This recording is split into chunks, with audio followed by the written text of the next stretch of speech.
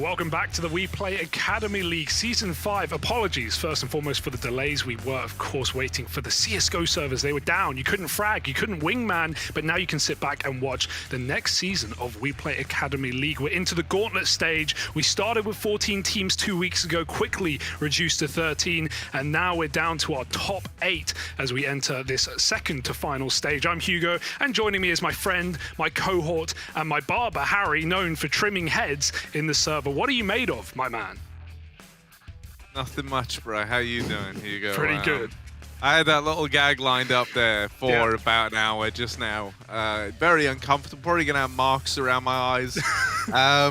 But no, this is going to be good, right? I think you've done a good job of kind of like setting the stage on this one, right? This is the gauntlet stage to try and get to the playoffs where the teams who finished first in the group already are. This is the second, third, and fourth place teams going head to head that we're going to get to watch right about now. So pretty exciting scenes here. Here's the schedule for today. Going to be starting things off with a little bit of FURIA Academy taking on Astralis Talent, rounding it out with Spirit taking on OG in the opening stage of the gauntlet. So very, very cool. Let's take a look though at how this all kind of shook up, right? I said this is the second, third, and fourth place teams. Well, the first stage of this gauntlet is going to be between the third and fourth place, going on to face off the team that ends up second. So in this instance, you know, Astralis Talent taking on Spirit, and then the winner of that going on to play Na'Vi Jr. Yeah, exactly. And worth noting, Fnatic and Big, obviously, in their respective groups, going straight through to that playoff stage. Exciting times, right? Big have certainly been a team to look out for in this entire event, because back to back 5 seasons have Big been in that top 4 every single time. That's a consistency that was there for Mouse, but has now since been broken, Harry. And Young Ninjas want to try and join them there as well. As you can see in Group B, that's where Big sit pretty at the top.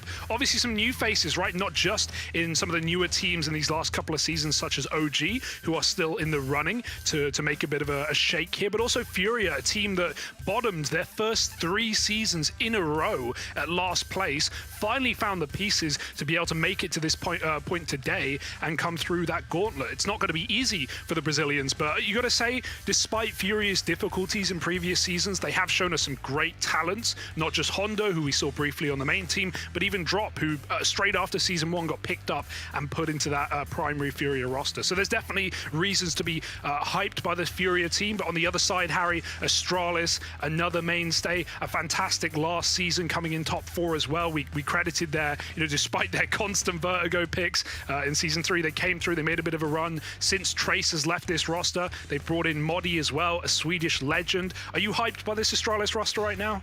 Yeah, I was really hyped by them, really on the back of last season, like the work that they got to do with Trace there, right? I think you had a lot of potential in this team. I think Modi is going to be a really good like coaching piece. You know, you've got someone with a lot of kind of recent experience and a lot of experience at that.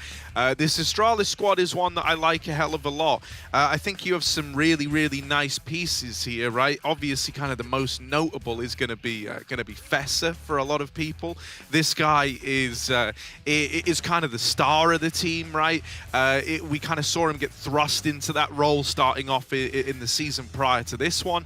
He's really been coming into his own. I mean, hell, we all just had to, while we've been sorting out some of these problems with like Steam servers being down, we just watched all those highlights go by, and I feel like a lot of them were Fessa, getting multi-kills. So yeah, I love getting to watch him play. I love him in this Astralis team. I think he was kind of one of the missing pieces since his addition. I really think this team's come a long way. Breezer as well is another like noteworthy mention in that regard, right? His Orpin helped kind of elevate this team. Then we had that period where we learned that he was like taking the IGL role as well. So I think he's really like looking to kind of improve as an individual and up his kind of claim in this team.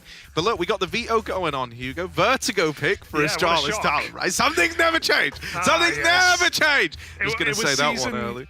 It was season 3 where they played their first 5 out of their first 6 games. Oh no, rather 5 in a row. Their 5 first games were all Vertigo picks, and they lost the majority of them. And they looked really shaky. I think they went 2-6 in the group or something. They were bottom of the group, but at that point they went straight into the gauntlet anyway. And they made that run, if you remember, Harry. The BO1s didn't work out. The BO3s for Astralis, they shredded. They looked so good. They took down Na'Vi. They took down Fnatic. They took down Nip. They had some legit wins and some better maps as well. They showed a lot of overpass as well. You already talked about the Orpa Breezer. So I think, yeah, Astralis going back for Vertigo, it's what we can expect. But we know that this team, when it hits crunch time, when it hits those BO3s, they bring the game. They bring their A game. And so, I think they're favorites for this matchup, certainly. But as I kind of touched on FURIA earlier, the pieces of the puzzle finally slotting into place, this is a pretty 50-50 game to start off.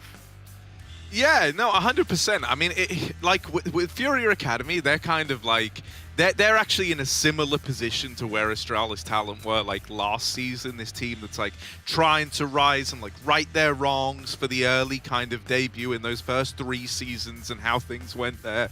And it has been a story of like gradual improvement around a core that hasn't changed too much, right? Still have familiar faces all the way back from season 1, guys like ZMB and Decenty still in the roster. But then you've kind of changed a couple of pieces on the extremities. Some of that because talent like Drop obviously moved up to the main team of FURIA, but you know, in equal parts, sometimes just swapping roles, swapping players, bringing some new blood in. And so now we kind of have FURIA like transitioning from this team where fairly reliably they would be the team copping L's and falling out in last place, to now actually having like a decent kind of foundation to build upon. I think guys like ZMB have probably gained a hell of a lot of experience from this league, right? So so there's that to go off as well. So like individually, he's in a bit of a spot where like he's looking to get better. He may be one of the cool things about this matchup, like when you think about the head-to-head, is you do kind of have like these guys who will like AWP IGL at times, which is nice. So so that's going to be interesting to see. Yeah, Hugo, man, how are you feeling like prediction-wise? If I were to kind of like get you, I know you said 50-50. Try and give your reasons as well. Show your workings. I'll give a pick. I'm going to go with Astralis, right? Like, I think it comes back to the BO3s as well that we talked about. These guys are really good at BO3s. A little worried about the Vertigo starter, but FURIA have not really shown that to be a mainstay of their map pool. You know, going back to the in-game leaders as well, what's really cool about this Astralis team is, as you mentioned, Breezer was certainly picking up some of those roles, or some of those. He was helping in the in-game leading, especially in mid-rounds back in Season 3 when we heard from Astralis a lot more. But obviously, it's Vigo who's the main in-game leader. It's a bit of a 1-2 punch there. And then you add on Modi. I'm glad you said as well that he is a player, or now a coach, with more recent experience, right? We had Trace. There were definitely great results there when Trace was inside of this team. So good, in fact, Trace got upgraded to the main Astralis roster. But with Modi in there as well, a bit more recent experience, this is a really cool change. I think Astralis are going to have the brain power. The question is, do they have the firepower to take on those hungry Brazilians? They were top 3 last season. They're looking to make a run again, and they're not the only ones running off the edge of the building. Hell yeah, I've missed these little cinematic openers. Ah! Oh no, it's all good. He has the parachute. We're fine. See, look, we all know how it works out. Let's get into this one then. FURIA Academy taking on Astralis Talent. And don't worry, everyone, this isn't live yet. They're having a little warm-up, aren't they? Yeah, exactly. Got to get those fingers fresh. Everyone's been complaining on the timeline, Harry. I want to prac, I want to play, I want to pug. Let me get in. Let me in. And there's been no servers to be found, but these guys have at least had a bit of a chance to warm their fingers up, Harry. What is your preferred method of warm-up? How do you get ready to drop that 100% headshot ratio? Well, I have 2 explanations. One is not stream safe, so I'll go with the one that is. Okay. The preparation route I take is like, you know, I make sure I'm in a good headspace heading in, right? And you know, there's various things you can do, and maybe a headspace doesn't feel good. So I'll do one of them, and then I get ready to play. And so then I'll load into either aimbots, or like, yeah, you know, like aimbots, and then you know, dome some heads, play a little bit of free for all, Hugo, the classic. Really, you know, I don't like do anything wild. I'm not like booting up aim lab. That's the one. Yeah, you know, I don't bother with any of that. I think all the resources you need are right here in CS to begin with. So why look further? Wow, how inspirational, Harry! And we'll be seeing you, of course, in the next season of Academy League as the one guy who's old, right? Yeah. There's one player allowed to be old. Yeah, and I will be that old and you're guy. the old man. You're the experienced player. Multi-event winner, or at least top threer, back at Medal of Honor Pacific Assault. Of course, Harry, keep in mind, folks, if you don't know, this guy won 10 grand in Abu Dhabi. Yeah, I am the 3rd highest earning Medal of Honor Pacific Assault pro of all time. I'm often overlooked for that. You know, It doesn't get talked about a lot, but True. A lot of the other analysts in Counter-Strike, or in any game for that matter, you'll know, aren't in the top X of anything of their field. So, Damn. you know I'm not analyzing Pacific Assault, but what can I say? I've got a competitor's mindset about me, Hugo. And I took it very seriously for my playing career. Exactly, you did. Yeah, too busy racking up those wins now, at least when the servers are up. I'm just, even though the game's not live, I'm just glad I'm watching CS here. I'm glad I'm in the server. It's been too long waiting around. And not just waiting around, but this player break as well. It's always nice to get a bit of time off, but boy, am I excited for some good old canter. Are you ready? Yeah, man, I don't know why, you just sound very, disingenuous to me. Wow. I don't know, are you actually excited, or was that sarcasm? No, that was excitement, but, take it as you will, I guess. Yo, so, Hugo, what have you been up to on the player break? Because we haven't spoke till this cast. Yeah, this is our first interaction in about 6 weeks. Yeah, so what have you been up to? Do anything cool? Go to any exotic places? Yeah, I went abroad, had a little holiday in Canada. That was nice. We've played some CS, you are lying, but yeah, it's been nice. Refreshed, coming in happy. I see you're working with a standing desk carry. You're not on camera, but I can see you standing up over there. How are you finding the leg workout that is the standing desk? Okay, so here's a bit of advice for any gamers out there. If you in your day-to-day like to go walkabouts when you're talking or when you're thinking or anything really, I'm a bit of a pacer myself. I would defo recommend the investment in a standing desk. You can get the manual, right, where you just turn a little a thing. You turn a little thing, and then it makes the desk go each time you're going around, and then it raises up. Are you an engineer? And it's yeah, man. Yeah, these are all engineering terms. These will be on the test, so make sure you're prepared, everybody. But no, yeah, standing desk is pretty lit, man. Pretty lit. About to flex on all y'all. Any other standing deskies out there? Anyone else got one? You don't. All right, rub it in. Why don't you? Currently just waiting, folks, for the game to start. Not sure of the current delay, but we'll get you an update when we have it. Get that ring rust off, Harry. As I'm sure these guys need as well. Would you say your ring's rusty? Yeah. Or is it like spit cleaned? I have no response. You're wilding. You're starting strong, Harry. It's all downhill from here. So I also just noticed that what looked to me a bit like insulation. If we could go back up to where we were, maybe. I don't know if good luck. I don't know what level of interaction we have yet, but that installation was labeled Ursus, which is also the name of a knife in Counter-Strike. So did you notice that Cat Food in his Tuscan release gave a bit of an homage to Edward and his USP Ace, of course, before you were born, but I'm sure you remember it from the womb. Yes. I remember a lot about the womb. Maybe too much. Yeah, everyone always says oh my god, they just ruined. That's not how it's meant to go. Players. Come on, Fester, show us how it's done. Oh god. For some reason, the player model interaction isn't there, so that's why he's falling. There we go. He hit it. He's inside his teammate. Get a third in there. Oh come on, guys. It's easy. You got to strafe. You got to go around. You can do it on the other side as well. I face when Astralis asked me to be sixth man. That's exactly what I would do. Right. This is a great spot, though. The only problem is you can't get out of it, Harry. Once Oh, you're you there, don't that's say. your round. That's your round. Oh, he jumped. Yeah, he did it. Okay, Hugo, how would you feel if on like there was a secret quiet vertigo update that added like Yeah. little ledges so you Yeah. could, in theory, like it was Climb still back a lot out. of skill jumps, but Yeah. like you could climb up. I'm a pretty skilled jumper, so I would be down with that. That would be fun. Fessor has failed it every time. He may have great aim, but this guy cannot elevate a shaft to jump. Right, guys, here we go. Here's a fun Fessor. little thought is. experiment for Oh no. for everyone out there right now. How would you break vertigo? What update? If you could just put in like one new hallway, one new ladder, something like Yeah. that, what would be the most broken?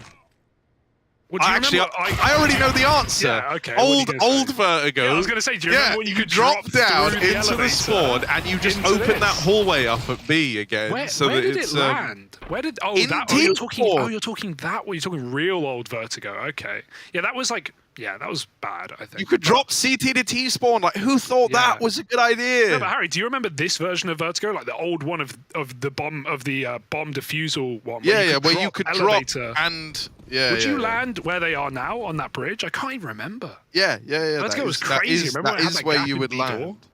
That is where you would land. You're right. Wow. They should add a ladder there, let you go up and down. I guess they've already got one. Even so. It feels weird commentating without you next to me, Harry. No one's holding my hand. It's very strange. Don't worry, Hugo. I've got advice for that as well, because I'm very knowledgeable and worldly. So what you want to do is to replicate the feeling of my hands holding yours. Yeah. Get a little bowl of water, dunk one of your hands in, and just let it kind of gently stick to the surface so that they feel a little wet to the touch. Warm water or cold water? Your hands are very clammy and hot. Warm water. Yeah, okay. And then just meld your hands together, but purposefully shift them one finger along from where it feels comfortable, and it's just like I'm holding your hand, bro. I'm uncomfortable already, so I think I don't even need the water. Yeah, thank you. Good advice. If you guys want to feel Harry's hand, you can do that at home. I'll let that one sit. Oh, look at this. Okay, let's go down to ground level. Let's go back to basics. So right now, They really went that hard. definitely I isn't was going to say, they acceptable. really tried with this. Look at the amount of cars, the trees.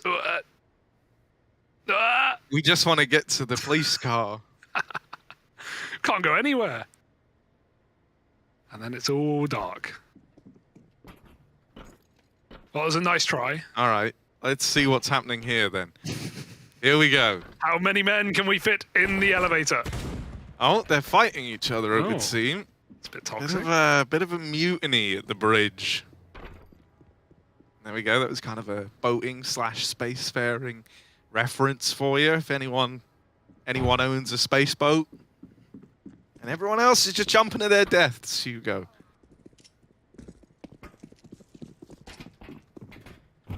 So it's pretty sick. Aren't you guys glad that this is what we're bringing you? Look. I like that everyone's actually Everyone's doing stuff, learning it, because yeah. it would have been very easy for these guys to have gone in, go, yeah, there's still some problems, and then just go make some, I don't know, macaroni cheese or something maybe. That would be a good choice. No, but you don't want to play on a full stomach. That's my tip. Yeah, Hugo pro doesn't eat CS:GO for tip. 48 hours before he plays. No, but even because pros- he queues a game a day, he hasn't eaten in 6 years. Fasting is great. I do recommend it. At the same time, you gotta eat a bit. You gotta eat a bit. But if you have a big meal before a match, you're gonna play bad, because food comas, they get you. That's what some pros talk about. Well, I don't know. I think it depends on what the big meal is. True, because true. if you sat there and devoured, I don't know, maybe a Puppy J's rocked up to your house, or a Deemy Nose, one of those Yeah, pizza establishments sure. showed up with a pizza and you had one of them. Now that would ruin your day, because you'd be lethargic, you'd be tired, you'd feel gross, you'd feel greasy, because your insides would be covered in grease. So it would make you play worse. But if you had a big bowl of oranges, clementines, tangerines, Those all the same thing. if you had a big bowl of them, and you're like, wow, I'm so full on orange me, and I've eaten all the seeds, then You know, then once you've eaten all the seeds, I don't know. I think you'd be playing. An orange tree grows in your stomach, and you play better. Got to get that vitamin C. No, you're right, but you know, I wasn't talking about a big bowl of oranges as the meal. Are we live? Are we live, folks? Is this it? Is this live? Live on 3? Live on 5? 3, let's go! Yeah, we're in. Let's go. Welcome back, folks. All right, guys, the funny business is over. The comedy part of the stream has ended. Astralis Talent taking on FURIA Academy, and we're into the pistol round. Let's go. Sneaky Weeky up on that A site. Astralis in no hurry. And with no noise made, either FURIA are none the wiser. It's only ZMB on the back of the site. He's got the nade, but without 2, you're not going to stop a bomb plant. You're just going to do a little bit of damage. Astralis should be getting a plant for free here. Will Vigo even throw the smoke to get them into the bomb site, or do they just take the free space while they've got it? Smoke lined up, elevator. This is great. Astralis want to take space. They don't want to fall back into standard post plants. They want the map control.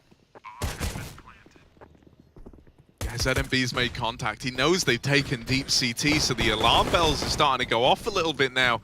They're going to leave Mister on the side of Astralis Talent pushed up close into this cubby, and his teammates spamming through this smoke might give off a false sense of security. Now, ZMB, I hope that because he saw them pushing, I hope he checks this. And it looked like he wanted to, but sadly, Fess has knocked him out of the round before he even has a chance.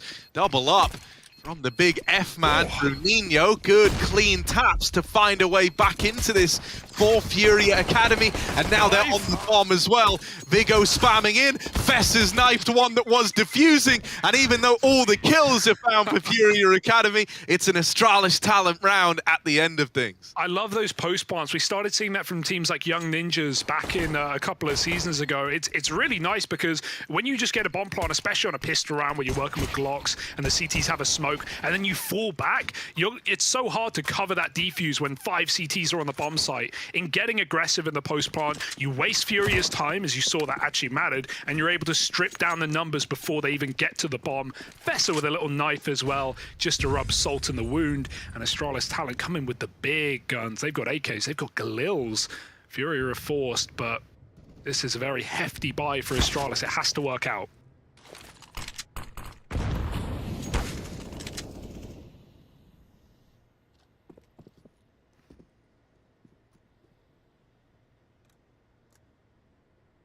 Yeah, still, they've got a reasonable bit to go up against here. Right, leaning out into mid early, trying to take it with 2. Decent ears still floating around in this position with his Deagle. He's called for a bit of help. ZMB's moved in. Right now, FURIA are positioned actually really nicely to deal with a mid to B, and that's exactly what they're getting dealt. Ooh. Is it going to make a difference, though? Fessa is clean on those openings. You can see why we spoke about him coming into this game already, right? He's really taking the reins, and we're just a couple of rounds in. This one is done for FURIA Academy. They tried to throw a bit of a force the way of Astralis Talent, but it's not really worked out for them. 1 kill on the back of a full investment being put in here is far from ideal for FURIA. They're just going to have to bite the bullet in the next, take an eco, and they might not even get out with this Deag armor. They're not going to. It's hunted down right at the end. So all in all, for Astralis Talent, that's a nice clean round that they just put past a force-bought FURIA. That's what you need when you have such a big buy like that as well. No one getting out with guns on FURIA, and keeping your money in good standing are Astralis. We're going to have a full eco now. Should be nice and quick and clean for the Danes. And we have some team speakers. Hopper ned B, pusher B, tror jeg. Ja, hold on bare. Ingen lige på. Hold til spawn. Bare lige stop, Alex. Ja, jeg må lige have sådan. 2, 3, bare Mikkel. Hvad? Og vi mangler bombe på højde.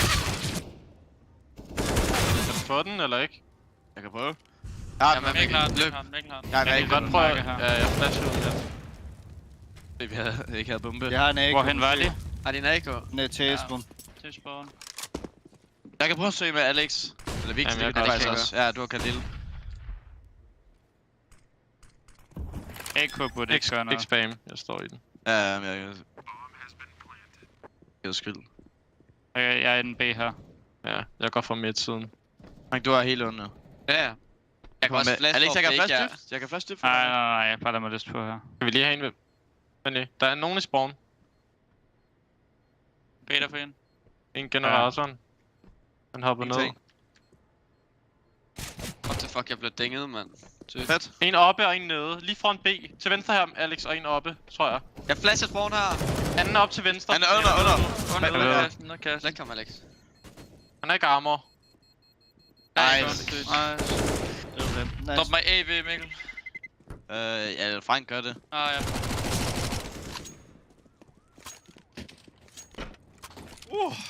Man, they even knock out the attempted save of the AK right at the end. Hugo, what did you make of that? Expensive. I was going to ask you. You've been learning Danish for the past 6 weeks to prepare for this matchup. What did you pick up anything interesting from that one?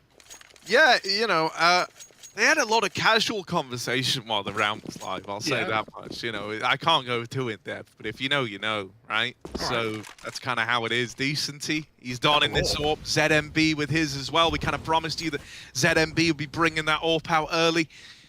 And they've done exactly that, right? Double AWP set up from the get-go here for FURIA Academy. Breeze has got his out for Astralis talent as well, so there are this chance of an AWP clash here. I really hope that we get one, and we certainly could, especially. They're not destined to meet yet. I actually thought that old mate Koala up here was ZMB, but he isn't. He is fine. Just the M4 peeking the AWP spot there down ramp. Altex attempt at the boost doesn't pan out. Bruninho is going to find him.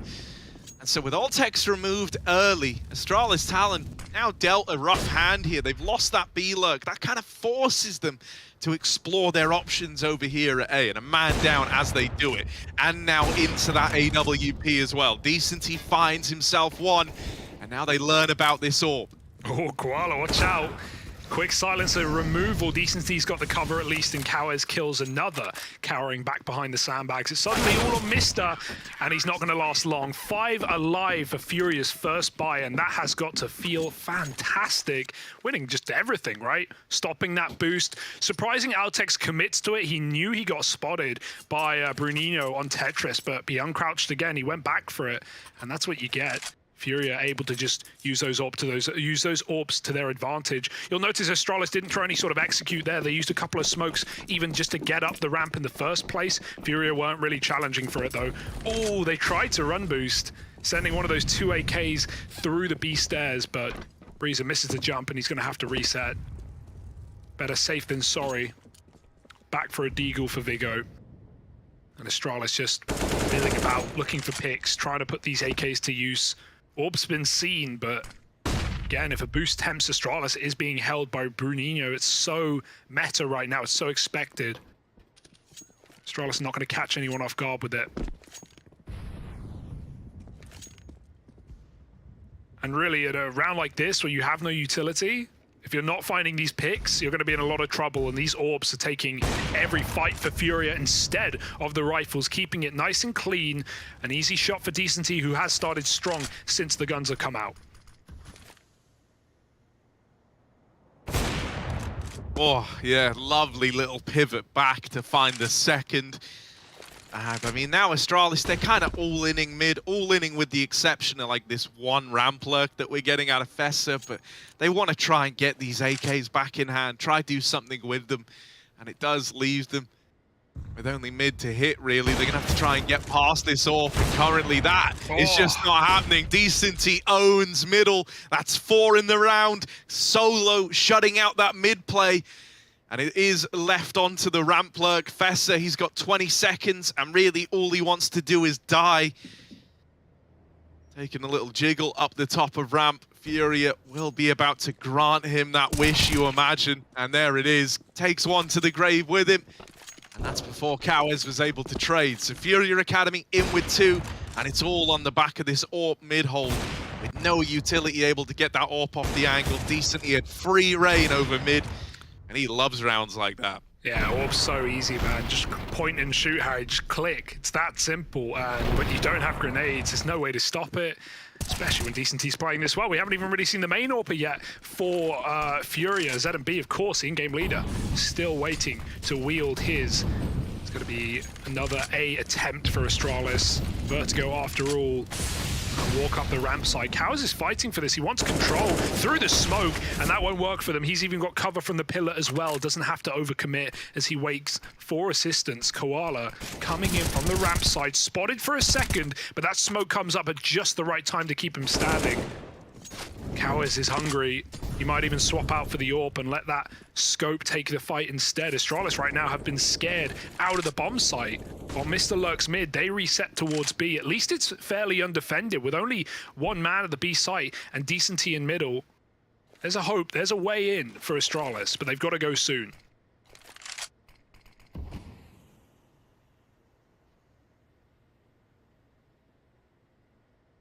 Yeah, I think already FURIA have got enough resources on the kind of outskirts of B that holding this site shouldn't be too much of a problem. If Bruninho does get bested like that, though, that's how the problems start, right? No 1-for-1 out of your B anchor, and so suddenly it is these kind of rotate players forced to plug that hole. Trapped behind Jens is Koala. Right now, he's all alone, and they might even look to push in and deal with him. FURIA starting a group, they've got no one coming in on this flank, instead everyone's fighting over Con. ZMB gets stuck in with that AWP. Koala been waiting here for a long old while, and, well, Vigo, so blind, he forgot where the keyboard was just left on a bit of an island there. All right, I'm starting a change to org petition. I am making Koala swap to the A4 because that is twice now in 6 rounds that he's pulled the silencer off. It doesn't matter though. Gets onto the P2K, and thank goodness that flash was beautiful for Decenty. It blinded not only that last player, but also the guy who swings Tetris. The second he swings, he gets blind. Really good flash from Decenty. ZMB getting his first AWP kill as well. But Koala, no more right clicks in gun rounds, please. I beg. It's not cool. Still working fine though. Round 7. Little eco for Astralis. They're running amok, and they should get chewed up and spat out. Oh yeah, Koala lighting them up. A drop bear at the top of ramp. And now just Breezer left. 1 versus 4. And a hell of a lot to do. And not really a lot to get it done with. He's getting wrapped on this big flank. And that really should seal the deal. Seal the deal. Bruninho wants a knife here. Oh, buddy. Oh, do it to him. Oh, with the karambit. And there it is. Breeze is dead. And Bruninho adds a knife kill to the tally. Just 7 rounds in. It's beautiful. What a disrespect play. We love it. And FURIA are already trying to get in the heads of their opponents. And also, no, give Koala the AK. Well, he can't right-click. He can't take the silencer off. He gets a lot more done, and nothing stops him in his fight. 4-3, FURIA, since the guns have come out, have been flawless. Astralis need to break that streak right here, right now. No AWP on this T side. Not the end of the world. FURIA haven't really been giving those ramp peaks, occasionally coming out through short, but not, you know, not every round. So Astralis just going to be working with rifles. FURIA just dunking their nades at the B-bomb site. Astralis kept out from A behind the smoke yet again. And if FURIA have their timings right, they can continue to re-smoke this. It's going to be short instead, just more control taken. And Astralis are not in a hurry. They're even double mid for the first time out of spawn. Looking to take a mid to B play perhaps, or at least fake one out. Decenty though has been a rock for FURIA. He may be low already though. Pushed back by the Molotov. Astralis, they've done their intention here. They've forced respect out of the middle hold, and even ZMB tries to double dip, gets burnt out as well. Both the AWPers tagged up early, and even though no one's committing here for Astralis, they put the fear in FURIA as they regroup towards A.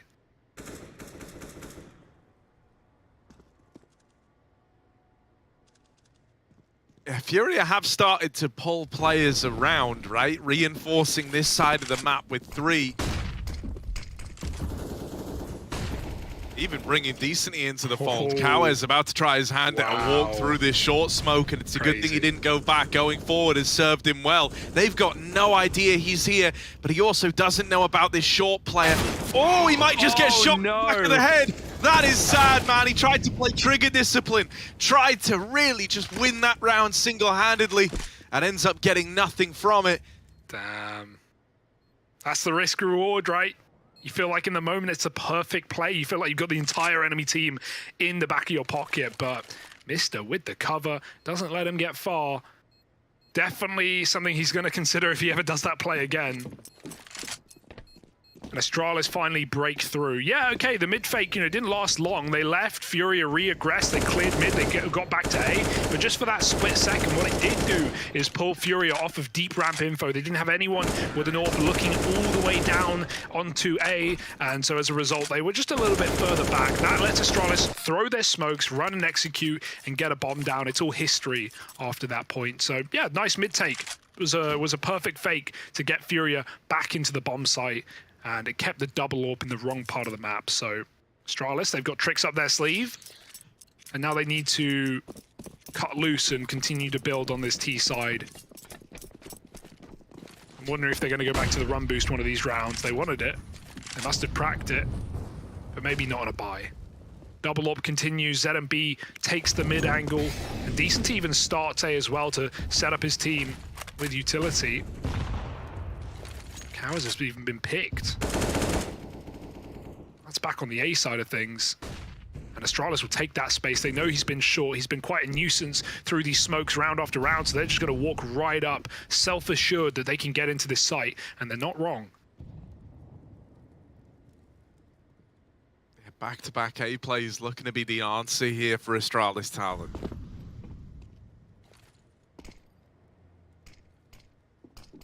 Set of smokes going in, it's that standard wall.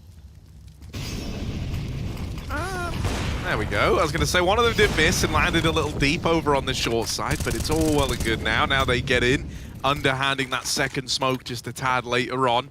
Honestly, if FURIA don't find a kill soon, they might even be thinking about saving these guns. Ooh. There's definitely a chance onto the bomb planter there, but the third time is not the charm for Decenty. He is domed. Vigo putting on a bit of a show to try and get this one over the line. FURIA, they might have traded out too, but they still don't have the ground to actually launch a retake here. Every angle they look to swing into just feels so terrifying. You could get swung from ramp, from the sandbags. You're worried about short, and so they will just call the save. They're going to back out of there with these two AWPs. Hold on to them into this next round. Decent bit of cash on guys like ZMB, so you're still good to invest here, playing the old economy long game of FURIA Academy. Yeah, try it and test this strat. And with a double AWP, it certainly makes sense, especially when Decenty has been hitting heads, or not even heads, but chests, just as much as he has with this AWP. Would love to see him with a Spore and take a peek out on the A ramp for once. Astralis are not rushing A, they're still waiting out these smokes, but it could give a lot more early info for FURIA. We've yet to see an AWP deep PK when Astralis have attempted an A attack, so that could be a nice way in. Here's the run boost, we were waiting for it, and it's perfect, right on in. 2 kills on his plate, one will do. Brunino trades, but that set Altex up for the quick B peak. The one round FURIA aggress towards the stairs instantly is where the run boost comes out. I love the running Molotov, great lineup. Fessos even killed Cowers, getting aggressive on a flank, and this round is already over. Woo! That's clean, man. All right, ZMB gonna try and save his AWP again. But Astralis not really known for their charity, not really known for their giving mood. They will go hunting him down. And they remove that AWP from play. Good T-side scoreline already if you're Astralis Talent, right? They've had a lot of ideas. There's been a good depth to this T-side. I think that was always kind of one of their bigger problems with Vertigo, was that it felt like a lot of Astralis Talent's rounds in seasons gone by would get won or lost on the basis of ramp fights. And they never really had a lot more kind of in their back pocket past that point, right? Whereas this is very, very varied. They've kept it very fresh. We've seen a hell of a lot. If they get those picks over at A, then we normally have the pace getting accelerated. If they don't, that's where they kind of explore these other avenues, right? We've seen some nice B util. That running Molotov is one that I'm gonna steal. I'm gonna put in my back pocket. Tough. That was nice. No chance. You can't throw grenades, Harry. I've never seen you throw a grenade in my life. Like you're gonna hit the run-in, jump-in Molotov. I don't believe that. Sorry, I'm gaslighting you. It's fine, man. I always finish with the highest UD, so I'm just gonna let you keep believing whatever you want. All right, buddy. I'm watching you. Fesso, stop, man. He keeps killing Cowiz through the short smoke. Every round, Cowiz needs a new trick because this one is not working out. Since he's been killed on that trigger discipline play by Mr., Cowiz has been the first to die 3 rounds in a row for FURIA. And Astralis is just going to hit the go button on B. It's big, it's fleshy, and they're running right at it. Decenty's trying to rotate back in quick. He's being blocked by his teammate on that sight line. Bruninho has nowhere to go. Molly's going to land. That forces him out. He has no choice but to burn or drop a smoke, and he does the latter. Living on 6 is barely living, though, and Vigo has gone up and over the back. Mr. covers him, and Vigo has that AWP right in front, but not for long. FURIA again throwing the towel, even with an exit shot for Decenty. It's going to be a round for Astralis. Lovely pacing out of these last couple of rounds for Astralis. They've not got much respect for FURIA. Ever since Fess has been finding these 5-on-4s, they've been making the most of it. And even though FURIA went on that mini hot streak off the back of their 5 alive gun round, Astralis did not let it hold them back. Even getting out with their AWP again. Yet to see it come into play here for Astralis, but not really needing to. And I'm going to go back to the point I made last round. I'd love this AWP on A. It's not really been a factor. FURIA have been running the AWPs on mid and B every round. They've not deep peaked A with the AWP. It's so valuable just to leave a solo player there, right? Especially if Cowiz is getting picked this much. Just put it up on the ramp side, and it can be that early warning system and maybe even take a 5v4 with it. We'll see if it matters. We'll see if it comes into play. FURIA keep saving up for these AWPs. Ooh, awkward nade. Does do some serious damage to 2 players for Astralis. That was their own nade. Breezer will be looking for that A pick. Cowiz even jiggles it. Don't know if he's learned his lesson yet. Yeah, I think it's really ballsy that he even gave it a jiggle, if I'm being honest.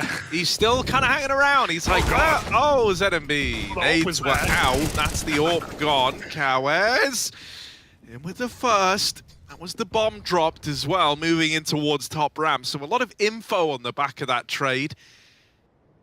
He looks like he's thinking about going back in for more. I'm getting very impatient vibes. Like the vibe check has come back impatient here on Cowiz. Yeah. He wants to fight more. He's hungry for apples. Oh, but they're walking right in. Mister's still going to hit that shot. It's a good flash to get him up. Koala holds onto the site with only one of the 2 smokes down. There's an open sight line. Even a molly and a nade to land. Oh, he's getting bullied right now. Bomb will get put down, and the cover is there. It's perfect for Breezer from the ramp side to stop that denial. Keeps Astralis up again, and we've seen so many saves in these positions for FURIA. Do they really want to attempt it?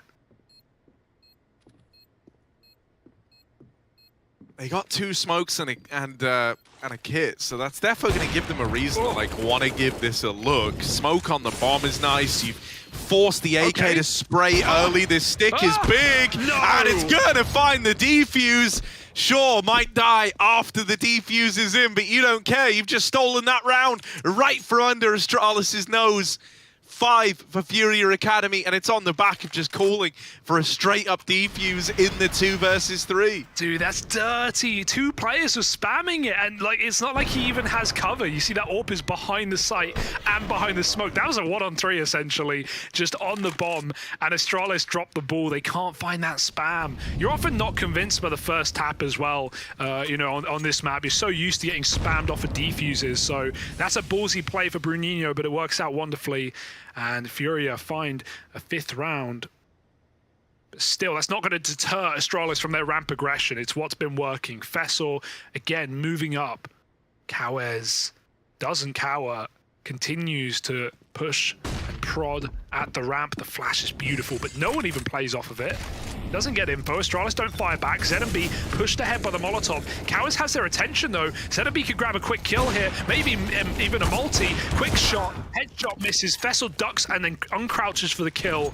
4-on-4 with a very low player on FURIA. Wallbangs, nades, they could all end his life. And he's on the boost. A very nadeable spot here for Astralis. Reposition might be required.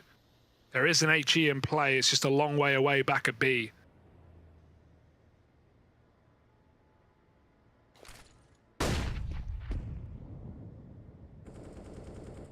Alright, Altex is coming back. That means that nade is moving ever closer in towards this A side of the map, which matters a hell of a lot if you happen to be Cowiz. I think Cowes is kind of screwed here, if I'm honest. They've cleared the sandbags. That's really the only other spot you might have looked to nade. And so now the molly going to go in early. That forces Cowes back, and he's going to get caught crossing out. That is a clean closer to the round for Astralis Talent. You saw that really coming together as time went on. They called for the rotation back from the B lurk. The moment he kind of arrives, like midway up ramp, that's where they start hitting. At that point, Altex is like close enough to be able to trade if anything goes wrong. And that was just super clean. You know, everything from kind of using the spare belt of util on Altex to molly players out of position, capitalize on that. FURIA just didn't look ready for the pace of it either. You know, it kind of went from super quiet to suddenly all 4 of them were in the bomb site. Push down the short side. Fessa was not ready for that, but he does at least get the info that FURIA are heavy on this ramp control early on, and so his team are going to trigger a bit of a faster B play on the back of that info. Yeah, this is a comical buy, but it might just work out. 5 MP9s, and they're grabbing guns on upgrades.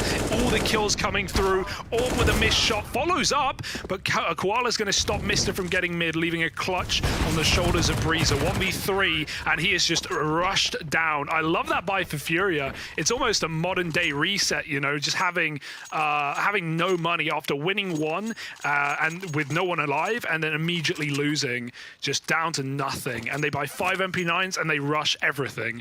It's very, very aggressive, and it works wonders. Not what Astralis would expect, but also not reproducible. It will likely force Astralis into a slower round for the final one of the half. Looking for a 9-round T-side, though, is excellent if they can find it. Flash won't, or Smoke rather, won't stop anything. Decent T takes a shot down on B and leaves. Fessa continues to provide us the opening kills as he finds an opener in middle this time around. And he's been very good for them. 5-0 on opening duels right now in the game. No one even coming close.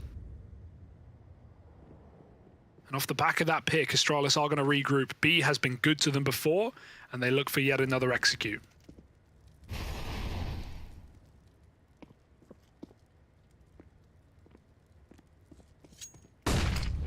Yeah, util's going in. Bruninho is able to call that across ahead of time. So we will have a bit of support here pretty quickly. 3 strong for FURIA Academy. They're going to try and get ahead of these smokes that have gone in. And that might have been the right play after all, because they're so fixed. Oh, never mind. The realization from Mister. He flushes out that second man. And even though Breezer burns alive very, very late after the fact, you don't imagine that set Cowes up too brilliantly for this 1-on-3. Starting to make his way in from a pretty lengthy A-side rotation. Now out from behind the generator. Altex is on this angle. That's a good dink, forcing him off, but Mister's there to close. And so it's a 9-6 half when all is said and done. Astralis Talent up in the lead. FURIA Academy, they're trailing behind. We need to find out if they can catch up in the second half. Yeah, it's not going to be easy. Certainly not, especially with a pistol for Astralis. I love that boost up on the sandbags, right? Front Tetris smoke comes in. It's basically the only, choke smoke that you can do on this bomb site for CTs. And Astralis just double up on the sandbags and boost over it. It's so annoying. FURIA don't even realize what's happening until it's too late. And a beautiful T-side half out of Astralis after a nice little streak in the middle there for FURIA. Felt like they were catching on. But Fessor just undoes it all. 9-6, and in we go with the second. Couple of smokes here coming out for the FURIA folks, and a kit double flash for Mister. Astralis 4 on A. What a gamble, and it might just work. FURIA fully here.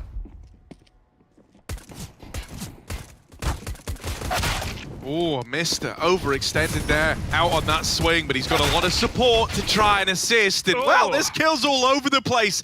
That is a brawl for the ramp control. The trades go back and forth, but in the end, it's going to favor FURIA. Altex has his chance, catches the bomb crossing, and now it's down to a 1v1. Swing on out. Cowes needs this, man. He needs this little victory to tip the scales for FURIA Academy. He's going to get the plant in at a bare minimum. Now behind default. Good range for the Glock. He could end this in one shot. Crossing out. Altex can't wait forever. Eventually, he's got to make a move. Kit is all the way down at ramp, so he just needs the head-to-head, needs this straight-up win in the fight. It's a lot of damage but Cowes is going to be the one to walk it over the line. That's ugly, but for FURIA they're screaming with joy after that round, right? Keeping themselves in this game, winning against that really good read for Astralis, right? Probably done their prep there with 4 on A off the get-go and a 1v2 that can't come through. FURIA are going to slip it in and find their 7th. Now, you know, in first half, we had the same situation, the force up coming from the CTs. They were run over. I'd imagine the same would come through here. FURIA have got a MAC-10, they've got 4 rifles, leaving little room for error.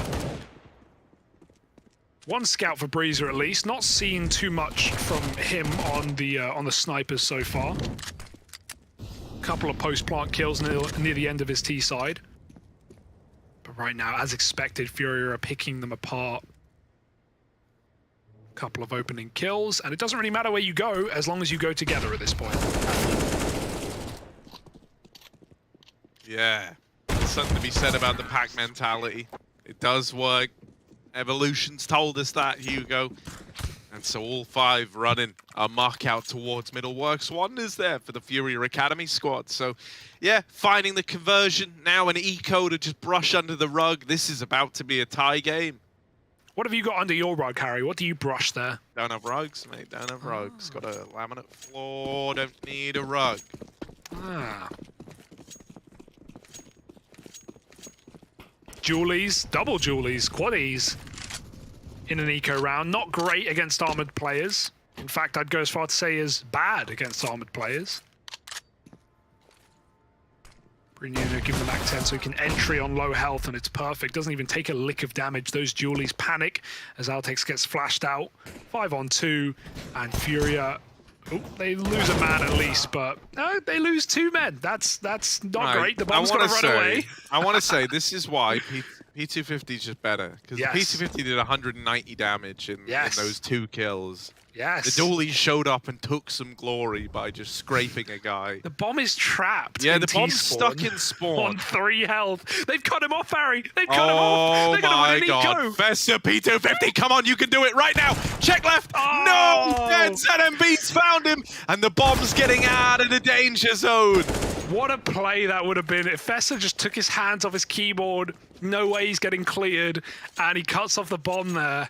Oh, that could have been a disaster for FURIA. That's where, like, the fact that it is so astonishing that the bomb is in T-spawn is, like, you know, that's literally why Fessa dies. Like, he's thinking, well, they're in A. There's no way. Yeah. There's no, you know, because why would the bomb be where it was in reality? I don't know why it didn't go below, you know, through Z to A. Maybe there was someone coming there, but they weren't there yet. So, yeah, ZMB risky, but he makes it out. My goodness. Orps here now for Breezer. No better time than to peek down deep on the A ramp. Fessa continues his opening kills as the champ, and a 5 on 4 is taken by Astralis. They're not done yet, though. A nade to finish the job. It's looking pretty tasty right now for the Danes.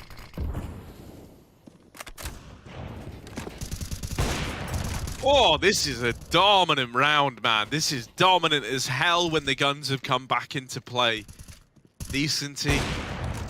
Ooh, just about makes it past the AWP. So he's at least gotten out with the bomb on his back. You would love to even get away with doing some damage here, right? Like at a bare minimum. If you can catch this B kill, that opens up a route into the B site, but that's already being filled by Mr. on this rotate over from middle. And so Decency tapering off already. I think he is just kind of looking to play a damage dealing round. He doesn't believe that he's going to win it. And he might even just look to save this AK. Reasonable, at least, but yeah, Astralis coming in with their first gun round. Good sign out of Breezer's AWP. And already, just taking that much ramp fighting, don't get me wrong, FURIA had a couple of rounds where they were really good on ramp. It came down to Cowes, right? But once they got his number, once they figured him out on the short side, yeah, FURIA never had the ramp control again. Immediately, first buy, Astralis have, yeah, arguably their 2 best players facing down ramp, one with the AWP, and of course Fessa, who's just been lights out all game, both peeking deep and getting kills. So, yeah, already scaring FURIA out of the ramp control. If they want to take it, they're going to have to use more utility. It's such a huge win to, like, just repel one of those all-in A plays right away, because it makes you kind of dubious about doing them again, you know? And And even though Vertigo's changed a lot and there is a lot more variety, the kind of like ramp to A play is the most standard, the most kind of easy to call. Everyone knows what they're doing, right? You can cut off angles with those standard smoke walls. There's a lot you can do once you've taken that ramp control, but to be shut out of it, you know, so early on, I think you're already forcing a lot of problem solving onto FURIA Academy. Yeah, ZMB's going to have to dig deep, and you know, in his credit, it's something that FURIA have been managing to do these last couple of seasons, improving massively in Season 4, right? Coming through in top 3 there as well. So that's one cool thing about the FURIA team, right? They've, as you said, held these couple of players from the very beginning of the league, and they've got a lot of faith in them for good reason.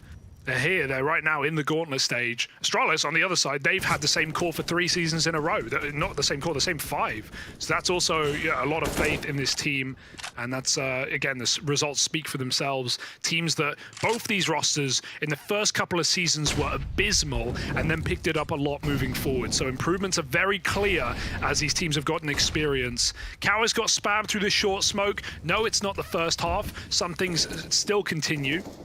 Old habits die hard, and Mister might make them die quick. Up on the ramp, over the top, goes down Vigo. Mister gets headshot as well, but the third man in the picture picked as well by the AWP. That's despicable. In the blink of an eye, 3 kills come through. Look at the damage Astralis did in those engagements, but they couldn't convert a single one. Yeah, he's got himself a molly to try and deny this plant, but because it's Bruninho getting it down, he will be able to get out relatively unscathed from the molly. That was really the only hope of winning the round as well, right? Was that the molly got a kill, maybe threw the bomb into a weird spot, and that could have been your route back in. But with that not happening, Altex is going to be left saving in this one. So the response is pretty much immediate from FURIA Academy. And it's nice, the fashion in which that happens. You know, it goes from being like a crazy dominant Astralis talent shutdown of a ramp take to a really clean, really concise triple opener ramp take into an A play. Gonna put a lot more faith in FURIA Academy. Yeah, very back and forth. It was the same way with FURIA winning a pistol. It's tightened the net quite significantly, and yeah, good luck guessing where this one's going, folks. I have no idea, but that makes it all the more exciting here. First game of our gauntlet stage. Just remember, we have 6 teams in this stage looking to get through into the top 4, where both Fnatic and Big sit and wait for a few more days. They've got a nice bit of time off to watch and prepare for their opponents. These two, of course, being the bottom seeds, winner of which going through face Na'Vi. Quick ramp take again, some clean shooting out of the FURIA side. Fessor, he's alone right now. That rotate's come in, but it's been picked quick, and Fessor trades, but he can't stop the round from going down into a 2-on-1. It's the late flank, and boy, is it late for Altex. With that plant in for FURIA already, they're going to have ample time to set up. Yeah, this should not be easy for old mate Altex. They know where he is. They know he's coming up ramp. Ouch. Now he's been tagged through yellow by that AWP. And that's really going to seal the deal. Yeah, that was a bit of a head-scratching round as far as they come. I think Fessor kind of did all he could there in that spot. Like, very, very rough where he found himself. I just didn't like those... or at least the kind of early peek out of Mister, like really out on an island. Looked like he wanted to re-aggro into top ramp and just had the timings a little off for how deep FURIA had gotten. But, you know, mistakes like that can cost you an entire round. Right as he starts to walk back up to Crane and he's kind of left the safety of, you know, playing behind default, that's when the swings come in. And that was the first domino to fall. It was as the rest of the gang tried desperately to trade and contain that top ramp spillover that things really spiraled out of control. And as they say, Harry, if you swing, you win. And FURIA, they've learned that lesson well and truly on this T side. We'll see if the ramp control can be fought back by Astralis this time. It's only 1 rifle, though. Deegs for the boys. And otherwise disinteresting. FURIA, this would be one hell of a recovery given how that first half went. with only 6 defending rounds. Not going down without a fight, it seems. Altex has been put on the boost. It's great for a one and done. Can easily get out as well. Likely never going to get traded, let alone cleared. However, FURIA are not interested in that A site. They're trying to flip the script late into this game, going for a mid-walk. They still missed it here, though. It's a very tough corner to clear. You're more focused on that left side, more likely, but oh, Koala goes right in with the crouch peek. That's a lovely check. 5 on 4, and with that kill, they know they've rung some bells, some alarm bells for Astralis, so they're going to regroup, drop out of middle, and go back to a bomb site.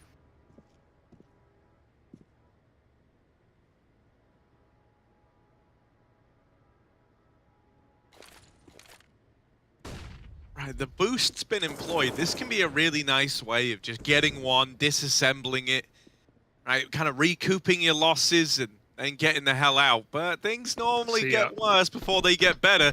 And that's the case here for Astralis Talent. They've lost a B-site player.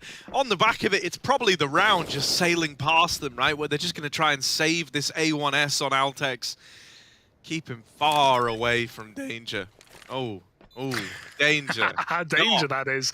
Not danger. Sorry, guys. I turned 14 this year. So yeah, well, we are in the Academy League. You got to have a voice crack or two, Harry. Yeah. It's only fair. I've been getting them a lot lately. Really? I'm scared, man. If my voice goes deeper, like, that could just ruin I think you're regressing. You're going to be really high-pitched. Oh, and welcome back to the WePlay Academy League. Here's Brazier in the 1 versus 3. I think that's some of your best work. Yeah, he isn't in a 1 versus 3, but we didn't get around to numericals and all that. Well, the numbers are good for FURIA, Harry. If you want to talk nombres. It's 12 to 10. They've got 5 alive. They're building the big bank, the moolah. It's stacking.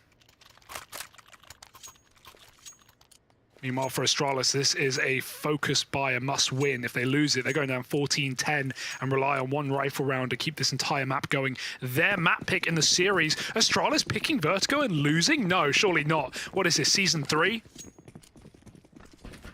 Yeah, right. I feel like we've stepped into the time tunnel, Hugo. And there's no light at the end of it. Yeah, seeing the past repeat itself. Oh, Breezer, that is ugly over at the sandbags. You really needed that all to find something. Now, Vigo is going to hold the line, right? He stops Cowes from just going on some freakish tear up through ramp. And he will send FURIA into a bit of a slower play, a bit of a slower setup. ZMB sets an example there, bringing us back into a 4-on-3. The advantage still with FURIA Academy. Now re-aggroing over on the short side. This man, it's disappearing and reappearing. Mister will be 1 step ahead of it, though, dropping it out over on short. And now the B play is getting dealt with. FURIA have kind of spread themselves a little too thin here. There's no one a trade-off of decency, so he's got to do this all alone and then rely on Koala playing into the round later. Yeah, Decency doesn't get a kill, this is screwed. But Koala's coming back, he's not going to late lurk A. Decency gets the shot off, fully blind, and he knows he's sold this fake now. Koala re-aggresses on that A site. You wish he never decided to go back, because it's going to take a few more seconds to get set up, and Astralis have read this one very well. They are already rotating. They won't be there in time to stop the plant, and the question for Koala is where does he go in the post? He's got nade and Molotov to try and stop a defuse. With no smoke for Astralis, this is great. But does he get them down in time? If he stays short, he can't use either of them. You've got to peek this with a gun out. And so as a result, unless he bounces a molly off the wall, it's all going to come down to these gunfights. Astralis, not much time left. Tap on the bomb, and he's back with a knife out. Not ready for Mr. Close. Checking the flank allowed Mr. to get all the way up on short, and that's a bit of an awkward post plant. I just would have loved to see him play his cards, right? Like, you've got the full util. You may as well set up for it and try and molly the bomb. A lot of safe positions to do that from sandbags or ramp, but yeah, just checks a flank, walks back in, gets caught with a knife out. Bit of an underwhelming round there in the post plant. Nice try, but 12-11, Astralis have saved their bacon for now.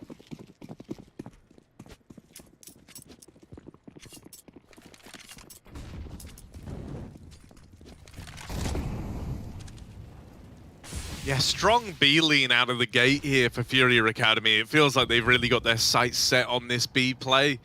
You know, not often that we even see them start with these kind of numbers leaning B. So this screams the exec is coming in. Decently, hoping he's dealt a peek. And he certainly could be. They're now looking to assemble this boost. That's exactly what Altex is waiting for. He's going to molly it off to try and slow it down, but they've made it out through the top of ramp. So with him dead right away, that's that B anchor removed from the round immediately. Rotate's going to start to trickle in. They're going to be pretty slow here for Astralis talent. The molly's only serving to make life worse for the Danes. They don't want to say it, but they have to. They've got to save Harry. Losing this round would be the game at this point. If you lost all your guns with it as well, you'd go into 13-11 with no money. You'd have to force buy because double eco would do nothing. It wouldn't be enough, and you don't triple eco in this game. So Astralis, it's the right call, but it's a tough one to make. They keep the double orb. They get out with their guns, but their heads tucked down low, looking at the ground. Not a happy round there for Astralis. And FURIA's bank only bulges bigger. Nothing Astralis can do about it. They've got to win the next, though. Altex having a bit of a rough game here, 6 and 15. Solo B in that round. Definitely needs some support.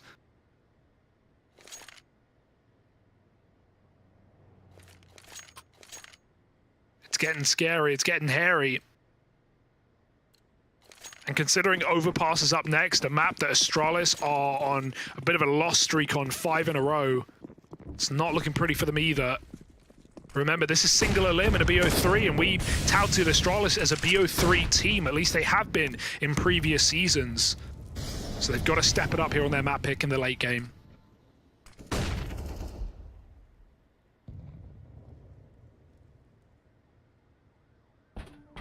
Whoa. Man. These fights hanging in the balance. That first one, won out by Astralis talent over at B. There is this kind of fight that's labored over towards ramp, and that's one that's going to go the way of FURIA. So they don't find success on this B attempt, and now they've been shut out at A as well. They're only left with decency. Wow. Try and make it in solo, and nothing really happens past that one ramp kill at Fessa over at short. Everything else belonged to Astralis, so suddenly finding their second wind, a bit of a return to form here late in the game, and that's exactly what the doctor ordered for Astralis talent. Altex asked for help on B, and Mr. rotates in and drops 3 kills, so it kind of worked to perfection there. FURIA were just trying to repeat the round, right? Dry kill onto Altex, won their previous round, but Astralis didn't let that happen again. They had more support, and dry fights worked perfectly in their favor, so couple of players peeking down on the stairs. Back to Sandbags with a double setup. It's a bit of a bait and switch. It will mean Fessa has to die eventually, and well, he'll do that pretty quick. Cowers will get out after that kill as the flash lands, and there's no rush to take this fight from Sandbags. He's going to be unsuspected for now, but he's got a lot of support. Mr. coming in to help Breezer, dropping the smoke to escape. Rifles get caught, shooting dead bodies now. Breezer's trigger happy, but he might need to be with so many T's round the corner. Yeah, he's lobbed in a molly. His teammates had to smoke him as well. He's in a bit of a rough way here, trying to peek over the top of this smoke. Giving himself an angle, missed shot, and he won't survive the cross back to those sandbags. The nade is a lovely response. ZMB's made it down short.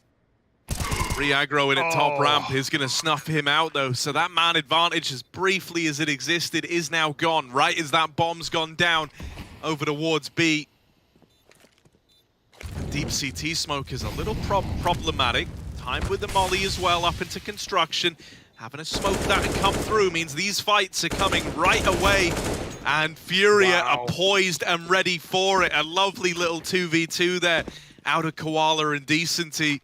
Yeah, you got to give it to the cooling here from ZMB, right? He's had a couple of dry contact rounds that Astralis have just shredded with 4 or 5 alive. But when FURIA run these fakes, they are super, super nice. Right there, they realized very quickly that Astralis had, again, 4 players on that A site. And as soon as they get the info that there's re-aggression coming on, FURIA had already left, right? There was still that player towards short. trying to sell the fake, but it didn't matter. By the time he died, FURIA had already got the bomb plant.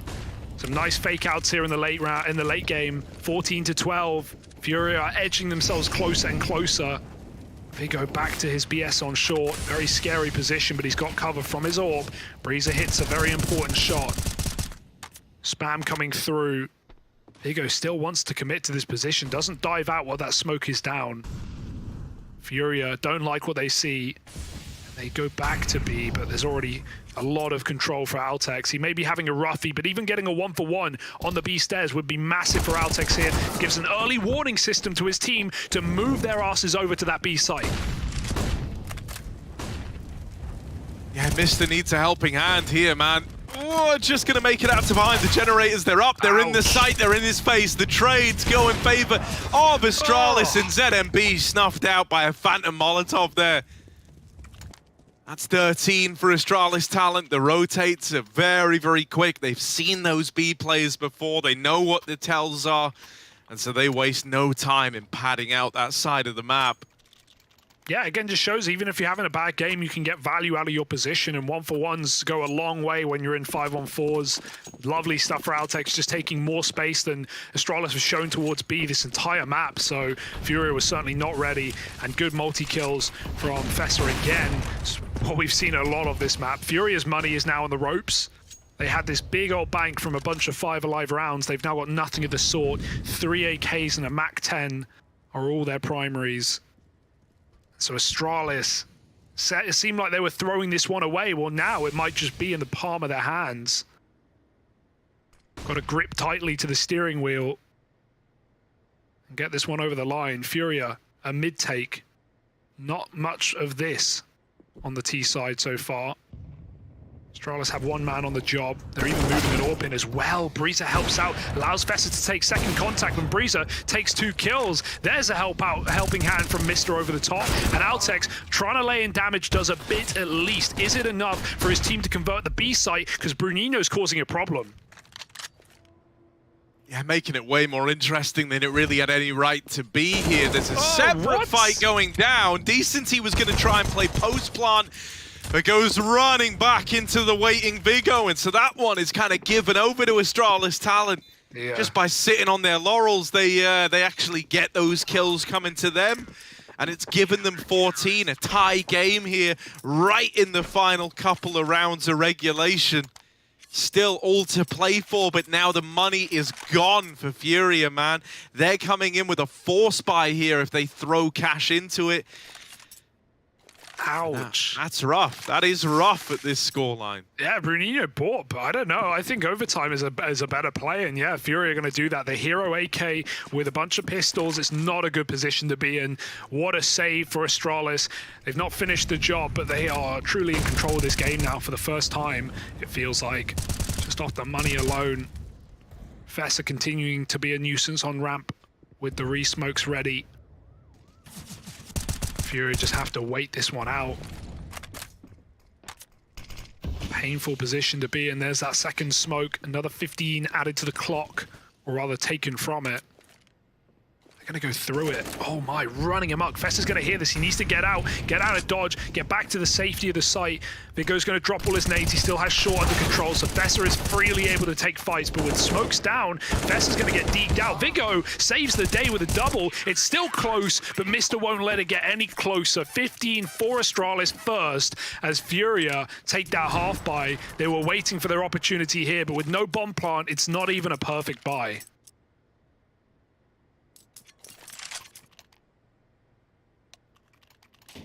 Oh man, this is rough, Hugo. Yeah. This feels like it could be the beginning of the end. You know, you still have a good shot here, right? You still have enough to throw an exec in. You won't be able to go for anything kind of grand. You won't be able to go for like these big fakes, these, you know, ramp takes into like a late B play, because you just don't have the utility to do that. Everything has to be very, very kind of purposeful with little room for problems here if you're FURIA Academy. It's got to go swimmingly, and right now it's not. They're getting sunk. These battleships, man, lit up on the attempted ramp take.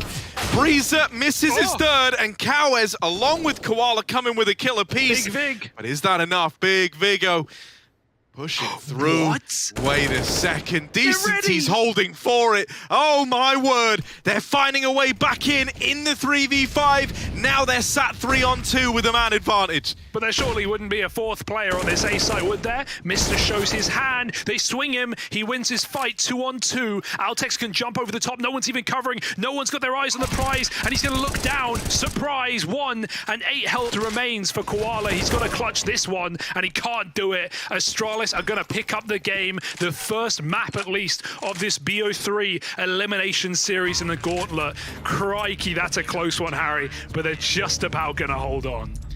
Yeah, man. I mean, dude, I'm impressed with the kind of resilience of Astralis talent. I think considering FURIA Academy were the ones, you know, moving towards the finish line for the longest while there in that second half.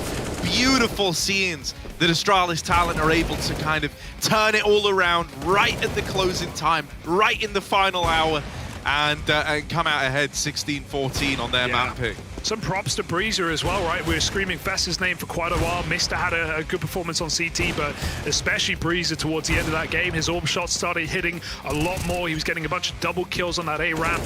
And that's I think the main takeaway for me in this game was the ramp control difference on CT. Astralis had so much more control, so much more respect towards that position, whereas on CT sides, FURIA barely fought for that area of the map, other than Cowes going through short smokes and rarely getting the better end of the stick. So yeah, some big A ramp attacks for Astralis on that CT side, get them over the line. And considering for a second that looked like they were ready to capitulate and drop that entire map in you know, the last 10 rounds or so, they held on quite well.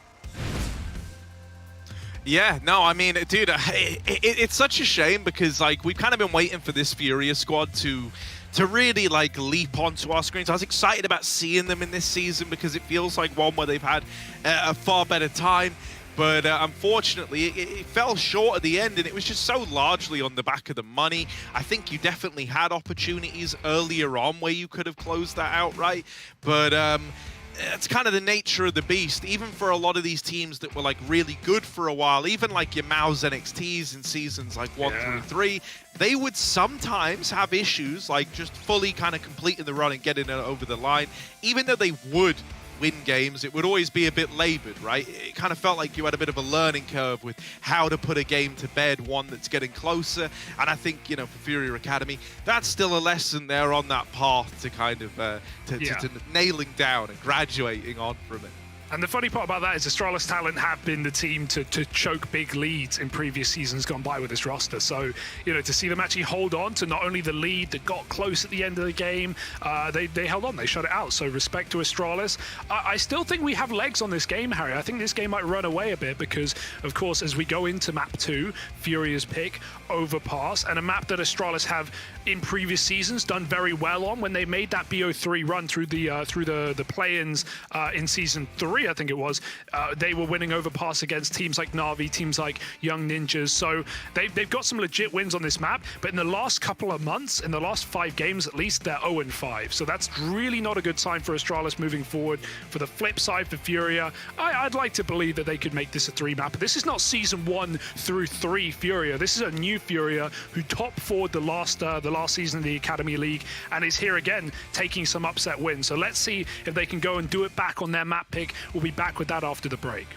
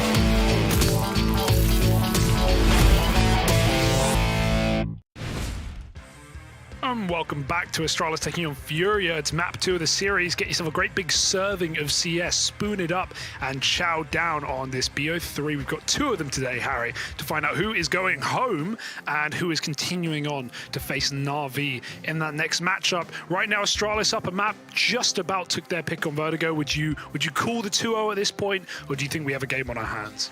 No, I think I feel like we have a series that's destined to go all 3, don't we? Like the fact that Vertigo opened up so neck and neck, it takes the full 30 rounds. I think we're getting a good look at FURIA today. I think we're getting a FURIA that are coming into this kind of on form. Yeah, there was some quiet moments. It was like a slow start for guys like ZMB, and even when you look at like his kind of individual impact, it wasn't incredible, but I think his cooling was good. Like his impact was reflected there. So yeah, I think, you know, now that we move on to their map, pick one they're more comfortable on, one that Astralis, even though they kind of were good on it historically, have struggled on as of late. I'm having a pretty optimistic time right now for FURIA Academy heading into this one, Hugo. And so I think we're going to go 3 maps. Ooh, look at those numbers, 0% map win. And it's worth noting, this is prior, I'm pretty sure, to the last 5, oh no, it's not, including the last 5 games they played. 2 of them were against FURIA Academy back in the previous season, season 4 that is. So yeah, they lost both of them there against FURIA already. None of these numbers, none of these stats screaming a good sign, but we know Astralis are likely to be coming in prepped. We already talked about some of the brain power in this team, right? Vigo and Breezer sharing in-game leader duties to a degree, more so on Vigo. And of course, Modi, the latest coach, added a couple of seasons ago after Trace was upgraded to that main roster for Astralis. So yeah, I'm liking the Astralis system. I like that they've kept this core for many seasons as well. This whole stack, in fact, 5 players for 3 seasons. So, you know, you see a lot of changes in the Academy League, somewhat because of upgrades as well. FURIA have been known to do that, pushing both Honda and Drop at times into that main roster. So it's happened, it's been there, but at the same time, Astralis, not one for making big, grandiose changes at the moment. So they're keeping this squad together for now, and I like the results. They speak for themselves. Let's see if they can go on, take this 2-0, break their streak and face Na'Vi. Did it feel weird to you having it not be Maui spray painting over? I know, weird. Where did he go? It was like an agent skin. I know, I miss Maui. Wherever you are, Maui, I'm sure he'll be watching big Omen Academy in that next stage. Of course, if you're a big fan or even a Fnatic fan, they are already in our top 4 in those playoffs. Ooh la la. And wait, where are Maus? Wait, we haven't even talked to them, Harry. Where are Maus? They're gone, mate. They are done. We stuck a fork in them, and they're done, bro. Crikey. It's a sad day to be a Maus NXT fan. But it's all about the new generation, Harry, as we're learning here at the Academy League. And we're right in, folks. Map 1, FURIA even took a tack timeout. They really want to get this T-side rip-roaring, starting strong on the pistol round. They've got a good bit of utility. Astralis flat by with the armor. Let's see what they got. Oh, that's a meaty dink. And yeah, he's going to get run at by the Glocks. Now, they don't know about Breezer. Unsilenced with the USP. He's going to strike 2 from behind, and Fess is now trying to do the same thing. Woo, attempting to run it down the short side, but Mister absolutely nails them. Fast rotate up through Con, and he got very hyped just then. Very hyped. There's a chance that Breeze is just, you know, trolling for fun, but also it's more likely that he took the silencer off because of the position he's playing there. That close quarter, if you have an A1S silencer, it does stick out. USP is shorter, right? But maybe he's done his homework and he's figured out that no silencer is best. Also, well, remember, Harry, from previous seasons, Astralis with a team on every full eco, they would go 5 silencerless USPs. And they would always P2Ks. And they would always do quite well. Yeah, they would actually get a couple of kills, yeah. Well, the silencer still reigns supreme for Breezer. He's going to get 4 on a little mowdown down Con. They say the A1S doesn't have the ammo, or they got to talk to Breezer first. I hope in the future we can like daisy chain like silencers together. So you could have like 8 silencers on one gun. Well, I'm going to silence you and throw us into the team speak. Skill. Jeg spiller for UG. Ja. Der er fokus på os. Og måler foran, Frank. Hold lige af der. Har du M4 her, Mikkel? Kan du være klar med flash? Godt, hvad vi skal... Jeg lader noget monster her. Ja, men det er nok... UG. Kom med ud kort her, Shababs. Må vi gøre det, Alex? Ja, det gør jeg. Ja, del Midt død. Jeg tager. Giv mig din smoke. Ballon! Jeg har dig. Det er ikke noget. Måske A til forhold. Smoker meget for. Ind mere, Frank, ind mere. Jamen, jeg er væk. Heller ikke noget UG. Jeg kan flash. Flash over dig, Frank. Jeg er UG, Der ja. er våben, der er våben. Smoker mig selv. Tæt, Jeg flash over UG. Fik på den vigtige. Jamen, Ned midt. Kan du ikke bare fight? Jeg kommer med, og jeg er lige motor lang. Ind mere ned midt. Bare fight. Du kan fight videre, Ej, Bare fight videre. Ja, roligt. Lang. Han var gået igennem lang. Vi skal da overleve, jo. Fight videre, mand. Jamen, det er... Rush op med en panik. drop af. They're in good spirits at least, Harry. Good spirits indeed. You know, everyone loves a good spirit or two. Yeah, sure. Chow down. Take a sip from the old sauce bottle, see what's in it. Astralis take a 3-0 lead and put FURIA back on pistols after that little gun round. I hope, Hugo, I hope that, like, we haven't both really kind of, you know, we both find ourselves believing in the potential of the 3-mapper here. It's a very one-sided start, so hopefully some courses are corrected soon. CT overpass is the most CT-sided part of the game, apart from maybe Ancient, but when you get on a roll on CT overpass, yes, clean, isn't it? It's very hard to stop that roll, Harry. And Astralis, they are baking right now. They've got that bread, and they're looking for another fairly clean round. Some good kills out of Cowers at the end, but it's still going to be a 4-0 for Astralis. Yeah, we've seen troubles on T-sides for FURIA. They did look better on Vertigo once they started hitting fakes, and this map is a great map for fakes, if you can, you know, get them in. But let's see how proactive Astralis are on the CT side in another rifle round. If they want to continue to be throwing themselves into middle, taking B short, it's really down to how much pressure Astralis put on. And if they're feeling as good as they're sounding in that TeamSpeak round, I'm a little worried for FURIA indeed. Oh my god, I don't know how Vigo is still alive. He should have been punished there. That should have been an opener for FURIA Academy. Instead, now you've got to contend with this double con side setup. Astralis talent are actually very, very quickly rotating more bodies up to reinforce this A side of the map. And I really like this. Oftentimes, you kind of see teams get a bit bogged down in con. Maybe they pull one guy up from B, but because you don't have those con players actually in the B site yet, you're dubious about, like, completely, you know, dissolving the stack there. But everything that just happened was very swift, very smooth for Astralis. Yeah. They shifted those com players into the B site, and now they've reinforced A as a result. Is going to leave them in the right place at the right time. This A play is on the cards for FURIA. And, well, Bruninho with his back up against Mr. is going to find that opener, but Vigo's AWP is holding the line on this A side of the map, now bested by ZMB. And so FURIA get this control they were looking for. Fessa jumping the gun, makes it out over at Truck. Cowes is holding his arm. He sees an elbow, but Breeze is there with the closer. He's got his teammates back through and through. How the hell did Breezer get both right there? I don't know.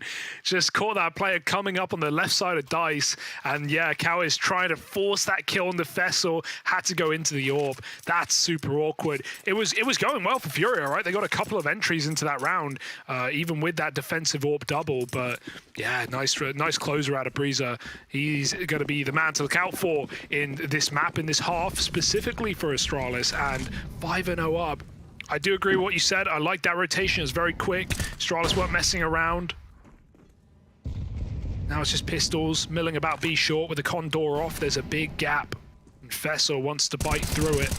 Easy kill on that cross. Breeze is going to try and watch his back, but baited into the AWP perhaps. Will they check Vessel? Yes! Lovely deep from ZMB and doubled up as well as he finishes what Koala started. Altex will get flashed in through short, but it's only one kill and he needed the double to keep this round clean. Otherwise, it's Astralis losing that top site. And as long as FURIA plant quick, Astralis might throw in the towel. They've got the money to risk it, but gonna be a lot of map control here for FURIA. Yeah, the nade molly combo that's still in play makes this a little more juicy, right? The kits are here as well. You've got all the pieces to retake the site. Ooh, the nade sails in, and that's Koala knocked out after planting. Now the 2v2. ZMB scoped up back in the toilets, gonna try and get an angle onto this bomb. He's lost his teammate and only lands himself a tag. Oh no, ZMB! They're starting to chase him down. And there's Vigo to seal the deal on that round. 6 for Astralis Talent as that retake goes their way in the 2v3. Dude, they're winning some sick rounds right now. Astralis is just clutching up on these A retakes, and FURIA have got to have their head between their hands, or head in their hands, rather. Maybe split open, who knows? And also, I've been trying to think about what it is I really like about Fessa, like watching him play so much, and I think it's because, you know, we're like 2 stones from the same first bird, right? Like, he is also a headshotting player. Yeah. And I like that about it. Well, that's nice. He's had some like, clean... Just watch him, you'll see. He really prioritizes getting the headshot. It's clean. It's very clean. I do like a headshot. ZMB, he has started strong in this map though. As soon as he's had the AWP out, he's had a couple of rounds, did lose that clutch, but oh my goodness, Fessa, well, how are you going to manipulate some headshots from this position? In the smoke, he finds it, but shot from the back as Decent. He made his way over the balloons. 4-on-3, FURIA still hold on to their advantage. We need a hero. With Fessa gone, who's it going to be?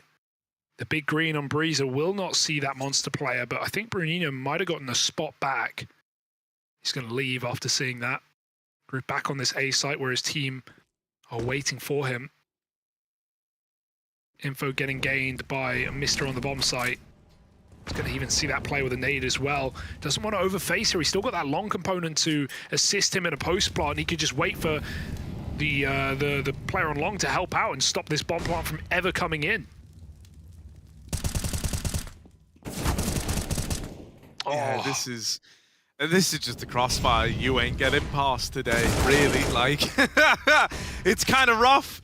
You know, you homed in on trying to deal with the truck guy, well, then the dumpster player can swing it. If you make it deep enough, that's where the long player can swing it. And you kind of see that one there is like 2 hinges on the same door. It can open both ways. And so there's the 7-0 for Astralis Talent. Still flawless on this CT side. Yeah, and it's not like, you know, they're rolling over FURIA and FURIA aren't even getting into good positions. Like, they're getting into great positions. They're getting into man-ups. They're getting close to bomb sites ready to execute. Sometimes when you see these stomps on CT overpass, it can just be like, you know, the AWP is wrecking mid and the T's, by the time they even get to A, they've got a player or 2 left up. But no, FURIA getting to A with 3-4 players, and just still, these crossfires are super solid for Astralis. They're playing great team CS right now. That's something we've always credited this roster. Playing off of each other, clean comms, not overfacing. And FURIA need a way in right now because this is elimination from the Academy League after coming top 4 last season. This one could be an underwhelming one, at least not last place, but that is never the goal. Everyone wants to win, but maybe Astralis that a little bit more.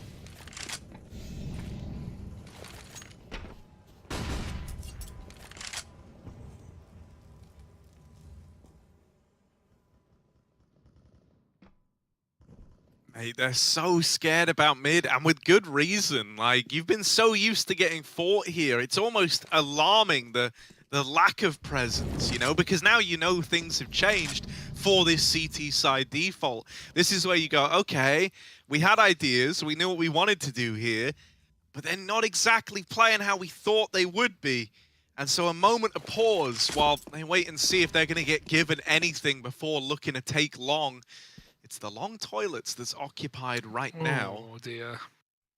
They are a little closer than Breezer might be ready for. Oh, yeah, there's a lot of bodies out there, man, and it's him who's going to be leaving in a bag. Breezer put down. And so an early advantage taken for FURIA Academy. Yeah, a bit awkward there. Could not pick his target. Seen that let Breezer down before.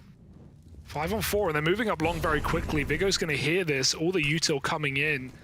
Ready to stop the cross. Mister's here. He's going to flash Vigo into the fight. It's perfect. They're both blind, but he doesn't take the kill while he has it. His teammate's even dead. There's no cover on short. There's only more problems. And Mister on top of the Molotov. It's a bit of a one-way for a second, but this is a whiffed round for Astralis. Every shot missed from every player. It's finally given a FURIA a way in. Astralis go out cold. And FURIA get that bomb down with what's best about it is a 5 alive round. A chance to do it back to back. If they lose a follow-up, they can still buy. It's that safety net that a flawless round gives you. And is it the first step on a long recovery road for FURIA? It might have to be. But don't worry, Breeze's Orb will be right back after this one.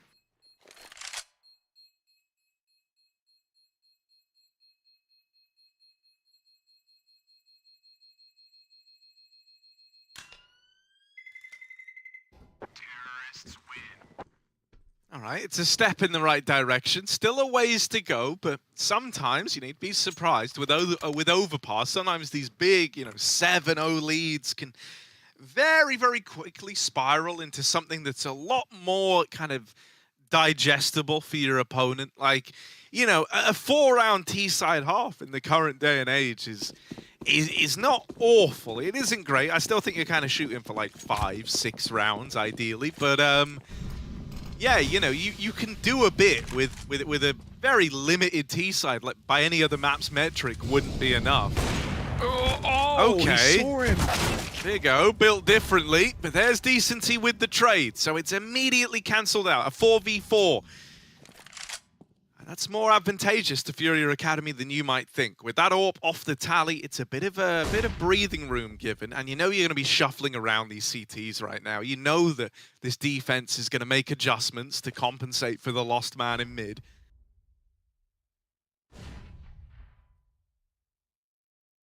Oh, if this reaggression comes out from Fessa, he's a dead man with the AWP waiting. And the timing might... Oh, Fessa's a lucky man. He gets right through, and he's going to be able to clear out A, send Altex back to B eventually when Astralis get this spot. They've already made the read, they've already made the gamble, they know what's going on, and this is perfect. Miss shot is a problem, but the re-smoke at 45 seconds, FURIA might just have to go through short with a flashbang. They don't wait for it, but Mr. trades, he needs to, he gets it, and an AK swap out as a spam through the smoke comes in. The flank was already there to win the round. Fessa on the big wrap, and he's going to chow down on that. 8-1, but as we said, FURIA got 5 up in their 1 gun round, so they're going to be able to rebuy at least for now. That being said, Astralis go back to their winning ways. And to think if Fessa moved 2 seconds earlier, that round is completely different. And it may even be one that FURIA take home. Are they going for the stack up? Oh, they attempted it, the 5-man or 4-man boost over the top for ZMB. Instead, he's going to look for a bit of combat AWPing towards short. Aggression in con, and Fessa, we talked about his opening kills last game. I think he ended 7 or 8-1, and he's just still going for it, running through connector in a gun round. It works wonders. Nice mid setup here as well. Going to keep things clean, and Astralis have a 5-on-3.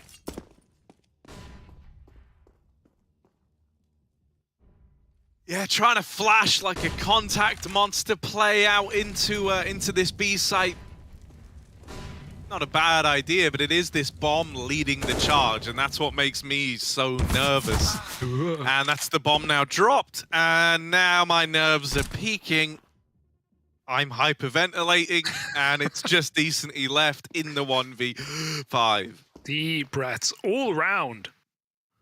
And FURIA need to catch theirs. Maybe a timeout would be well placed right now.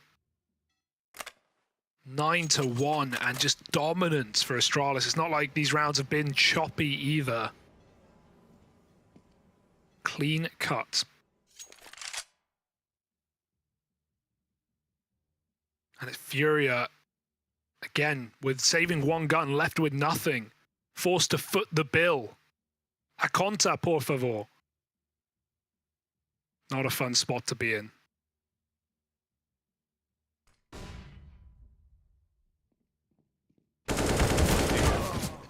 Give me a little bit more. Give me a little bit more of your Portuguese. I almost dropped some earlier. I did. Who's the key? I don't know who is the key. I know who has the key. Go on then. ZMB Tema Chave. There we go. There we go. He needs to unlock the Casa, Harry. He needs to. It's getting a bit late in the game right now. Need some T-side rounds.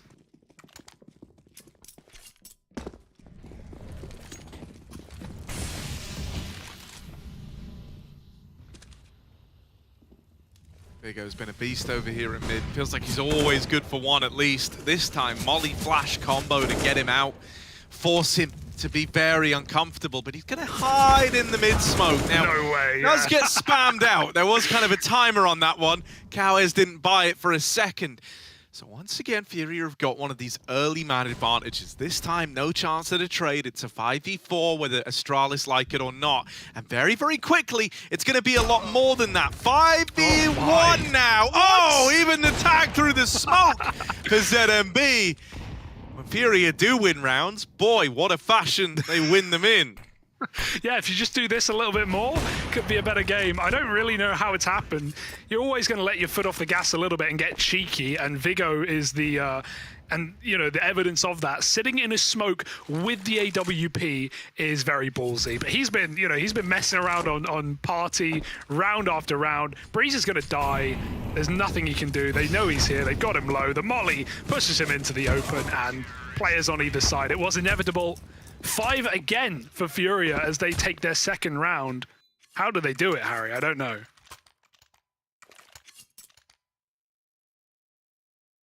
I mean, it's clear that a lot of it is hinging on this mid fight as to whether or not they're giving it and whether or not they win it. In the rounds where they're not giving it, they have no chance to win that opener, so the fights kind of get condensed. They move to being deeper up the toilets, more for like a site control. And normally, Astralis have kind of started to shimmy players around in times where they've gone a bit more passive. In the rounds where they do get the mid fight, if FURIA managed to win that cleanly, you know, without going 1-for-1, without it being a trade, but them going 5v4 up, they have like an incredible means of kind of, you know, taking that momentum and riding it all the way to the end of the round. Unfortunately, they just haven't won this fight a hell of a lot. So it's weighted super heavily in this game right now. Once again, they're going into mid, looking like maybe they want to try and split it through connector. They've got ideas as to how they want to clear some of this. They get the info whether or not that AWP is at long. It's not. There isn't one. So now they know that as well.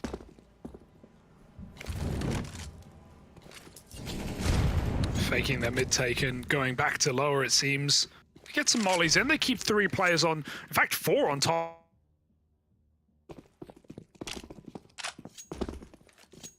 Which way?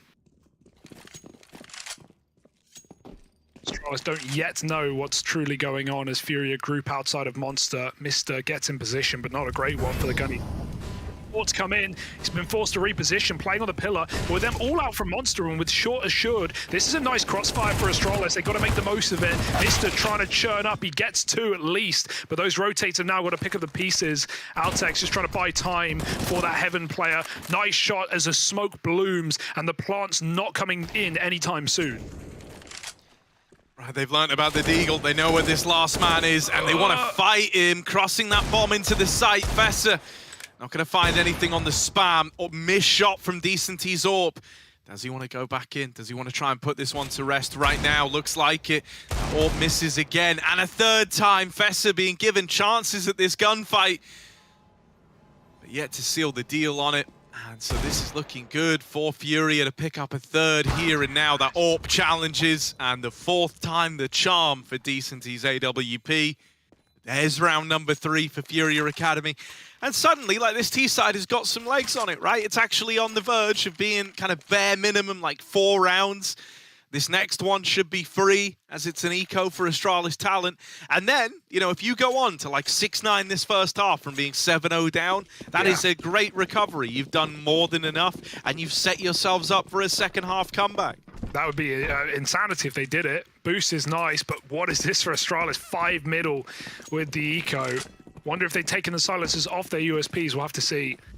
There's some Deegs as well. And FURIA, they don't know, but they're being fast flanked right now. The sooner they go, the better, as they'll get that info that, yeah, B's clear, watch our back. But even so, this timing is excellent for Astralis. They should not win this round, and they've given up the aim of the game, but a kill and a bit of damage is nice. Can they find any more? Orbs are posted, Cowers gets 2, and this should be the end of the round for Astralis. Very little now. Damn, if FURIA went a few seconds later, that could have been a real problem with Astralis having so many bodies behind them. But nice and decisive into that B site. Finding a 4th, and yeah, Harry, maybe this 9-6, maybe it's not a pipe dream after all. 6 rounds on Vertigo first half, it was defense. Left them with a 30-round game, so you never know. FURIA aren't going down without a fight. This has been a great map for them in recent times, and as we've already set up, Astralis have had many woes on Overpass, even against FURIA Academy in past seasons.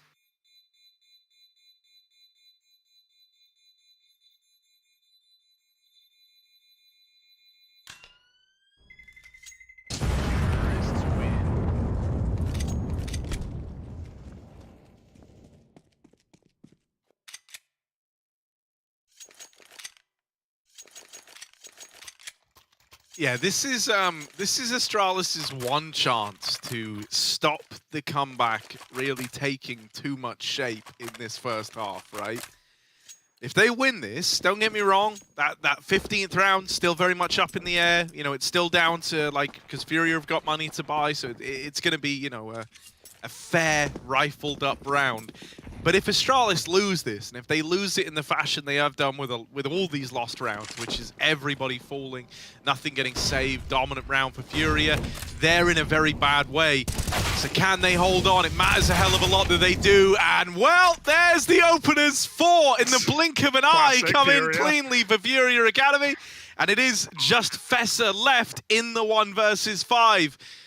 Oh, dearie me, that is really not what you wanted. The odds are now this 6-9 is more than plausible, bordering on very likely.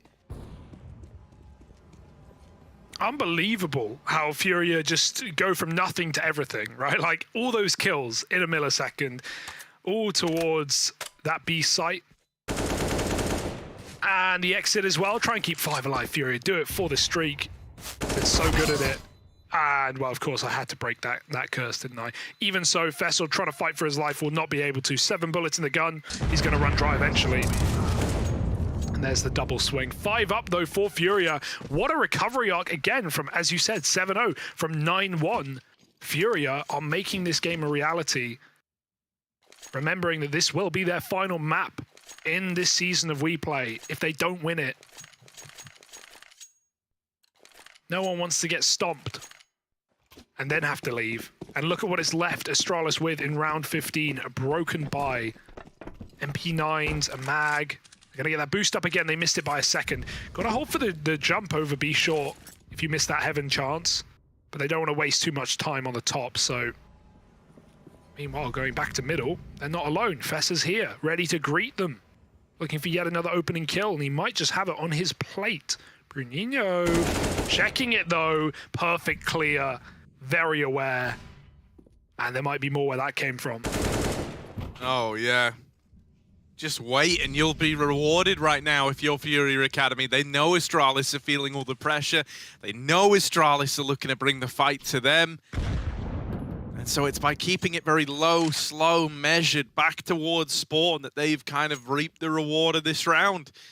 Vigo will hit this timing up the ladder, and he goes unaccounted for, but decently still able to course correct and deal with him.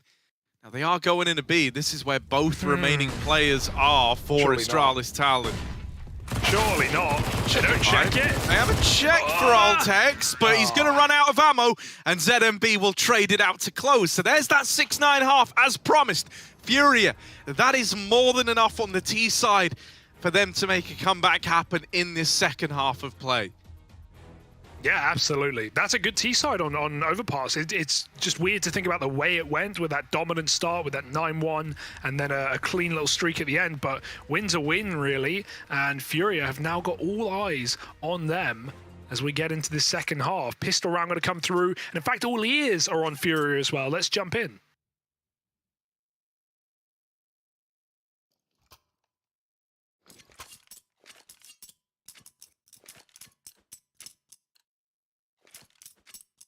A segunda é só se pedir, né? Ou não? Alguém fala que Pode quer. ser, pode ser. Outros falam que não. Banguei, primeira. Nada meio de cara. Cimento, cimento, Banguei, cimento. Cimento sapão também. Cimento entrou. Sapão entrou. Sapão e cimento. Tapão morto, cimento.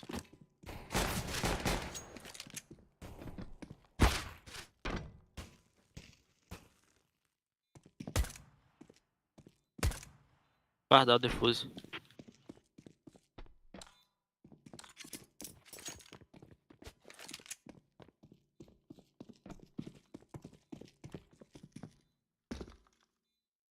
Guardar banheiro. Tá. Aqui, ó. Tirando ar. Paulo, fundo. Fundo. Ixi, do fundo ainda, placa. Mano, direção não deu pra entender, velho. Acho que tá a direção aqui da. Ah, mais um banco. Valorizei. Fecha.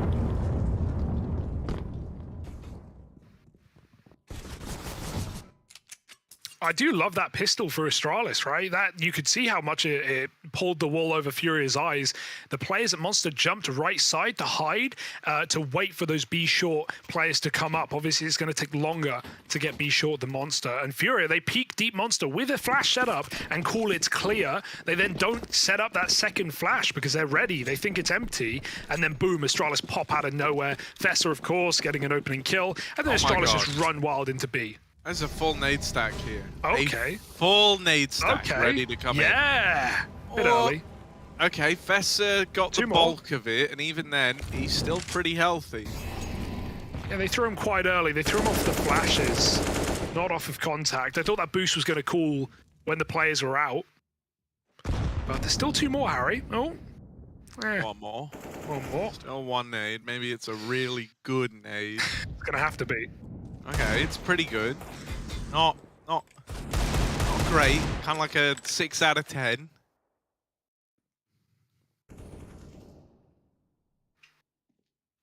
Yeah.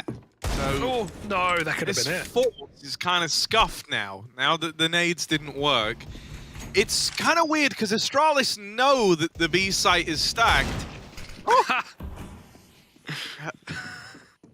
Hello? It's still good. Yeah, no trade. Like, Breeze just sat there, and now he's going to try to trade a little bit later, and he will get it. Okay, there we go. At least the kill was traded. That's all you got to think, Hugo. My name is Breezer. I'm a beta. I'll see you at the bomb site a little bit later. There we go. Just jokes, of course. Jokes, of course. He still got it, Harry. He still got it. Save the day with that late trade, and Astralis walk back into B. Nice to not see them get too, rumbled there when they realized it was likely 4 or 5 players at the B site. They just stopped, they waited, they knew that FURIA would either have to jump for info or regress, get caught, and so Astralis just wait for a couple of kills to come their way, and then they execute it. Nice and clean, considering that was going to be a rush until they saw that triple nade at Monster. So Astralis avoid devastation and pick up a conversion round. That's the difference maker, right? Even though we had FURIA pull that half back and make it nice, make it pretty good. When they did that on Vertigo, they still managed to win the pistol, level out 9-9, and then it was a very back and forth game until the final 2. They don't have that buffer anymore. It's going to get worse before it gets better. Yeah, this is kind of, it's pretty rough because you're CT side as well, so you really wanted the pistol or at a bare minimum to win the force. You didn't do either, and so you're going to be left with like a buy up against, Astralis, who would be going on to 13 if they win it, and then having an eco, if that's how it ends up going. And so suddenly the scoreline's like 14-6 and Astralis are right there. What that means is FURIA have to win this first rifle round right now. If they don't, I think this could be over as a very dominant 2-0. So, yeah, we need the results. We need to see it right now. ZMB donning that AWP. Want to see him hit the ground running early. Does he have a spawn for anything? No. Is that best mid spawn? He has yeah, best mid actually. spawn. Okay, yeah, best mid spawn. Sorry, I thought the numbers are all covered up, but here he is. Out in the middle. Bit of a sad round to have the best mid spawn when no one goes mid. Oh, late. Vigo. Gonna go. But ZMB already backed out. Bruninho spams, and Fessel does it right back to Koala. 4-on-4. Astralis again, they love this B side right now. Oh, they've been caught by a wide angle though. Weren't ready for another monster. And Bruninho putting on a show, gets a double before he dies. 3 in the round.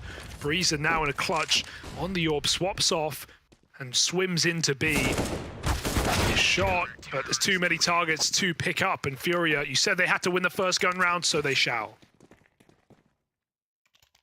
Yeah, that's good. That once again, you know, it's like, it's kind of the bare minimum you needed to stave off just having this game end, just having this series end, and your time at the WePlay Academy League also end.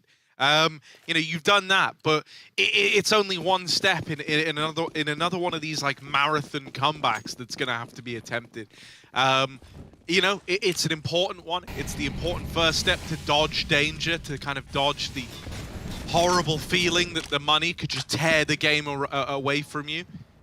You need more than just one flash in the pan here. Util going over. WePlay, Mister's made it all the way up bridge. They don't even know he's here yet. Oh, it's super weird. It's so peculiar.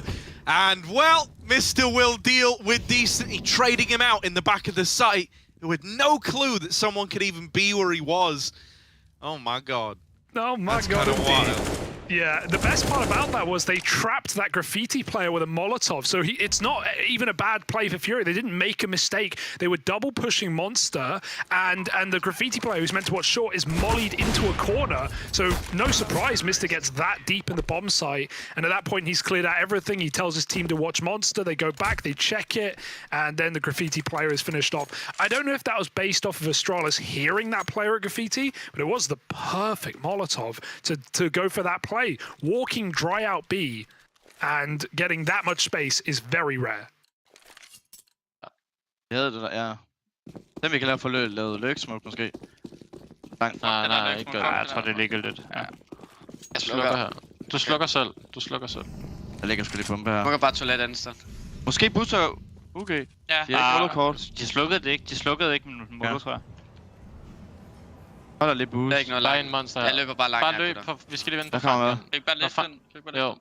Det er der klar på dagen. Bare vent på Frank. Bare sidde sidde smuk. gem jer. Nej, gem jer. Jeg er helt frem langt. Skal bare Der er gemme ikke jer. noget. Der er ikke noget. Det var hurtigt på nogle gange knægte hovedet tilbage os. Du skal bare lave larm, Frank. Stød og hold venstre. Jeg er helt frem. Løb højre. Højre side AV. Kom af. Smoke ham, og så kom væk. Bare til den. Han hopper væk. Han har hørt Han sidder der, han sidder der. Olof. Ja, helvede.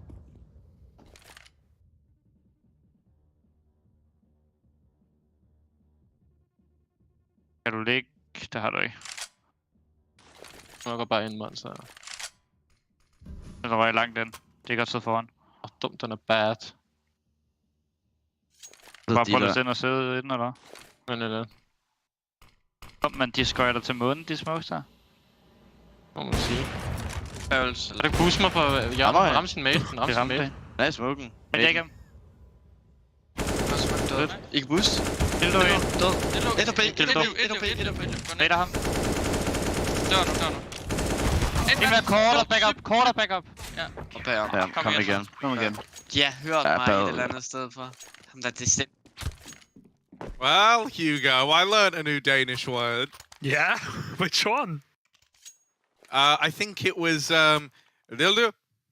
dildo, and I think that must mean pillar. Yeah, I think that's what it In, translates to. Yeah, in yeah, Danish, pillar, yeah. because that's where they were. So. Interesting there.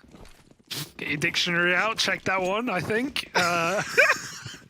It was almost a common FURIA 5 alive round, but unfortunately a couple of kills go Astralis' way at the end. Mate, they have gone B every round of this half, Harry. Fun fact. They are loving the B bomb site. Dude, that was a very fun fact. You got any more? Are you having fun? I'm having a lot of fun with these facts. All right, yeah, maybe I've got more. Maybe later. You go on, Koala. Full send.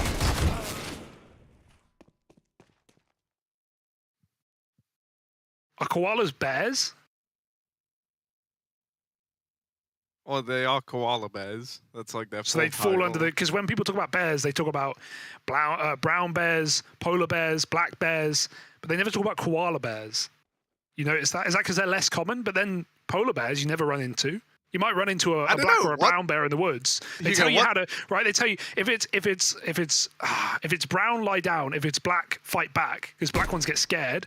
And then if it's polar bear, you're dead, well, so I'm basically. pretty Get sure eaten. a koala is a marsupial, which I don't think bears are. So actually, I don't think they are bears, and that's why they don't talk about it. That would make a lot of sense. So I guess koala, why is it called a bear?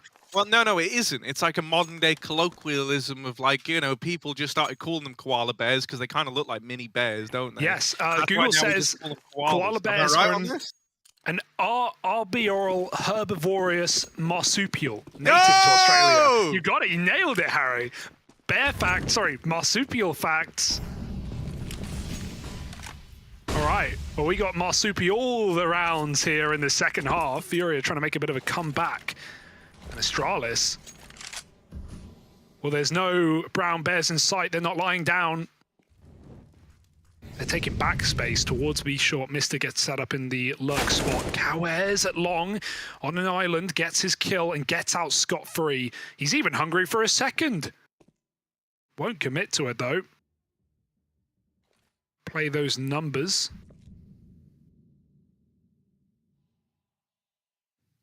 Fessa and Altex trying to close the net. ZB here at a good timing, but he will leave. Try and help out his teammate on long. Cowers has got to be careful. They're coming up close.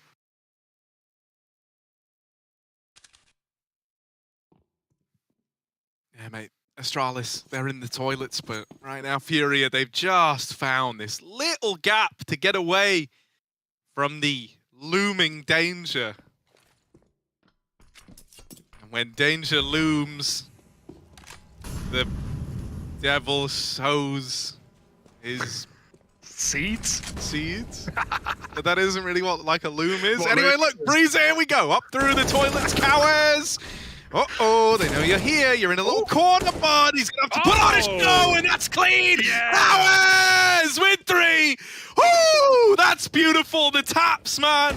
A thing of beauty from this guy to hold on to the A site. And we're just 10 seconds left. Mister's got a save. Oh my, that was dirty. That was play of the day, Harry. I think that was play of the day. 6 shots from Cowers. Saves the round for FURIA in the divider. And now we have got a game on our hands. 10 rounds for FURIA, making a bit of a comeback. Astralis, known to lose leads in the past, don't want to do it again in such an important elimination game to set us up for a Mirage finisher. Can't afford to get there. Astralis need to shut out this second map, break their 5-loss streak. Right now, it's getting dire. 1 AK. Oh, the orb gets dinked. Maybe they can run him down through the smoke. But he's already running away. Cowers running as well with him. ZB, I don't think he's going to make it. He's getting caught by Altex. And at least there's 2 CTs on the site, but they can just keep running at them. The only AK gets a kill. Cowers needs to go big mode, and that is not big. That is tiny. That is minuscule. That's mini mode. Oh dear, he's whiffed it. And Astralis are going to win an eco.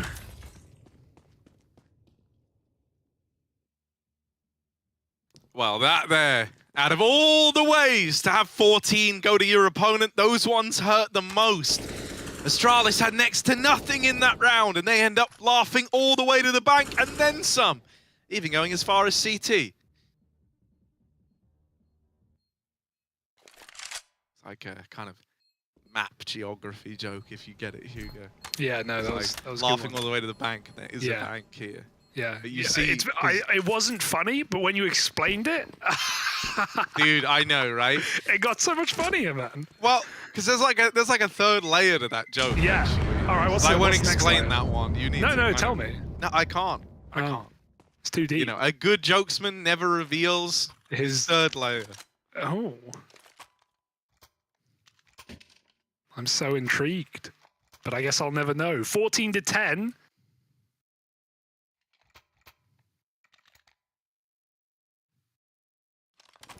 And more AWPs. It's the name of the game. It's over past CT side, ZMB. He's been hitting some shots, and then he's been missing some others, but got to hit more than you miss, ain't that right, Harry? Yeah, wow. That's pretty smart right there.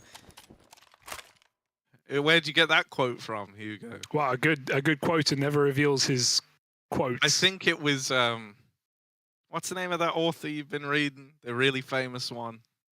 I don't know. That one guy. Damn, dude, you're doing well here.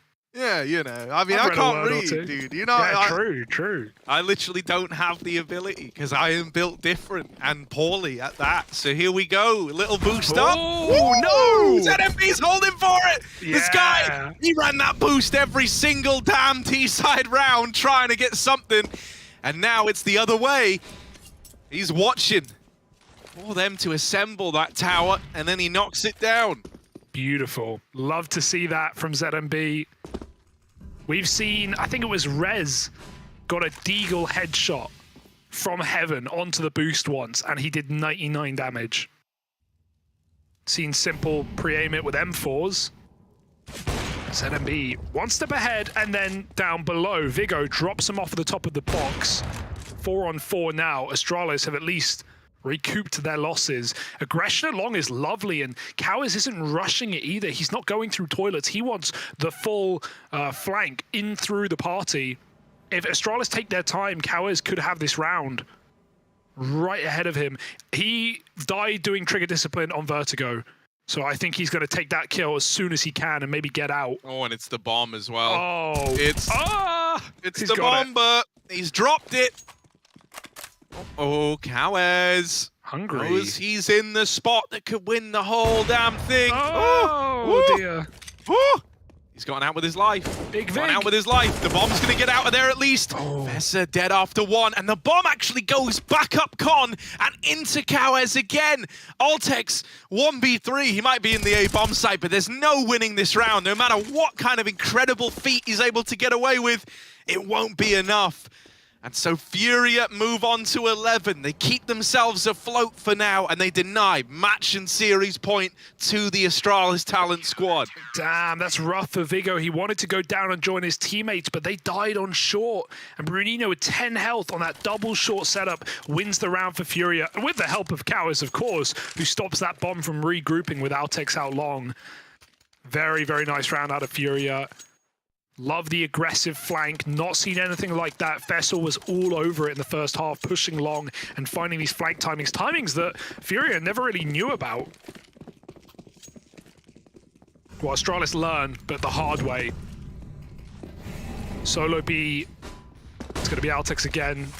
Up to no good. Breezer gets picked by ZMB. AWP battle comes out for the Brazilians, and this is something that needs to happen if FURIA were ever going to mount this comeback, and it's happening right here, right now. ZMB, 2 kills, back turned, no third, and Mr. will at least put down that AWP, but FURIA are in a very good position still. With Cowers out of the long side into the toilets, it's going to get smoked off.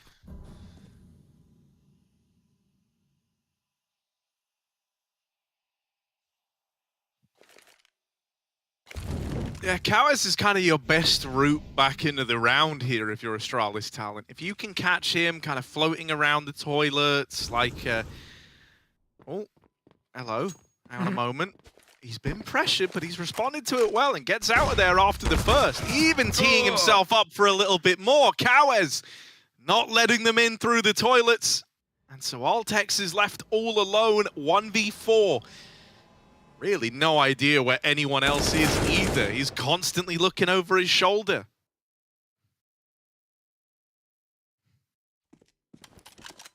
Might have to save again. Got the AWP, 30 seconds. Do you really want to go for this? Risk the money.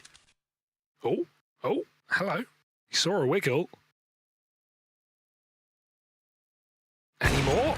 Yeah, but 10 seconds, he's out of there, baby. He's saving, and they're coming for him as well. They want that AWP not only out of his hands, but back in theirs.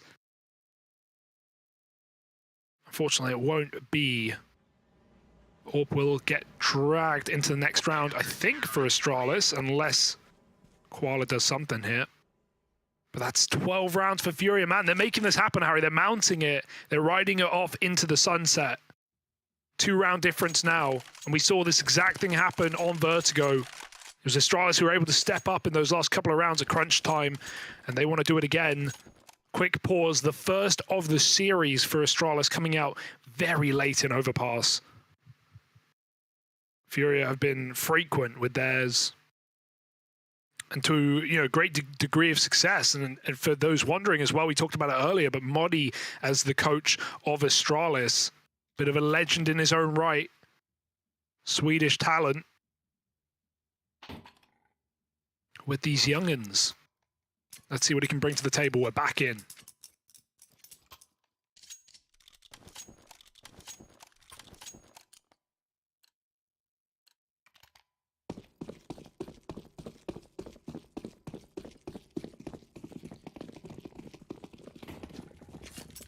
All right. Astralis talent, they've been riding around that wagon wheel, if you catch my drift. But now it's Breezer with his 6-shooter that's going to have to generate some cowboy tears. Mister's taken all of short water away nice and early on.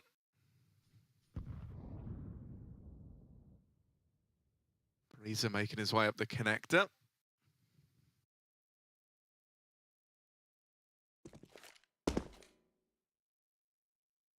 Altex with this hero AWP. Now will be fair versus ZMB on the other side. Orb shots exchanged, neither one of them connect. But now FURIA are starting to paint a picture as to how this round is looking, what's happening right about now over towards the toilets. ZMB calls for a third man to move up and reinforce this A-bomb site. So now 3 strong here as Astralis talent kind of loom on the horizon. You know they're coming, it's just a question of when. And there's that pick. This might accelerate the pace. ZMB dead, that AWP now removed.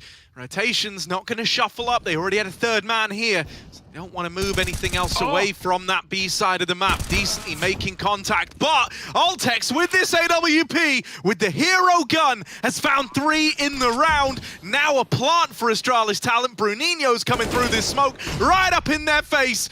And he's brought it back into a 2v2. Altex, or 2v3 rather. Altex, his job not over yet. Not by a long shot. The bomb's set up for him to win in the post plant, but he is getting pressured.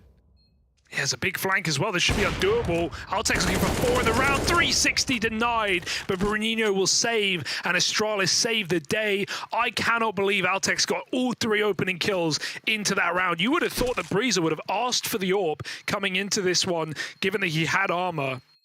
But Altex says no, he keeps it, and he puts on quite a show. Even that first kill he got gives Breezer an AWP to find a follow-up. It's so nice for Astralis.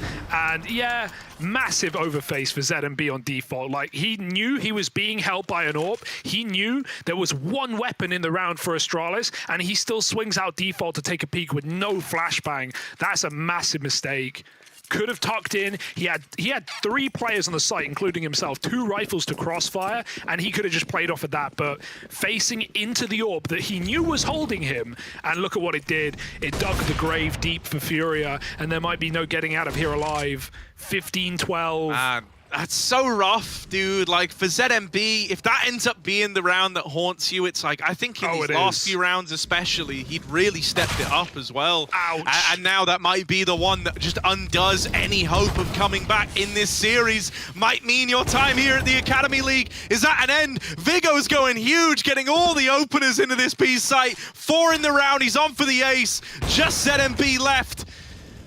Moving down, Vigo wants the ace, and there it is! 5 kills to close it out for Astralis talent.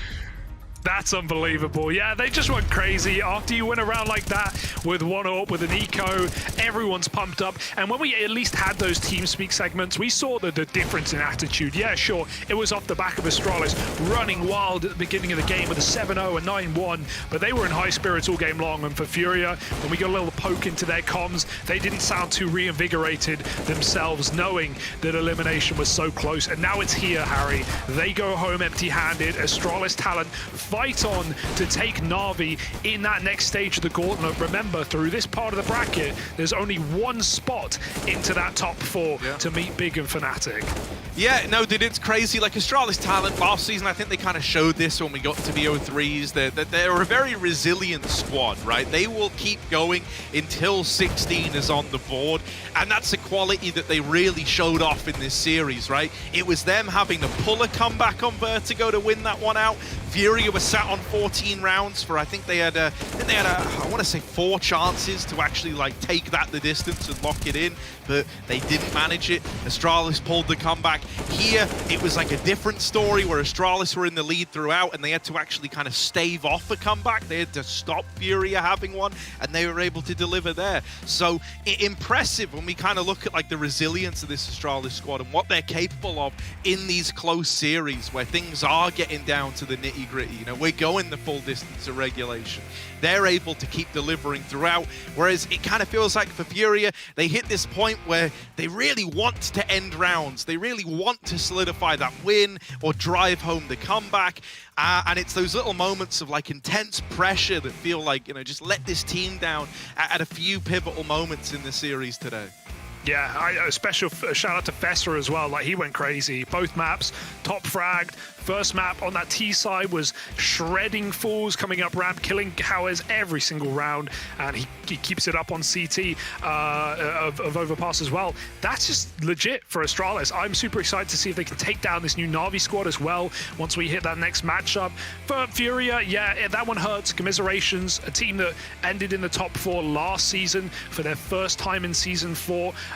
You know, it's hard to keep it up as FURIA are learning. There are good signs, there are good players, but it's not meant to be for this one. The cutthroat continues as we slice next in this single Olympio 3 bracket, and we'll be back with more Counter-Strike as Spirit take on OG up next after the break. Stay with us.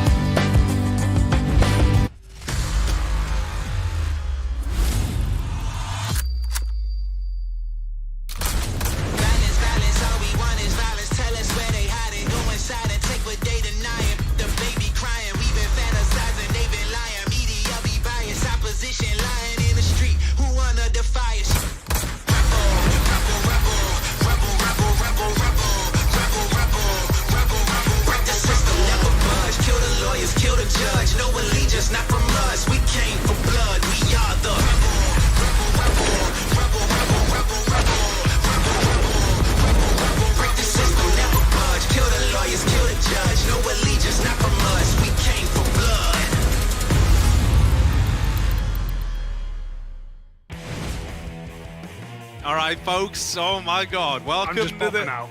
Yeah, no, it looks sick over there, man. Matches your shirt. I like it. So yeah, look, we got Hugo's Discoteca, and we've got my green room, and it's called that regardless of if the light's on. Hugo, let's talk a little bit about this next matchup then, shall we? We've got Spirit Academy taking on OG Academy.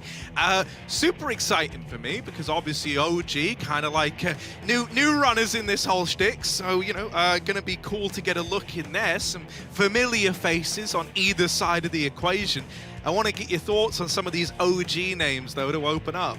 Yeah, for sure. I think the big one for me is Marix from Sprout. Obviously had a bit of time at the top to play some of the best teams in the world. So he's had some experience that he's hopefully bringing into this team. He wasn't in that roster for a huge amount of time, about 5 months, but you know, enough to get in a season of Pro League and you know, run around a bit in the server. So nice to see Marix here. Definitely someone to keep your eye on. On the flip side, we've got a bit of a Bulgarian boy in Oxygen, formerly of the SCADA roster, who have been grinding for so long. SCADA, I'm pretty sure, just picked up a bunch of Norwegians with Vendetta as coach. I don't know if you caught that one, Harry, just yesterday, I think it was. So pretty funny timing, but pre the Norwegians, obviously always a Bulgarian team with some of the players that we've been seeing since the EFRAG days. That long, Harry, that long. So Oxygen, bit of a new blood player, younger guy, but definitely a talent in his own right. And so these are, to me, the standout guys who we know and love inside of this OG roster. But I do think it's cool how OG, who have picked up, of course, an international team as their main team and have had, you know, varying results, tried a lot of players, had a lot of talents come through this roster, have also done the same with their academy, right, going international. For the majority of these academy teams, they are, you know, regional, they are from one country, and that's to allow them to be essentially feeder teams to their main rosters. But in the international squads that we see, the ones that have academy teams are often international as well, right? Fnatic, Mouse, OG, etc. So yeah, it's cool to see another mix and maybe some more talent that we could see develop over the course of this season and maybe next. Yes, so look, we're going to start to kind of turn the conversation then the other way. We'll take a little look here at Spirit Academy as well. Hugo, you know, when we kind of look at this squad, it was a pretty cool one from last season, right, where we saw them kind of look to make their big old debut in a similar spot to where OG were. I think the most impressive name from my memory, someone who I always loved watching for this squad, was Art Frost, right? Yeah. His AWPing was always a sight to behold. He's a very kind of stylish, flashy AWP presence in the server. We also have the Vito going down now. I kind of hope we get a bit of variation in this one, right? I kind of hope we keep it nice and varied with the maps, but I am a little bit worried that, you know, history, as it often is destined to repeat itself. Well, and so there it is, you know, just doing what it does best. Hey, you know, at least. Why even keep anything in the past if it's just going to happen again, huh? You know? Hey, at least it's not BO1s, Vertigo only, all day, every day, 4 in a row, back-to-back BO1s. I know that WePlay folks look upon those days so favorably, back when we would just be covering our like 6-7 Vertigo days. Yeah, you know, it's been a while since then, but Hugo, we still get a double Vertigo day, so I'll take that. Overpass Verti to kickstart this one. You know, a bit of a repeat from the last series, but with the order inversed. Do you have any thoughts on this one, Hughes? Who do you think's coming into it as like a favorite? Oh, that's a really, I hate that you asked me. That's a really hard question. Is it now? It is a hard question. I would go with Spirit just off of, like, you know, experience and merit alone. Obviously, they've got a fairly new roster, a new in-game leader as of this season in Owner, and so let's see if he's going to own today. But yeah, in terms of proven players, at least in the Academy League, obviously Spirit's going to one-up OG. This is their second season at least. And again, Spirit have a really good coach in Sotfik, not only an experienced player from the days, but also even jumped in for a season 3, if you remember, of Academy League, playing with this roster, and he looked really sick, no surprise. So yeah, he's obviously back in the coach role. I have not seen OG play yet. This is the one team that I've actually missed out on as far as latest additions go, so I don't know what to expect from them, and so I'm going to go with Spirit.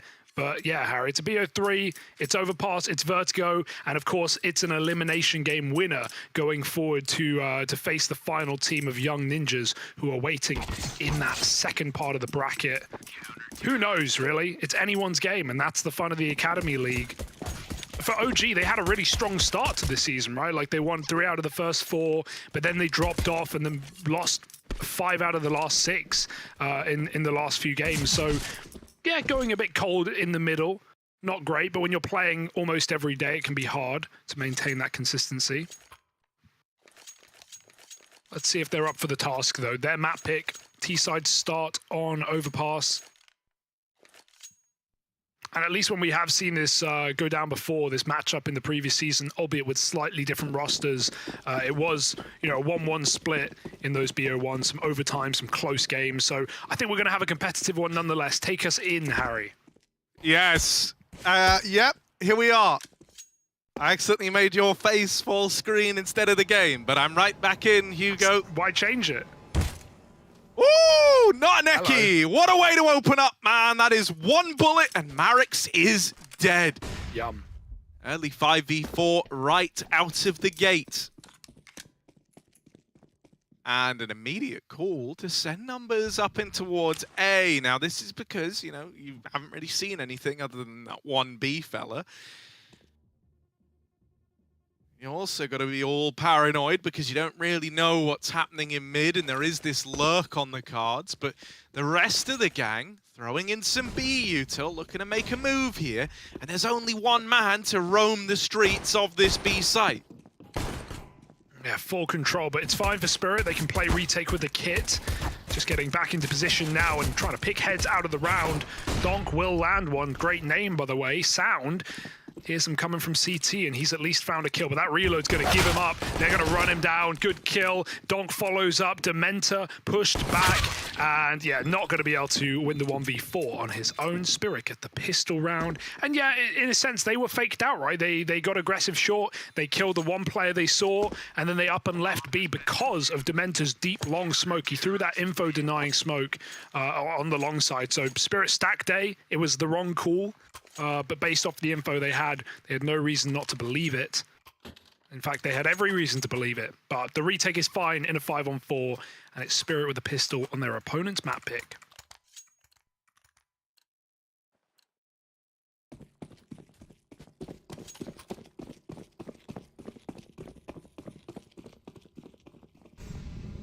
Right, more B util getting lined up. Looking like this might be a bit of an up-tempo B play with the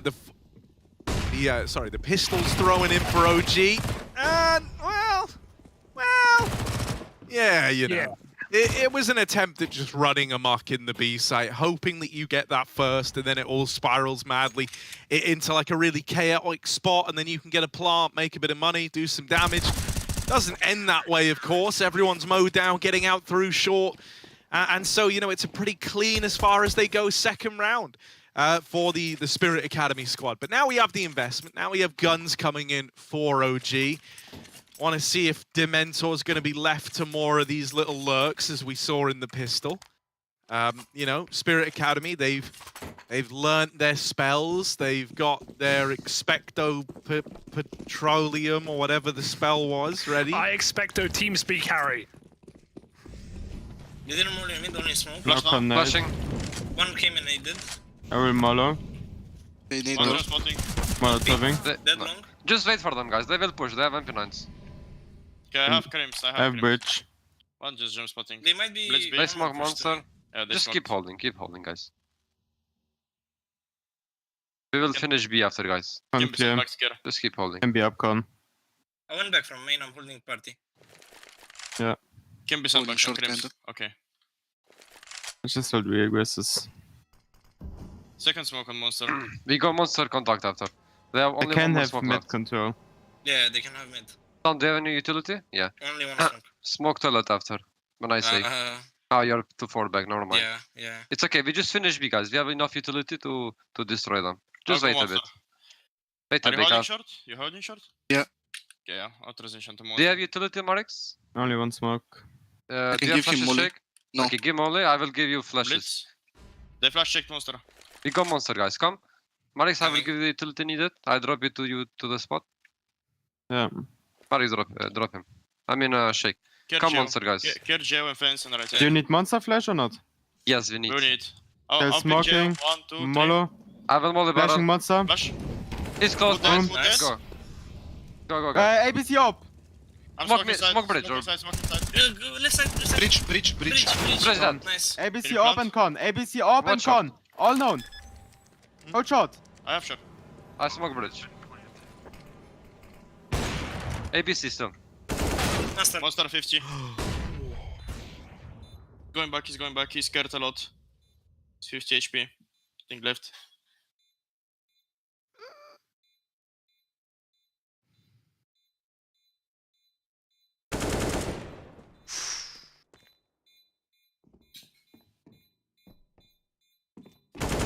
Nice. Let's go, guys. Nice. Thank you. Good clutch. I've missed the English comms, Harry. I've missed them. I finally know what they're saying. It's a nice feeling. And that was super clean. It's nice to hear Dementa as the in-game leader really piece that one together, calling all the util, micromanaging the hell out of that one, and then going as far to 1v2 and close it out. Lovely stuff. OG on the board. Yum. Yeah, unfortunately, I don't know if I'm ever going to get over saying, like, Dementor in a very... I just immediately think of Harry Potter. Yeah, I know. Yeah, you got time. You can make some jokes. Didn't take long. Round 3, he's dropping the Expecto Patronums. It would just be like, you know, if your name was like Jar Jar Binks, like, obviously I'm going to think of the little lizard guy. Star Wars, right? Yeah. Yeah. Art Frost! Come on now, come on down. Art Frost giving discounts for the haircuts, but it's only one. And now the bomb's down on B.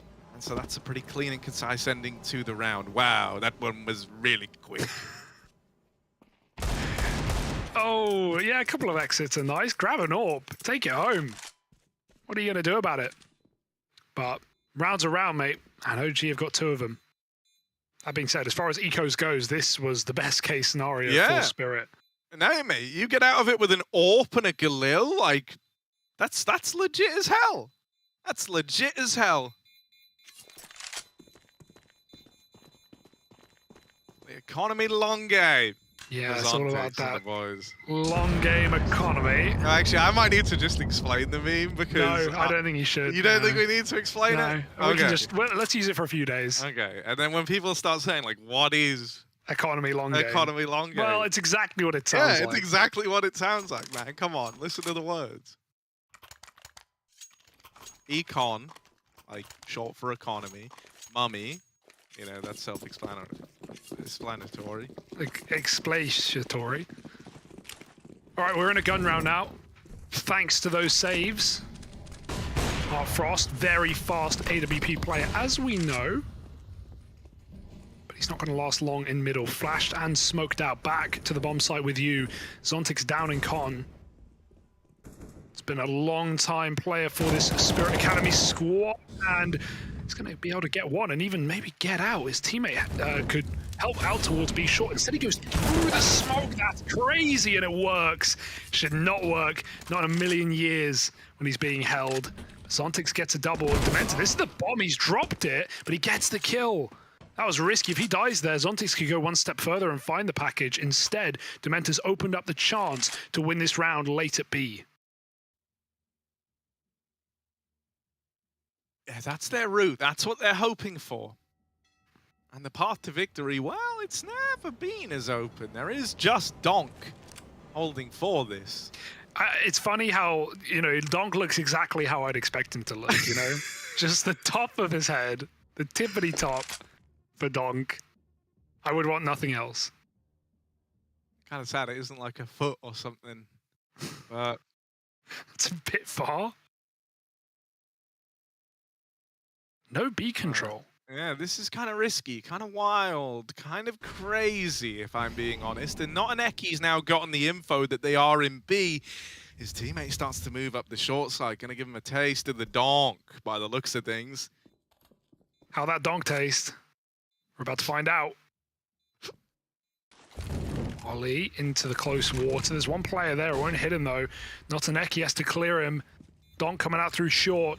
This is going to be hard to get Dementa out of position. He's so low, though. One shot in order to do it, and it will connect. Couple of kills, all onto Oxygen. Deep breath in the 1v3, and he's found the first. Oxygen making this a reality, and he's heard the drop in as well. Art Frost has got to hit it fast, and Oxygen sucks the life and the air out of that round for Spirit. 3 kills, saves the AWP. It's beautiful. That there was a very put-together clutch from Oxygen. Full control the whole damn time.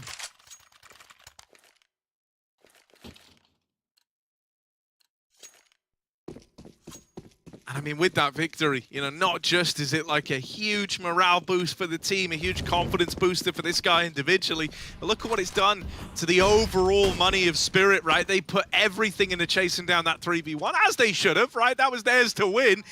And then Oxygen completely tears it away, and he's left them broke in this follow-up round. The long angle's being held this time. Shake's got his number. Frost with his scout is hoping for a chance at the reply. Oh. Unscoped a second too early there. But yeah, this round is a tough call for Spirit. They're going to stack A. Hope that OG just rumble and stumble into their bomb site, and they might. Re-aggression on long. No flash for this, though. They just got to do a bait and switch. OG are going to be coming around the corner. Need to flash this one, or just have the AWP take that contact. It will. Eats a shot, but gets the kill. 2 more, and it's cleaned up by Sound and Shake. Easy done. Only owner. And all he owns are these toilets.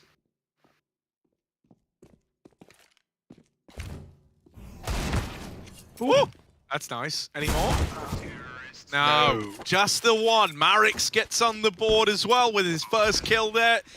And it's the one that puts 4 on the board for OG Academy. I mean, all in all, I think this is already a very good T side, and it's only got room to grow, right? That's kind of the scary thing if you're a Spirit Academy fan.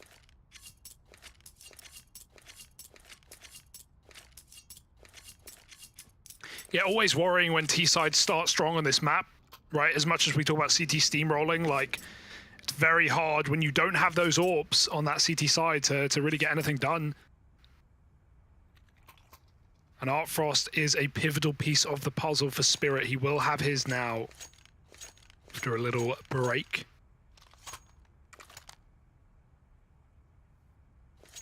He's gonna have B.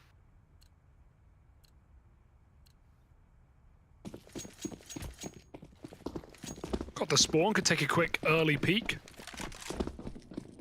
Gonna hold for the boost. We saw it last game, it worked out, but OG are not doing anything of the sort. Not having to dig deep just yet. Things have been pretty clean since the gums have come out for OG. The gums have come out. Yeah, dentures. They didn't brush their teeth. They put the teeth away. The dentures there. They're clean out of the mouth. It's a gumming. Frost. I wish you didn't catch that, but... Oh, he saw something. He did. Was it the gums? They call him the dentist. Here he is. It's a oh no! limited edition tooth extraction there as he's gone. And so OG, a man down. If they've got one thing, it's gumption. Let's see what they're able to do here. You go out in the mid.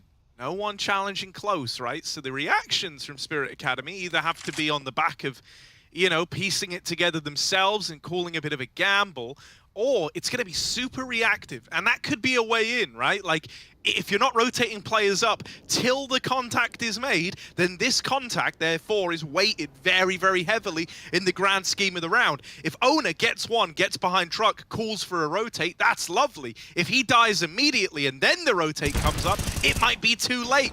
He's going to get the first, now drops off. Likely going to start to see some of these guys shifting up from the B site, and we are getting that now. Dementor's going deep inside of the site. They've got full control on the side of OG, but that's where Zontix, as this kind of a late player over at long, is able to throw them through a bit of a loop. And there's the closer. Dementor cut down. Owner's going to dispatch of him. And so Spirit Academy are in with a third. Yeah, trying to pull it back. We've got another weird, wacky buy coming through for OG, though. First, bit of TeamSpeak, I think. And as far as I'm aware, we're getting back into OG, so more English comms. Let's get it. Will flash me after on Monster. The check flash. Okay, good, We talk. good. Let's go. You can let me hold con, I have all. Yeah. Call a flash. Flash now. Flashing. They break door. Con dead. Nice. One Monster. I think they have shot. Guys, just shell, guys. Just wait for them. They're gonna do pushes now. Could be close team main. I'm only watching playground. They might have short. I felt my mola. On Just hold, guys. I'm smoking con and I'm getting anti-flash. Just hold. We will finish B one more time. Can you run away? Up there. One short. They went back. Two were short. I will take monster. I didn't see it close. They were two. Come Molly back monster. to B, guys. Come back to B now. Marix, you will do utility one more time. One is a. Jump down and watch Monster left side. Wait, They are playing passive. You go One fully is clear. contact. I have wood. Marix, I want you to do wood flash when I say, and then you smoke heaven. Come close, sound. I'm With coming. flash. Like dildo flash, sorry. Okay. Come, sound. Space Are you a ready? bit. Yeah. Flash. Flashing. Molten water. Dildo dead. Nice. One more Water, ABC. water. ABC or water? ABC and ABC water. and water. ABC and water. Both. Okay. Can you Yeah, wait I'm one smoking sec? mid side. Don't see con. Heaven ABC dead. and water. ABC. Last two ABC water. I have Okay. ABC. Could have crossed to city. Can you hold ABC? Yeah, he's holding. Yeah, I'm holding You ABC. can go bridge. Water that. ABC. ABC. Nice! Nice. Nice. Let's fucking go. I love it. I've got to I love say, it. like OG's kind of fundamentals and how they play off of one another is looking really good. I don't know about Yeah. you, but I love like how everything in that 2v3 is very, very like purposeful between the players that are committed to those fights, right? Like no one's kind of it sounds, you know, it sounds silly, but like no one's walking around, like everything's so communicated. All the intentions behind the peaks are communicated clearly. Everyone knows who's responsible for what. And so it just lessens that like margin for error in those moments. That was a very, very put together round, and I think one that was a treat to listen into. Yeah. OG, you can see why they're at 5 rounds right now. One thing that's been great in these two commed rounds for OG is both times they found a 5-on-4 off the AWP, and immediately Dementor's on them like, yo, chill, let's just stop, let's just hold. He knows that, you know, these young players, they're going to get antsy, people want to frag out, people want to play off the back of a pick, but he doesn't let that happen. They go stale, they wait, and they often get given more, you know, more results off of playing passive. Perfect times to chill out, especially in that 2v3 as well. They pick it up with a nice clutch round. Now, there is Rifle here in middle. It's causing a bit of a storm. Owning with a double, and he's going to go up and over, but not for long. Marek shuts him out. Deagle caught in con, gets his kill. This is getting costly for what was a 1 rifle round, and while B is open, it's not information that OG have. They're going to have to cut loose and run into that bomb site. Dementor's still trying to hold on to the connector. He faked out some footsteps. Now this time he's committing with it. Gonna try and 2v2 into B. Now this will give the site for free for OG, but it will also allow Spirit to arm themselves and get set up with guns. No kit though, so if they want to win this eco, they've got to go soon. A monster wrap will take so much time when OG are going to have a plant in. Oh no, but that kill there onto Dementor has suddenly given you a reason to go for this if you're Spirit Academy. Now, just Oxygen left. We've seen him navigate a 1v3 down on this B site before. Now he's got to do it all over again.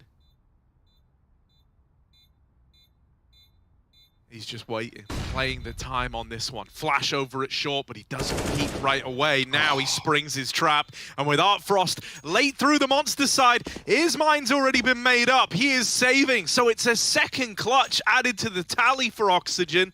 He's contributed in a big way towards this T-side scoreline, and he's made it even sweeter now by putting that one past Spirit Academy. Dude, 4 out of these 6 rounds have been clutches. A 1v2 and a 1v3 from Oxygen, a 1v2 from Dementor, and, okay, a 2v3, but was really, really sick out in that B site in the previous round of comms. So, yeah, some crazy clutches coming out of OG. They definitely got some strong individuals to keep our eyes on. And we talked about this in the pregame, but, you know, these academy teams being farmer teams for main rosters and players absolutely getting upgraded or sold to different orgs, as we've seen in these 4 seasons gone by.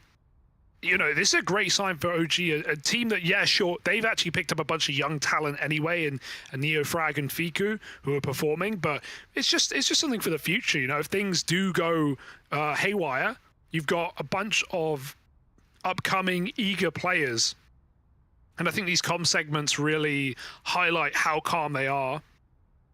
I'm liking what I'm getting out of OG. For Spirit, having a bit of a tough time.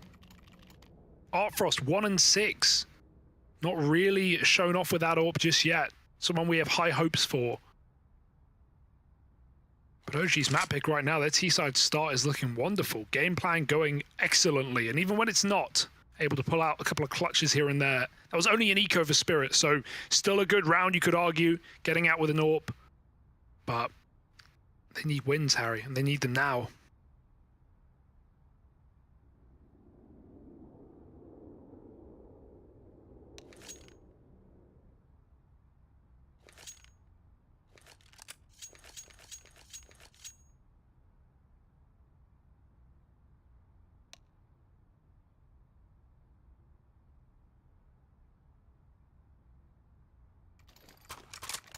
man, we need to see more from Art Frost. We really do. Like, I was very, very excited about getting to watch him again. Right, like getting to see some of the wild stuff this guy often does, but we haven't really had any of that so far. He's had a pretty quiet go at it as far as things go to open up. He's donning the AWP once more, a missed shot down middle. Defo had a chance there at an opener, but it will just sail on by. And so once more, OG, they've kind of got like this element of control that they really like to have. They've taken mid, they've got bodies in connector. This like buddy system that's been employed throughout all of their 2vx moments is still in play in the 5v5 right off the cuff. And so they send 2 players out through Con, now have a very good foothold over here in middle. This is all looking like it's getting teed up to end in an A play. Right, your monster players kind of slinked on back all the way around, now joins them over in mid. And so they are looking to break apart this A hold. Zontic's up close, is going to have to do a lot here.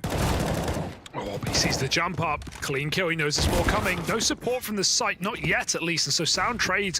Arfrost could have scoped up to help him there. Would have loved to see a bit of support, but without it, he's just going to be relegated to the bomb site. Decides to re-aggress in toilets with his teammate. But that means Long is fully open. It's going to be Donk trying to stop it from the site. 30 seconds, they've kind of got to commit to A at this point. Oh, that's an awkward missed shot from Artfrost. He'll get punished as a result.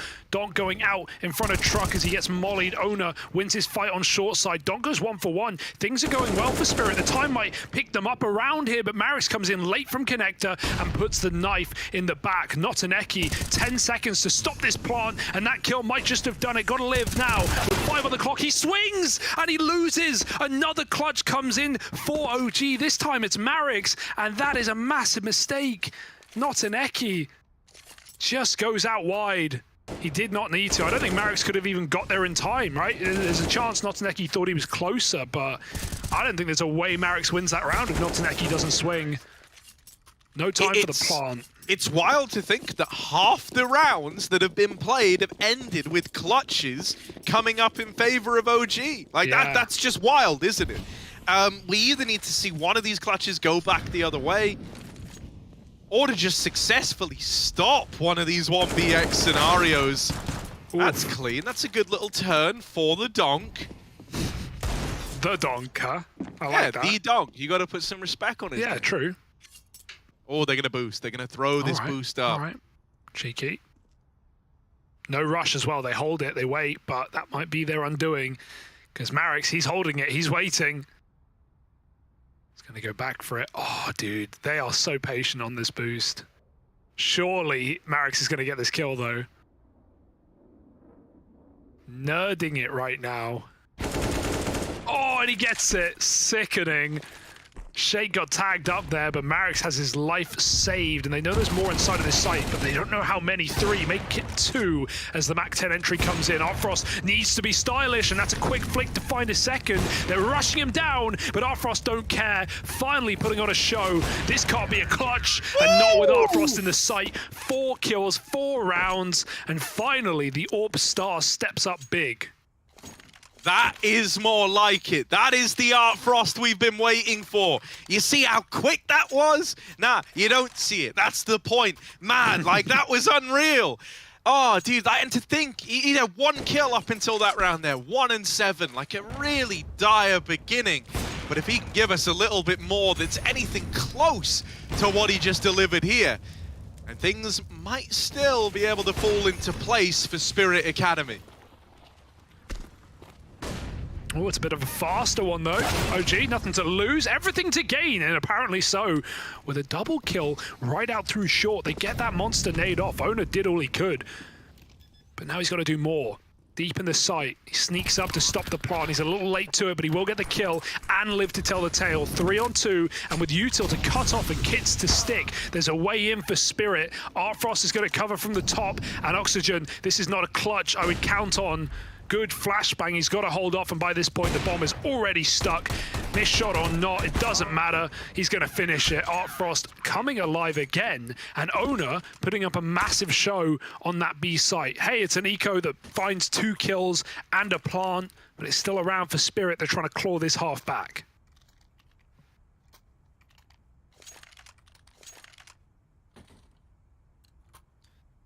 Yeah, the part that is always going to suck, no matter how you slice it, is that, like, even if you win every round from this point onwards, it's still, as far as they go, a pretty bad CT side, right? Like, even 8-7, but there'd be something to said in the fashion in which they would have to get it, and that's by chaining, what, 4 rounds together, or sorry, 5 rounds together, back to back to back to back to back to back. What was that, 6 times? I don't know. Point is, you get the idea. That's what Spirit are going to have to do here, and so that would give them a bit more credence in this one, a bit more faith behind this squad. Long push on the cards as they try to take some space back.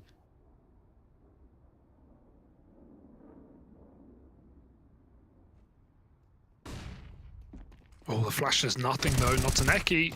Gonna hear them coming, footsteps rumbling, and silent shots get 2 at least. But again, the double trade comes in. OG make these pistols look good for a second, but crossing into the site, getting that bomb back is gonna be a pipe dream, and that flank has been cut out by Artfrost. Lovely Deeg shot, and Donk to close, puts Spirit on to 6. A late half recovery is better than no recovery at all, but with a maximum of 8, it's not gonna be a pretty half. Bare bones will do, though. Got to win it at least on CT. But yeah, I'm still very impressed with what OG is showing us. Couple of low econ rounds getting swept under the rug, but this is do or die. It's buy now. And Shake has another AWP. He's been offering up a lot of opening kills in some of these rounds. So let's see if he can give us some more. Currently 3-1 on those opening duels. Highest in the server.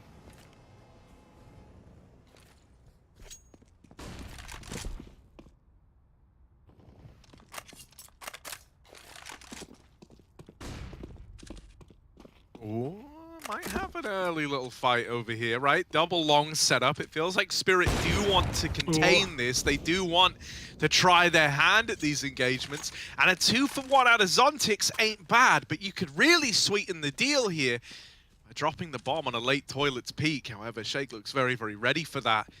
Scoped up on the angle now. Still gonna have this toilets player looking to go for the swing, and he's gonna come to regret it. Owner dead in the water.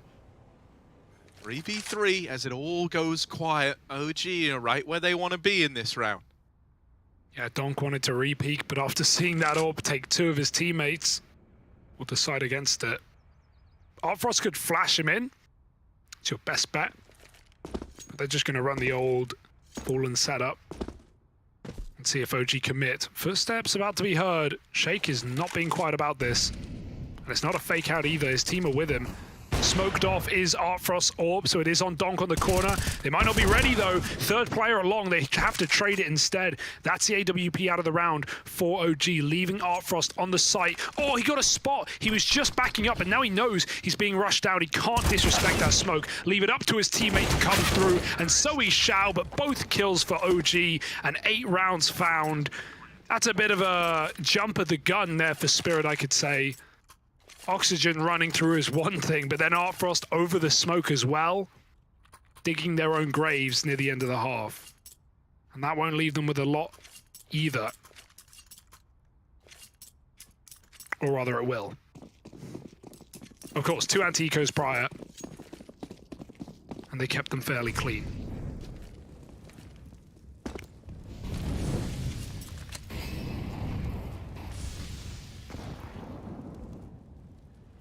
Nice smooth moves there from Oxygen.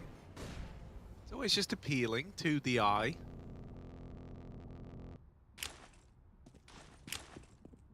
Now we have a full volley of util getting lined up, ready to complement this B play. Artfrost might be blind, but he's still good for 1. Is that going to be enough though? Sound in with a double of his own.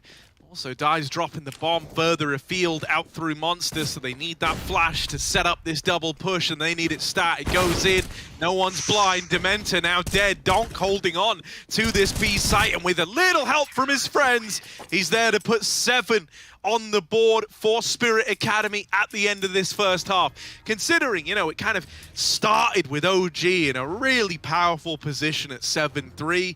I don't think that's the worst way this half could have ended by a long shot. And, you know, there's a lot of positives, I think, to look at here. Donk and Owner both giving us very good games. Even if Artfrost has had a slow start, he's kind of warming back in now. I think there's a bit more fight left in Spirit Academy before this is all said and done. Yeah, for sure. They're coming in as you know, bookmakers' favorites at least, but yeah, OG have definitely won the half with those clutches, right? You know, technically, if the rounds all went as they should, with those advantages, Spirit would be a lot higher up. But second half, second pistol, and third team speak.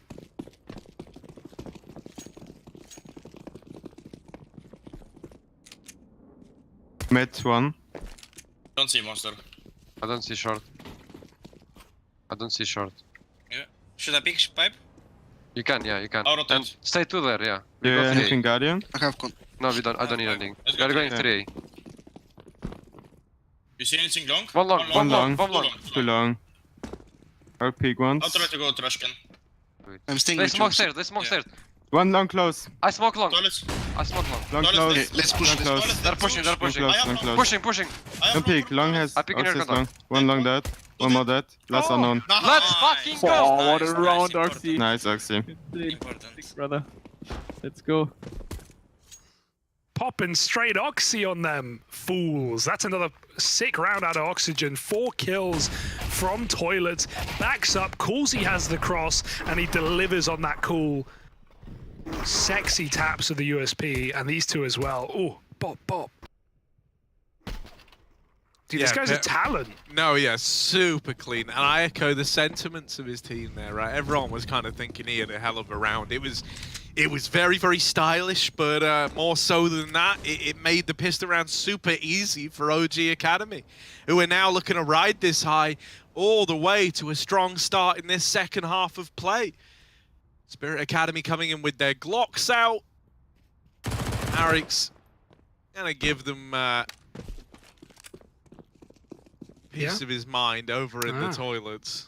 A good seeing too. And more where that came from. Oxygen's coming up con. And Marix is hunting them down. Nothing to lose, mostly. Especially not when you don't lose. 3 kills.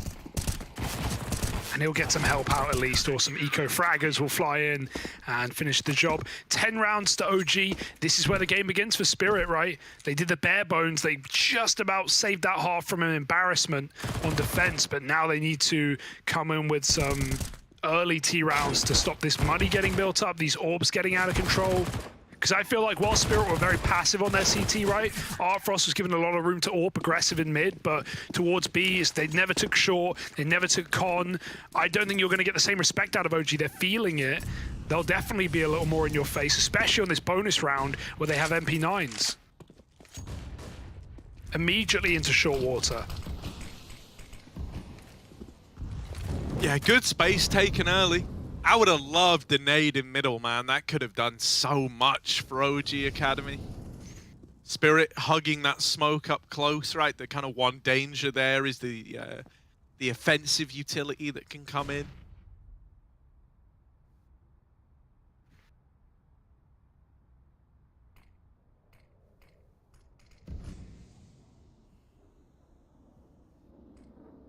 It's a really nice setup. It leaves B open at Monster, but they're not really worried. They've got re-smokes from A. It allows them a triple stack on the site that Spirit are even going towards. Eventually OG leave B short. Spirit haven't quite given up the aim of the game, and in fact they're going to fake it out. So OG leaving short water has at least put them on Monster, which is where Spirit will end up into this double setup. But the weaker of two sides, it's a good call for Spirit. They've got to do right by it. OG are starting to double rotate down towards lower. Kind of interesting on that one, right? They're going to have 4 here in the right place at the right time, and this is all on the back of Dementor, not seeing or hearing anything in mid or connector. Oh, I hate the smoke rush at Monster, but you're not left with any other choice when there's only 20 seconds as a re-smoke look to come in. Oh, that's kind of rough. That is rough as far as they go. Yeah, it's just the re-aggro, like you said, it's Dementa walking through toilets. Area Spirit didn't ever really had, right? They threw their util mid, they pushed the players back to the bomb site, forcing a triple stack, but then they just shot a few bullets at long and then left. That only works for a few seconds, and with the constant re-smokes of Monster, by the time Spirit are ready to go through, OG have already made that read happen. So Dementa, man, he's looking like a talent, not just individually. He's already pulled up a clutch, but he was making very nice calls on the T side, as we even heard. And even there, just a heroic play to push mid and get all that info, allowed the quad stacker B. Dementa right now looking like a very capable in-game leader for this OG squad.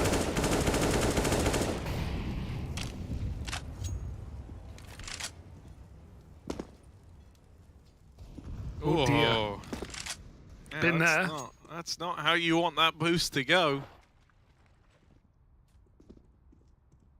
Oh no, Artfrost. The timing on that is just brutal. Like, yeah, okay, they're gonna trade it. Now they got 2 AKs, where before they only had 1.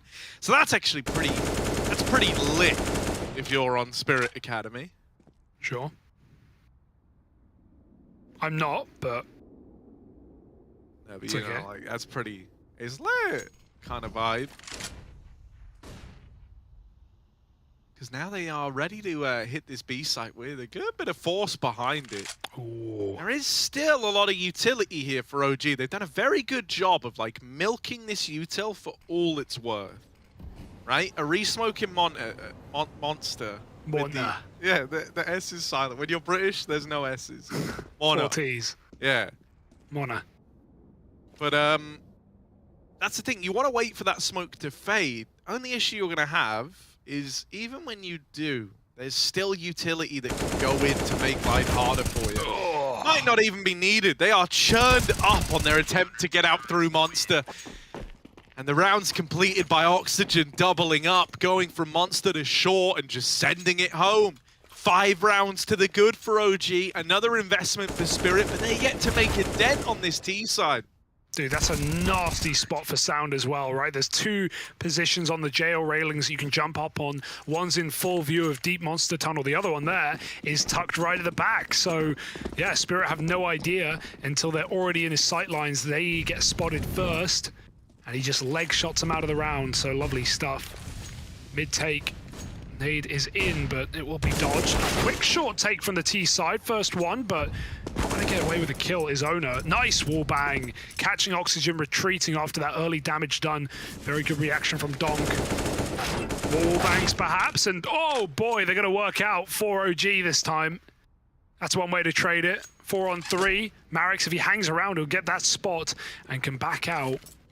But 3 players running up long. He does not know about that fact. He might just post with a bait from behind, but he's got no support right now. That player needs to jiggle for him, or at least get spotted. Marix needs a multi. There's one. Good trade, and Donk doubles up. He's on a 3K right now. He might just save the round. Hey, it's the Donk. Woo! Missed shot. Shakes now in hot water.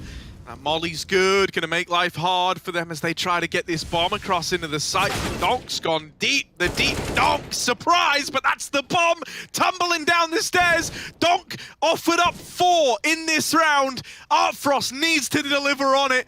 If you can't win this one, what round can you win? Sound just waiting.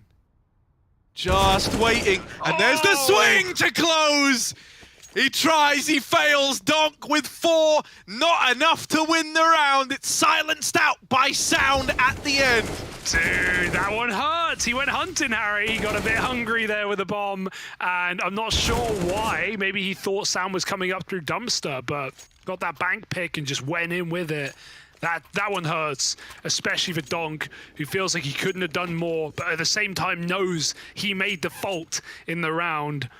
That one really leaves a mark. 13-7, flawless CT side right now. And no signs of slowing nor stopping for OG. Brutality. One gun, Donk's gone in big, and I don't blame him after these last couple of rounds. But I don't know if it's going to get through the amassed monster setups we've seen in this series so far. Right now, it's only jump spot for Sound. It is a way in. There's no molly, though, to push him out of position.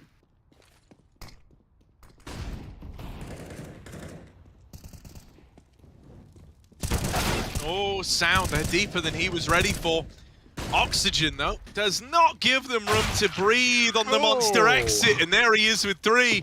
Him and Dementor, man, they make that look easy. They make it look easy. They break apart the monster play, and that's been the case for Spirit Academy in pretty much all of these B-leaning rounds, is the monster side just gets eviscerated under a multitude of different setups by their opponent as well. It's not like they've got 1 or 2 really clean ideas. It feels like no matter really what the stakes are down on B, that the OG are going to ruin a monster play. So yeah, kind of rough, because Spirit, they really like these B-lean rounds, and they're getting absolutely nailed down on that side of the map, so they need to look elsewhere. The answer could be in Connector here. Shakes out on a bit of an island, playing around this smoke. It's risky, and really, at best, was hoping for a 1-for-1. The fact that he doesn't even get that is very problematic for OG. Oh, they spotted him going long as well, but he still gets the kill. Dementor could save this round. He's bought room for Sound to get out into the site, and they're drip feeding them one by one. They go in, they die. Artfrost, again, needs to bail out his squad, and he will get an entry. Good spray, but not committed to that second kill. Sound will take another player out instead, and Artfrost is playing Ring Around the Rosie as he ducks, dives, and weaves back to safety, waiting for Donk, the hero of the map here for Spirit, to save this round. Right now, they still consider this could be B, or they're being flanked. That's not the case. Donk's got space, and if he stays here, Artfrost could even get a stick on the site. As soon as he plants, that will confirm to OG both players are here. And so now they can set their sights on that defuse. Donk will die. It's up to the AWP, and he's trapped. They know it. Nowhere to go, nowhere to hide. Just got to hit his shots. Has to be quick. Oh, mate, and just as he leaves the angle, Sound comes around and shuts him down. Now 15 for OG Academy. Crikey. Spirit Academy, mate, they are head in their hands. They can feel how much this one has slipped away from them. Still yet to put up a T-side round. And so they've got to overcome that, and then they've got to go ahead and put, what, 7 more in a row after winning their first if they somehow wanted to make this an OT affair. Not gonna be easy, Hughes. Yeah, gotta give props to OG, not just the team, but the org as well, and giving these guys a boot camp and allowing them to play together. I think that's so valuable for, you know, just synergy. I don't know how many players are there, maybe all, but I'm definitely seeing fist bumps coming through in these rounds. So it's, yeah, of high value, just being in the same room, and a lot of these guys probably don't have that experience prior to the Academy League. So it's nice to see. And the results are speaking for themselves. This one looks shredded right now. 5-on-3, ready to end the first map. Their pick, and a dominant one of that.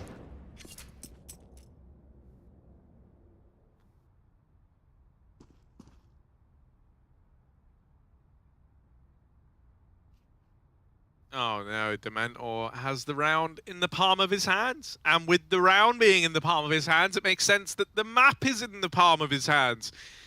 Once you can fit a whole map in there, when does it stop? Here he is wrapping these long players. Even though Marix could get sailed down the river, it's this flank that's going to seal the deal. Donk all alone in the clutch. 1v4 for the Donk. There's the first. Okay. Any more up his sleeve? Donktacular would be needed in this one. And there's the swing at stairs to seal the deal. OG Academy 16-7. The Spirit squad, it's crazy dominant. Not even one T-side round getting put up by the opposition. And that's going to leave them a map up in this series, feeling in pretty high spirits after that one, I can imagine, ironically. I will say it's pretty dead T-side for Spirit, but despite that, I have a lot of faith in OG as a roster right now. Like this squad, I think they could make a bit of a run. Most impressive game so far. Obviously, only seen 3 maps, but that was very clean. The comm segments were very nice for OG, just to hear how calm they were. Dementor, despite his relative inexperience, seems to have a great head on his shoulders. He's got the respect of his squad. We've got a lot of hard hitters in this team as well. Oxygen with a couple of clutches coming through. Donk, maybe even MVP of the map, but doesn't really matter when you lose it, does it? And yeah, just very impressive game out of OG Academy to start their gauntlet run. Of course, winner of this BO3 goes on to take on the Young Ninjas in that final game to get to playoffs and to enter the top 4. OG are in great form right now. Question is, will Vertigo look anywhere near as easy, Harry? Dude, I mean, it's such a weird one to quantify because, like, for Spirit, it's one of their go-tos. It's a map that they really like, one that they feel more comfortable on than Overpass, we'll say. But OG, like, the other thing is they haven't really played it a lot, right? They haven't really played it at all. It's not really one of their go-tos. That said, the one time they have played it, they beat Na'Vi Jr., which is legit as hell. So it's a very hard one to quantify. I think the idea of like boot camp and whatnot even plays into like informing yourself on that decision. And this game was super dominant with really key players for Spirit going entirely quiet. Artfrost might have had 2 really flashy, really big, pivotal rounds in there where he was very much like the driving point as to why it happened. But other than those 2 rounds, I can't think of him achieving or doing anything that's significant for his team. And you know, when you're soaking up the $5,750 buy, you need to be putting up those numbers. You know, especially you need to be up towards top of the board. With a slow start as well, right? He's like 1-7 out of the gate. That's why OG got off onto such a harsh T side, winning the half out very, very clean. So yeah, great game out of OG. Pretty even kills. A shakedown at the bottom with like 10 kills, but he had a lot of opening kills in that map alone. So you know, it doesn't really matter too much. Didn't get held back by that at all. I'm impressed at OG. I'm somewhat disappointed in Spirit, but maybe on that next map, the map as you've already pictured, that OG doesn't play or hasn't played, and Spirit is a go-to, maybe we've got some hope. Maybe we got something to dig deep for. You'll have to wait and see, though. That second game, Vertigo, is coming up after the break.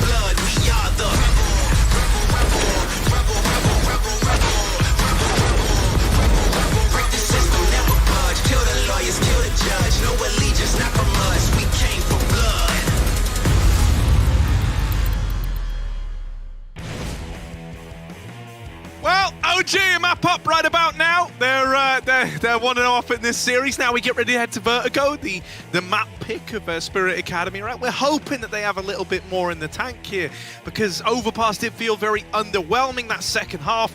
They didn't even put up a single T-side round. They got blown out the water by an OG that looked super convincing and very calculated and calm in a lot of these mid-round moments.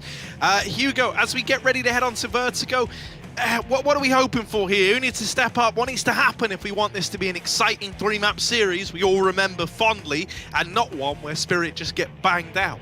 Yeah, well, Art Frost needs to I was going to say keep it up, but maybe just start stronger, right? Really slow to begin in that previous map. Had a couple of rounds near the end, but it all felt too little too late. I will say what's surprising to me is the big performers of that game were the newbies, right? And I say that the last couple of season additions in Owner this season, and in, of course, Donk, who played last season as well. He looked insanely good in that game. So these guys are no problem at least, but maybe it's the old guard of Spirit that need to pick themselves up. Sotfigure's coach, maybe you can hype them up into this game. The best part about this is if we manage to get to a third, suddenly the script is flipped, right? If you remember some of the CT-sided games out of Spirit back on Dust 2, like they played really well in previous seasons. In Season 3, I remember some great Dust 2 games from them. They scared everyone away from playing that map against them. So there's that in the tank, but the question of whether we're going to get there is on the tip of my tongue right now, Harry. At least Spirit's previous results results are good. They managed the only 16-0 in this season over Eternal Fire on this exact map as well. That was a CT-sided 15-0. So there's there's some good things there. And let's see if they rear their head again here in Vertigo as not Maui Snake jumps off the building and we get into the second map of the series. Yeah, but not before, finishing this little warm-up segment. Yeah, good to get your aim, game, and brain ready, Harry. Is your aim, game, and brain ready? My aim, my game, it's all ready. It's all ready. I'm pre-packaged you. I'm ready out the box. You put a USB in me, and I'll sing like a canary. Okay, comes with fully charged batteries. Good for him. Tempting buy. I think we've got a swap of the sides. Have you ever tried plugging in like a cable into your body just to see what happens? No, not really. No. Well, Where would you put it? I hate to ask. There's a couple of orifices that would fit certain cables. What's your favorite? Yeah, thought not.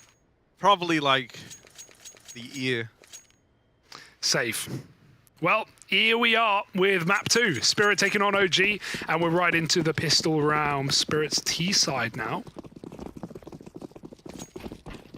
They're going to run right up A. Shocking. 4 on B for OG. It's going to have to be a retake. Thank goodness they have the kit.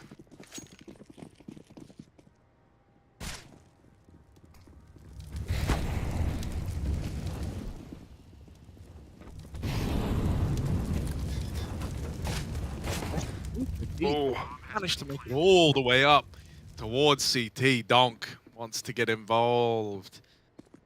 Didn't learn your lesson before. You mess with the donk, you get the horns. There's one. There's two for Donk. There's Donk dead after 2. As we expected, Oxygen gonna fall as well. And Shake, they line up for him, but it's owners all damn day. Love that for Donk, right? We saw that pistol earlier on. I think it was Astralis who ran it, just taking a lot of space. They had a double molly to get the site. One on Heaven and CT. It was a really nice lineup. It burnt out anyone on top or bottom. And then one on the boost just in case. But neither were, well, second one wasn't needed, I guess. Donk's still able to slip into that little packet right at the back of the site. And we already explained earlier how hard it can be to retake against that kind of setup. You don't often do that in gun rounds. CTs will have a lot more utility, but in a pistol, it's perfect. Full B play with a man holding middle, maybe late lurking, and everyone else creepy crawling their way up the B stairs. My God, 3 Molotovs on B. OG know what's going on, but can they stop it? Well, Marix is still alone, doesn't have a friend in sight yet. And so he's gonna have to do this right now, and with him falling immediately, it's not boding well for OG Academy. All's well that bodes well, and over here in mid, there's that little late lurk from Donk, cracking some skulls open.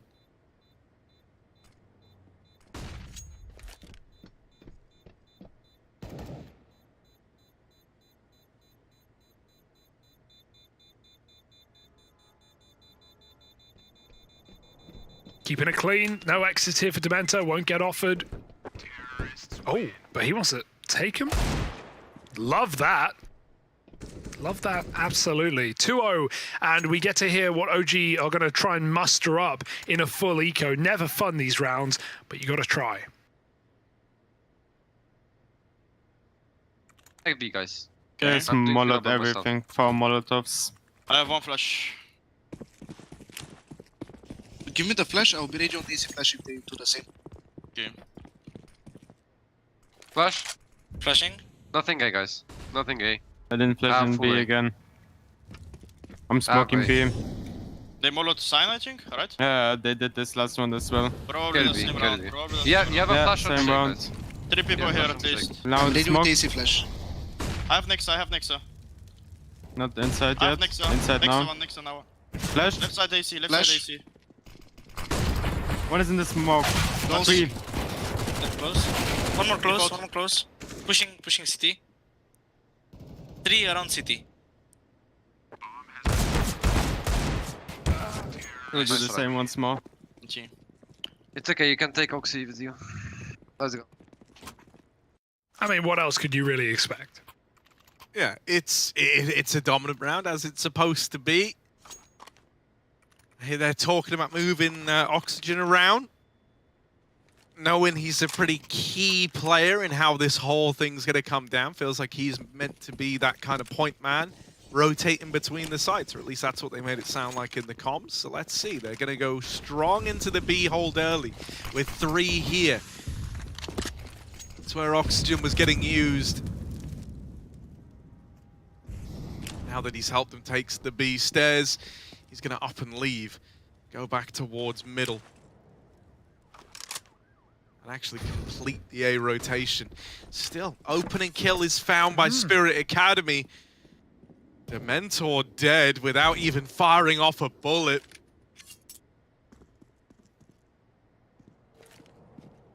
And now very, very scared as to what's happening. You don't really know much about this round. You had some control over at B.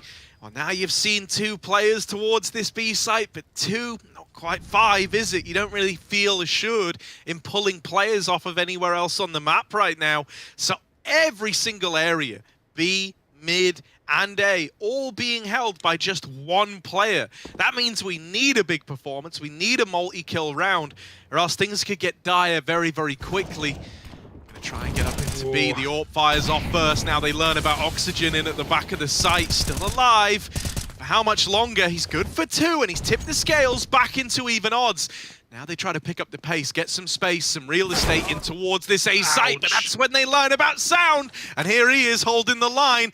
The scales have been tipped. The script's been flipped. It's a 3v2 as this bomb moves up the A ramp. 20 seconds, you may as well throw all your players in here, and they do. Over the top, Sound drops the bomb, and they're going to rush this plant, whether Notaneki likes it or not. It's OG on the board, about time in round 4. And I like that pressure. They realize that with the clock in their favor, there's no way they can lose if they play that aggressive. Lovely B-hole for Oxygen. That was a 3-on-5, Harry, where Oxygen puts up a double kill, smokes the molly, and even lives after the fact, forcing Spirit back into a bomb site. The one fight that was a bit far was the player rushing down that elevator guy, I guess seemingly believing that the bomb site was empty, but with Sound there waiting, was able to keep that in the advantage of OG when the execute finally came through. A bridge too far. Spirit will cross another to get back towards this A site. Trying to AWP over the smoke is Art Frost. Won't be finding much. No peeks for OG. They're back in the site, playing on the sandbags. And even then, not convinced. Spirit have done their defaulting in middle, but it's not caused any panic for OG. Just Oxygen spotting it again from that construction leaves the majority of Spirit at A. Zontex could fake with 2 flashes, but it will do little. He's going to regroup with his team instead. Oh dear. Gets the opener. That's not the start you wanted, though. Not if you're a Spirit fan. The other 4 still trying to get up the face of ramp here. Lobbing in that standard smoke wall util, but there is a man ahead of it pushed up at short. Also Dementor nails 1 moving up the ramp side. They went for like the deeper variation of the smokes, the one that actually lands in elevator, but that left a lot of sight lines open. Meant that these site players could get involved, and so suddenly the money's in a really bad way for Spirit. This is OG well and truly on a route to tie this game up at a bare minimum. Yeah, they also didn't have anyone on short, or at least they didn't win that short fight. So doing those deep smokes is of little value when you're on default and you're getting peeked by short, by boost, by CT. So needed that that short control before they were going to do anything there. And the molly did nothing. All it did was push OG back, and then they re-aggressed as soon as it faded with 2 players. So nice setup with the AWP. Shake's looking solid, hitting a couple, and Marek's solo B continuing to just stand strong. Takes one. He's hungry for more, but it's only pistols, and so no punishment. Spirit will walk out mid instead. Dry fights against it all. Maybe the boost could net them something here. It's going to have to be a flick from Shake, I believe. I don't believe. Owner owns him. And Oxygen now has to pick up the pieces. JK, they're leaving.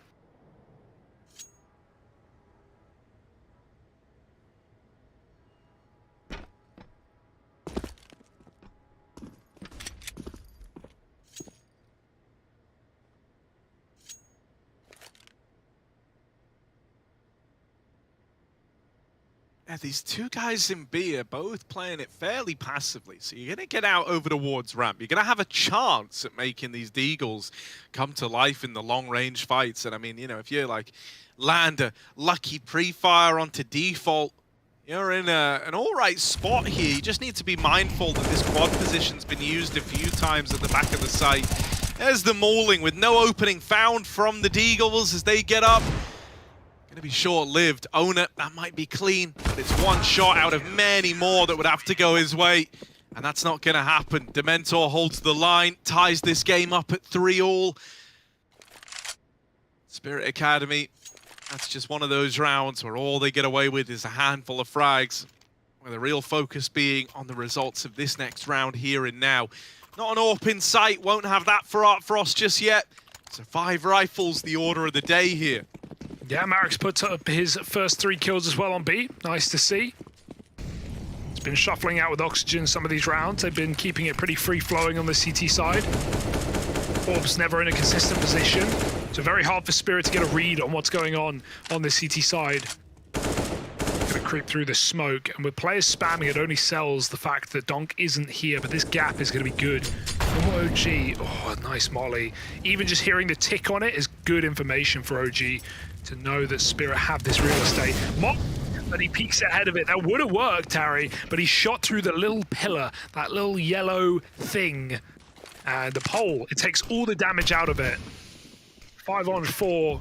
Spirit need to make this round work now. Shake's kind of lost to the smokes in the side. That's ugly. And then the short walk is being considered by Donk. It's a very short walk indeed when Donk is on the other side of it. Yeah, that one just kind of falls to the wayside for OG. They're going to have to forget about it and go next as they try to save on these 2 players that were, you know, having to rotate over towards A. This one is just too far gone.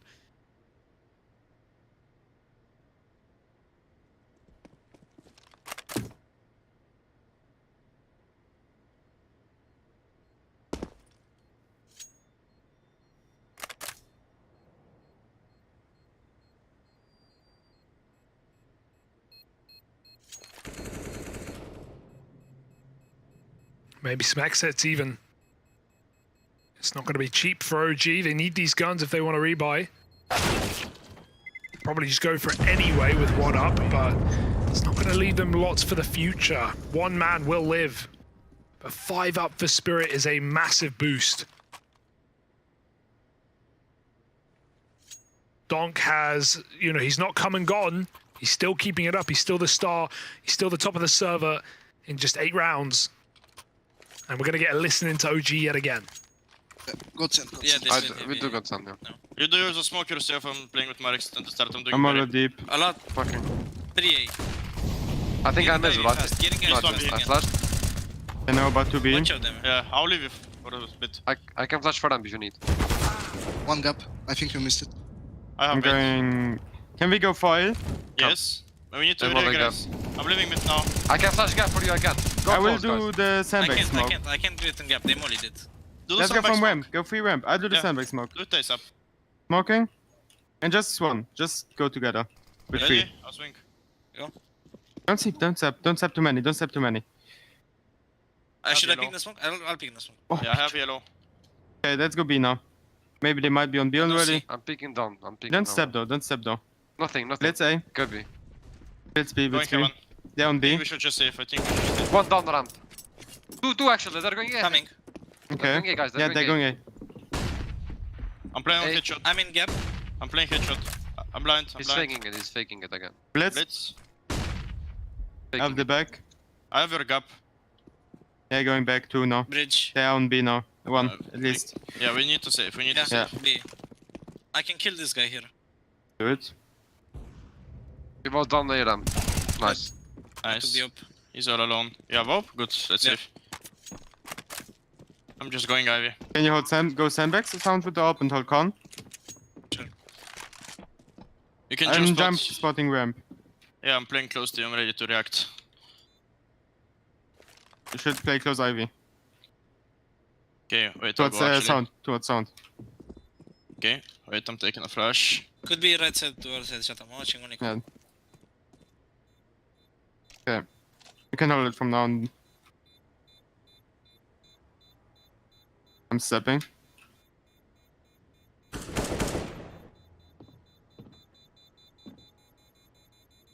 I'm hiding now. Don't.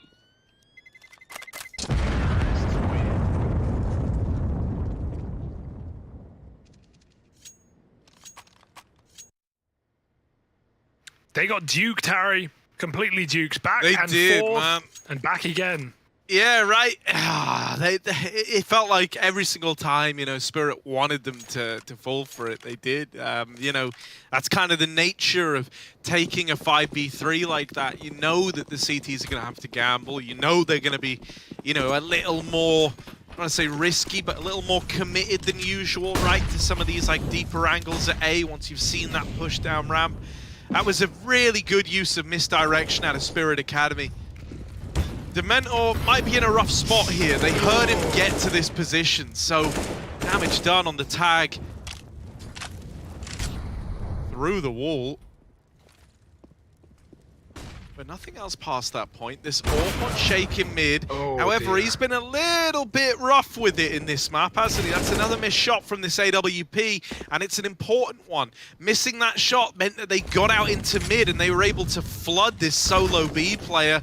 Things have gotten very, very bad very, very quickly, and that AWP is cursed. No one who picks it up has been able to get anything done with it yet. Plant down inside a B. This is a sick round for Spirit, and there's nothing that OG can do about that. Yeah, really solid, clean rounds out of Spirit, and I think they've realized how much stake OG are putting up on this A bomb side, right? Again, it's 1 mid, 1 B, 3A. That's the default, and they don't really seem to pull away from it in the mid rounds very often. In fact, more often than not, reinforcing that A site. To be fair, Spirit have been here fairly often, but now they're starting to run B splits, run fakes, and OG just get caught out each and every player. Oxygen wanted that exit, but couldn't get it. And 6-3 is a beautiful lead for Spirit on the T side. OG had some excellent T sides back on Overpass. Flawless, if not nearly. I think it was flawless in the end. But regardless, not going to be much coming out here in this round. A little leaky beaky.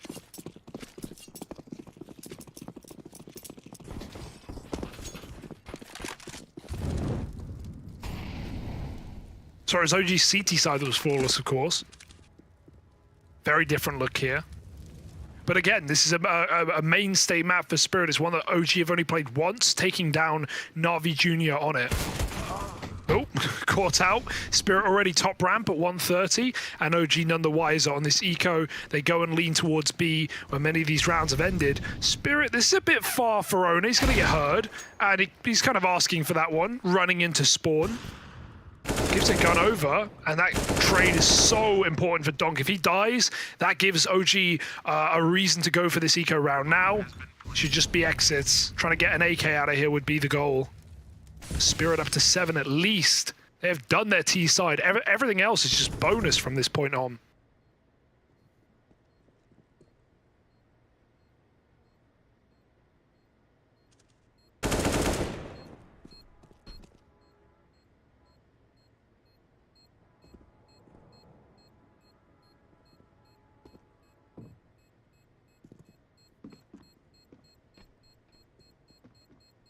Yeah, this is kind of dire for OG Academy. You know, they can still right their wrongs, they can still recover, but thus far there hasn't really been a glimmer of hope in a lot of these rounds. Like, they're very far gone.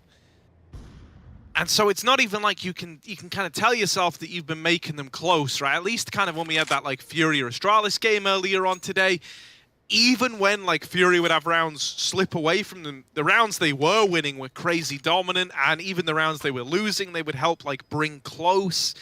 This, I'm having a harder time like looking at your route back in. They're kind of getting mind gamed across the board. They're very paranoid with some of these rotations now.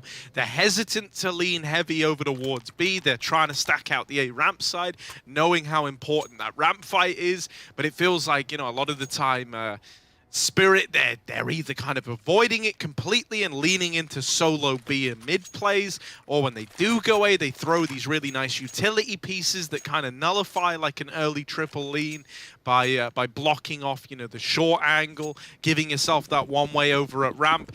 So this is going to be like a real test here for OG Academy. Can they come up with a solution to what feels like an impossible problem to solve? Fast up the B ramp, and there's Oxygen with a double. Yeah, they finally put him back here, right? Had enough of being out of the picture. Definitely been the best player for OG in the series so far. And taking out Donk as well is a big scalp to find. Artfrost is patient holding this flank. He's read it well. Dementa is right here, but he's not jumping the gun. In a 5-on-3, it's up to Spirit to make the next move happen. Dementa, he might still get cleared. They look very aware, but my God, he's going all the way out. Great Spidey senses. They're tingling all right. He might even get a kill from it. And there it is for Dementa. Keeps up the spray. Artfrost down low. Nade might just do it. I think it will. Artfrost goes wide and he gets headshot through the stairs. 5 up for OG. That's a sickening round to steal. The double shut down from Oxygen. And as soon as they realize that was the attempt to the B rush, the space gets taken right back for OG. They get up in their grill and they keep it clean while they do it, brushing their teeth. Still a long way to victory lane for OG, but one step in the right direction at least. It's going to feel super grindy though, right? Like if you wanted to still win out this half, you're going to have to win 4 more in a row. By the time you actually start doing that, loss bonus will be starting to max out for Spirit. So, you know, that with their residual money still looking good, you're going to have to grind through buy rounds for the remainder of this half pretty much. So you don't get those little freebies that you sometimes get to help you on your way in pulling a comeback like this. Still, there's the opener. Shake finds it with his AWP. Much needed, I think. You know, he's had a really, really rough go at it. On Overpass, he wasn't super involved. He was in opening fights, but he didn't have like an incredible pop-off game. He was just like a stable AWP opener. Well, here, he hasn't been stable in the openings, and these quiet numbers are starting to show up again. So we need him to find a bit more on this AWP. 1 kill in the round already. Why stop there? Many more to be found. Gets off after the flash. Donk is not in a hurry, though. Artfrost, meanwhile, uses his AWP to try and pick up this site, but dropping off and being heard while he does. But it is still that A play. Zontix is regrouping, getting the bomb, bringing it into the site as they start to run and execute. This is a problem for Shake. He's about to be mollied out in this corner. He's got to pick a side, and he decides to back out, but does a molly in while he does. Bomb dropped. Oh, the spray was almost 3. Sound will get 2. That might do as Marix goes over boost and follows up. You cannot stick this plant, and they never knew about Shake still being here. Picks up a second in the round, and better late than never as OG start to find their footing in this half. I do agree, though, like, as an AWPer, we see so many teams cutting good AWPers. I think OG is their main roster as an example. Being good isn't enough. You've got to be the best. It's such an important role. It's such an expensive gun. You can't be inconsistent. And so even you know, Man2 getting cut, even Hades being cut, players like this that are definitely very strong AWPers shows these orgs, you know, need to get a tier 1 AWPer. Your AWPer has to be one of, if not your best player right now in CSGO. So, yeah, Shake's got to keep it together here. Got to step up. That round is a nice sign of the times, but it can't be a flash in the pan. Very quick air exec here. Yeah, standard smoke wall down. Gonna deny a lot of the vision to OG. Sound trying to fight ahead of it. Oh yeah, electing to get out of there. Maybe at just the right time. They just made it up short as he disappeared into that smoke. Jake hoping he could have found something on that little smoke spam. Flash around the corner. Sound gets the info that 2 players are pushed up. Dementor's caught fighting at ramp, and Shake's now dead. Sound's gonna hold this site alone, and he's decapitated. Donk with a double opener. Marix and Oxygen moving in from this B-bomb site. They've dealt with that first man, but that's the end of the line. And Oxygen is left saving. Bowing out of this round, he's gonna give Spirit an 8th. Dude, these scrappy rounds are so nice for Spirit, right? Just killing everyone in an instant. All 5 Ts facing on the ramp, and OG don't have the numbers to stop them there. They also got so much control for free, right? Walking the entirety of the way up A. OG definitely weren't ready to be hit by an execute in the first 30 seconds of the round. And again, it's just been saving and saving some more for this OG side. A bit of target practice in there at the end. Something that's like even more insane though is like Spirit actually waited till their smokes had faded. It's not even like they had utility support in that like exec, right? They were pushing once the short smoke and the default smoke had both disappeared. So, you know, that normal factor of kind of cutting a lot of the sight lines out wasn't even a thing. Those were just straight up gunfights getting won by the Spirit side, and it's kind of terrifying that they're able to pull something like that in this late in the game.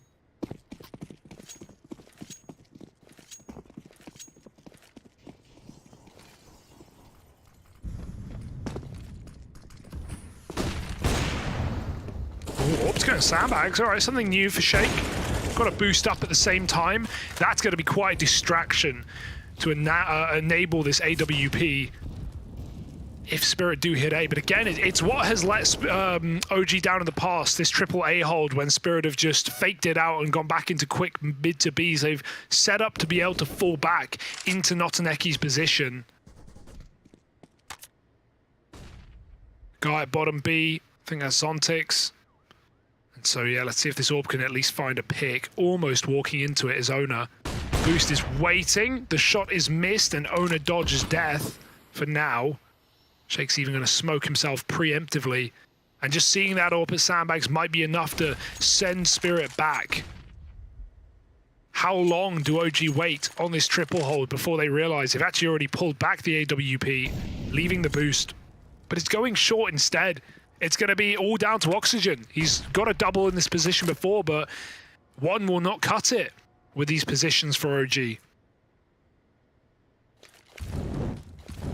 Yeah, if man has shown us anything, it's that he tries to get ahead of this though, right? He tries to make reads happen, and so he has shifted this defense around over towards the B site at the perfect time, with Oxygen also finding a lot of success in anchoring it down. This is looking like a done deal. OG in with a 6th round. Even though Donk has got this gnarly flank with so little time left, he would need all the kills right now, and that's just not going to happen. Kind of impressive he even gets 2 out of it. So 6 for OG Academy, a chance at a close first half here at an 8-7. All in all, I don't think that would be too disastrous for OG, considering the strong precedent that Spirit set early on in this T side. You know, they were up at 7 rounds super quickly, it felt like. And so at least OG have kind of stumbled back to their feet towards the end of this half. Yeah, this last round of the half rather is going to be very valuable though for OG. Still want to be winning your CT sides on every map, especially Vertigo.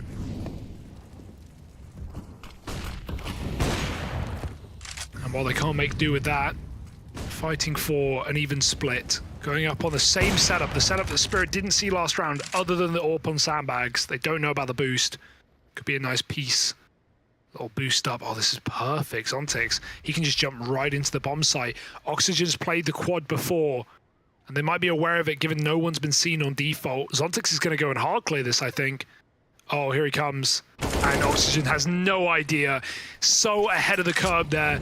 Just walks his way into B. And, you know, you could argue the round's done off the back of it. They've got to try. But 3 players in B, a lurker in middle, Donk killing A rotations. It's coming in big. There's a couple of frags back for OG suddenly. And you're starting to reconsider this round. The bomb is down. But Spirit up close. Oh, that is not an easy shot to hit, but Artfrost makes it look so.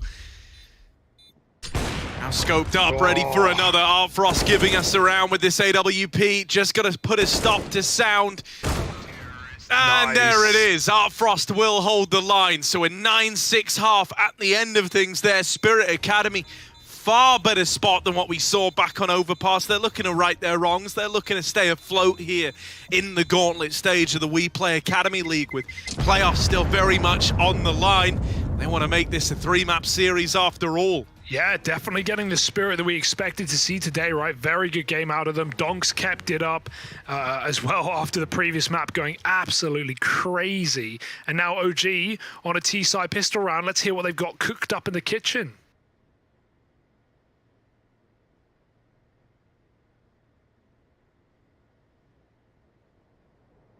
Oh, we got a tech first. And then we'll be back in. Or tack, rather. We don't want to leak everything. We'll save it for the round.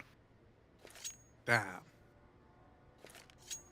I'd hope this is how we learn everything about everything, but that's sometimes the way she goes, you know how important this pistol round is, so you call in a little pause coming into it. Yeah, that's what FURIA did back on Overpass, first round. But I think we're in now. Do we need another one, maybe? Sound? We need. Go. Ah, I'm here. It's okay. Oh, that took too much. Close. Guys, remember the round. Remember the round. I'm buying smoke and 2 flashes. Oh, It seemed like Sound there was AFK and had to come back. That's a And classic. So they've had to take another pause to now fill him in. And then he joined the second the pause started. Oh, dear.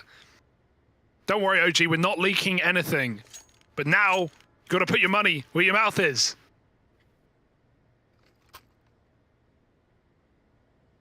Third time's the charm.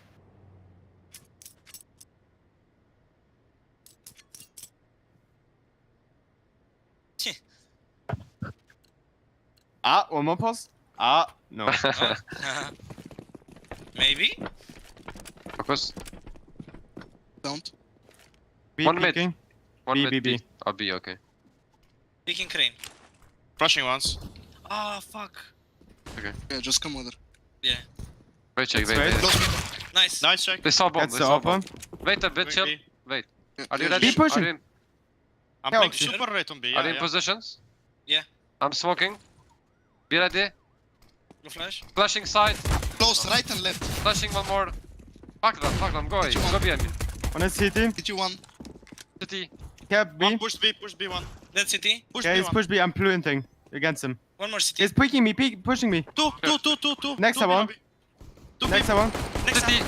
Two B lobby. That's city. Last It is flash down. to Next lobby. Nice. B lobby. B Ah, lobby, flash. lobby, Let's kill him. Wait. Let's kill him. Flashing glaive. Nice. Nice. Good job, guys. Nice. Yeah, man, more of the same from these OG comms. I do always like listening into them, though. I think, I do. Even there, you know, I like how every little detail was commed across, like no matter what. And then you have this kind of like centralized voice being the one to, you know, like kind of yell the orders, and usually that's coming from Dementor. It's very, very, it's kind of super clean. I like it, man. And it feels like they give Dementor a lot to work with as well. Ooh. Oh, no.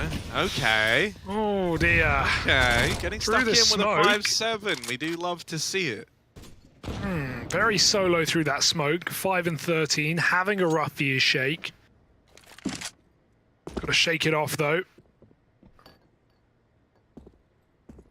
Back to B, huh? Only one guy here right now, but already moves being made by Spirit, who realize it's going to be quiet on this A site. Yeah, I mean, also, like, you don't have a lot to play with anyway, so hell, man, you're already a man up. Why not free up the resources to go and reinforce that B site? And that's exactly what they've done. This second player here, will get toppled. Sound on a bit of a tear, 2 on the opener. Upfrost even helping him out. What? How? I don't want to know. Oh dear, this was a 5-on-3, even with only pistols and a scout. This is still, should have been a lot better than it is now, and it's only going to get worse. Artfrost has to save, tail between his legs, and a bit of an embarrassment, killing his teammate in the process. I think he saw someone on the pixel cross, but that's right when Ono jumped into his scope, or he got surprised by his teammate, one or the other. That's, oof, that's a yikes, Harry. I like it though, because both these teams have like a guy with an in-game nickname that's almost a little bit problematic with like normal phrasing. Because you imagine trying to introduce a certain player from Spirit Academy and say, oh, this is Spirit's owner. And then people will go, oh, you own Team Spirit? It's like, no. And then sound is the next one, because what do you do if everyone's talking but you need to hear footsteps? Yeah, sound. Yeah, what? And then he goes, yeah? And Yeah. then you go, no, Shut up. like, be quiet. Ah, guys, I'm dead. Gah! And, you know, that would be frustrating. It's a very good point. Wow. You've done So something I'm there, assuming they use the word, like, comms instead. Harry. Silence!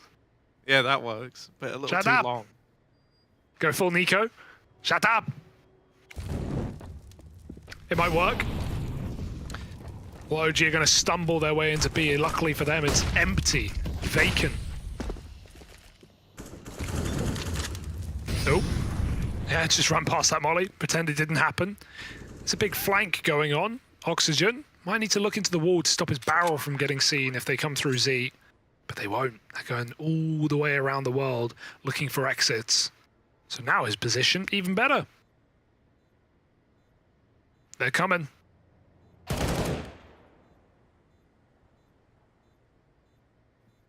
They came, they saw, they died, and now they save. 9 rounds for OG, 5 alive going into their bonus. And this game's suddenly a lot tighter than it was.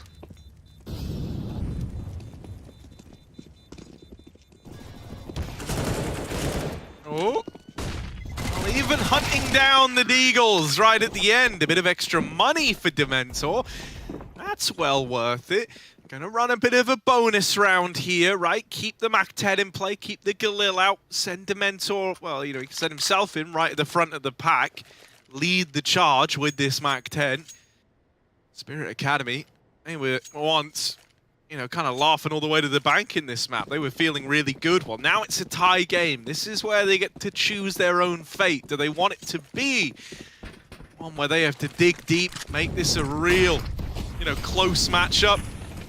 Do they want to run away to a third right now? Zontic certainly wants the latter. He's doubled down on the short push. Dirty. Very dirty. Mac-10 goes through the smoke, but then he just sprays out that second player behind it. So not much that could be done there by OG.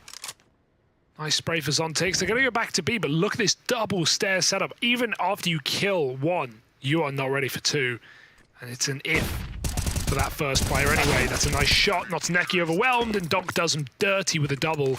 10 rounds. It was only a bonus, is what OG can tell themselves, but it's still a massive round for Spirit to break this mini streak and to come out with 4 alive in their first buy.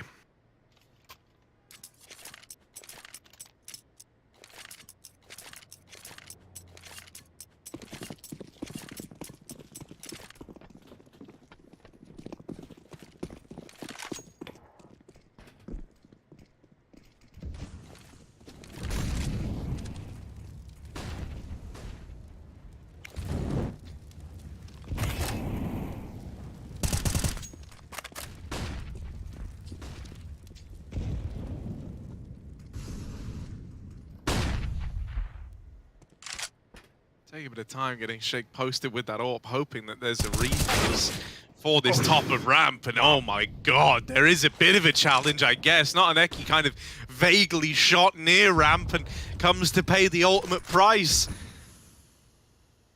Early 5v4 for OG Academy, and we know that when they get these, they do like to wait. They know that re-aggression is likely right around the corner. They're not wrong in that assumption. Deep ramp control taken while Owner is challenging over the top of this one-way. That's a good damage nade onto Oxygen, brings him down to half health, makes Zontix's life a little bit easier down here towards the bottom of ramp. Him and Owner combined for a kill apiece. And this decision to wait around, one that normally has boded quite well for OG Academy, has had the opposite effect here. They wait for the fights to come to them, and they do come to them, but they lose both of them, and are now left a man down trying to get into this B site. That is a clean opener for Marix, who has carved a path to a bomb plant here. They're not saving it. They're, I presume, waiting for this flank. It's very quick for Zontix. He pushed down on a ramp after his double, or after his kill, and now he's ready to put the knife in the back. Sounds holding from default. It's actually a good setup. That AWP just can't back up. It can't reposition, or it will be on the chopping block. Head cut off, and now a 2-on-3 that might be a save after all. Spirit didn't want to give this round up. They were up a man, but OG break their way through B, and Marix, who started this game quite quiet, came in with a couple of impact rounds towards B, but mostly it was Oxygen doing the stellar work as a B anchor when he made Marix take middle.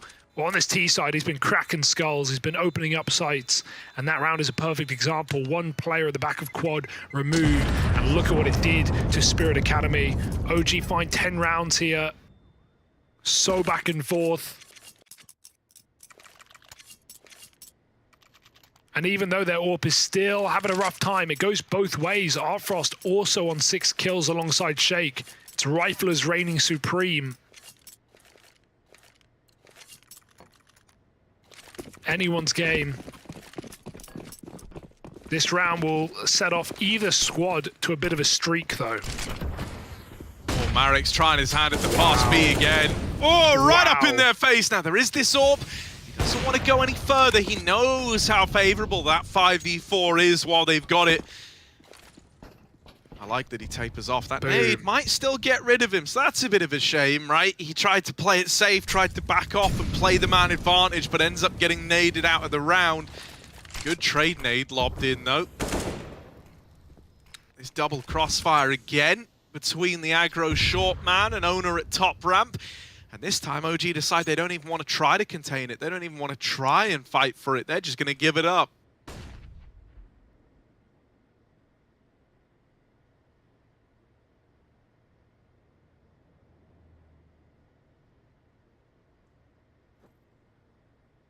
Boost up. Artfrost flick. No, he leaves right as they get set up. And now they know where he's going. They saw him. Dementa hopes he jumps back over Con, but he's playing green right now. There's that mid-rotate, and he was ready for it. Dementa cuts down Owner, and they can just set their sights on A. They know that that mid-player's been peeled over. They know which site is weaker of the two. Good shot for Artfrost under the smoke, and Zontix has even held on to the round as well, but now his flank means nothing. OG own the site. 3-on-2. They've won this before.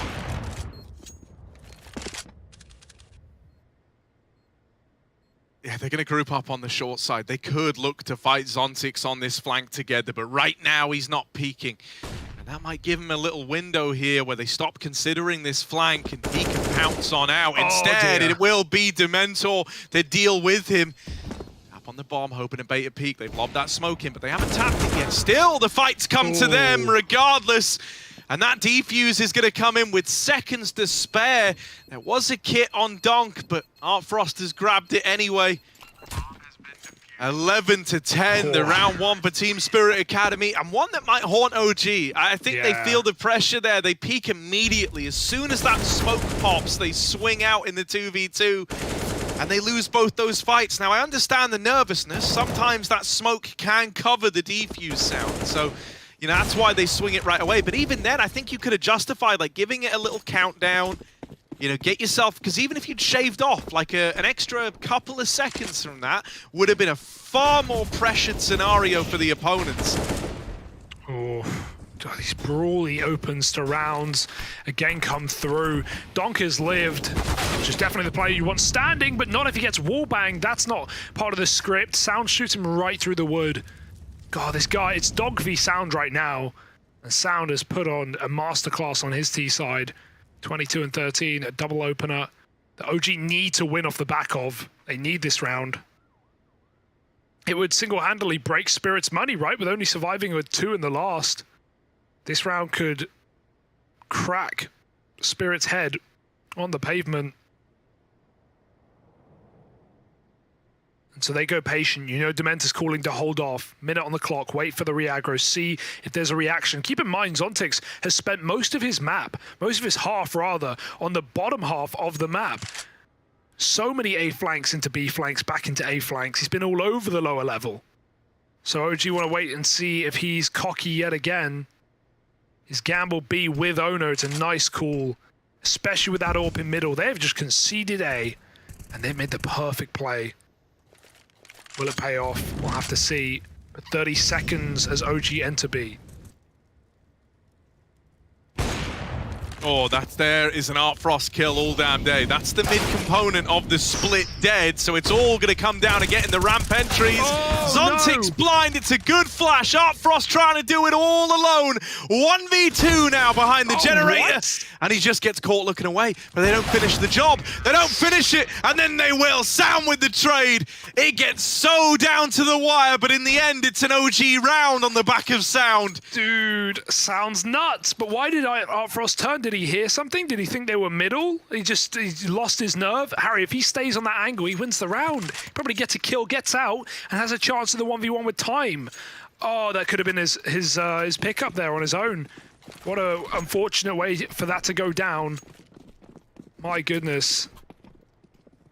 It's getting tense. Everyone's feeling the pressure, feeling the burn.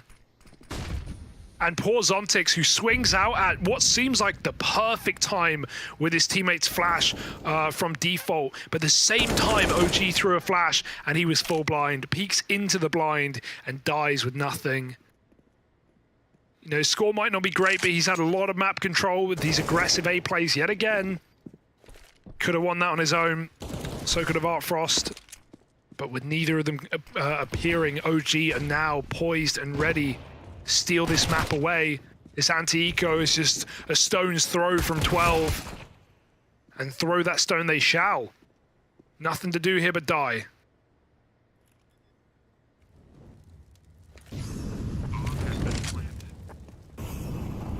Oh, even the mollies to try and clear some of these close angles. Sound just padding his stats up, man, making this scoreline look even prettier with 2 there up on the anti-eco. And now OG Academy up in the lead. Okay, crunch time now for Spirit. It really is. They might have had this game looking sewed up at one point, but it's been a long while since then. Long time since that strong start of the first half. Since OG have made it into this T side, things have been a lot more competitive. It's been neck and neck since the results of the pistol kind of came to fruition. And now OG are the ones in the driver's seat. If you don't win this next round, Spirit are in really bad shape. That's the nature of this CT side, right? When the going's good, oh, it's really good. But lose a couple of rounds, have a couple of rounds come down to clutches, to tight little, 1 or 2 player surviving moments, and suddenly it's your money on the chopping block. That's where Spirit find themselves right now. They cannot sustain a loss, so they're going to supplement this buy with attack pause. Get their heads in the game, get it together.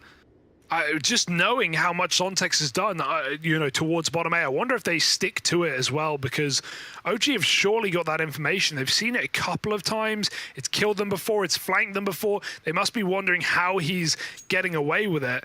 I'd love to see if Spirit have the cojones to do it again. It's such an important round in the game.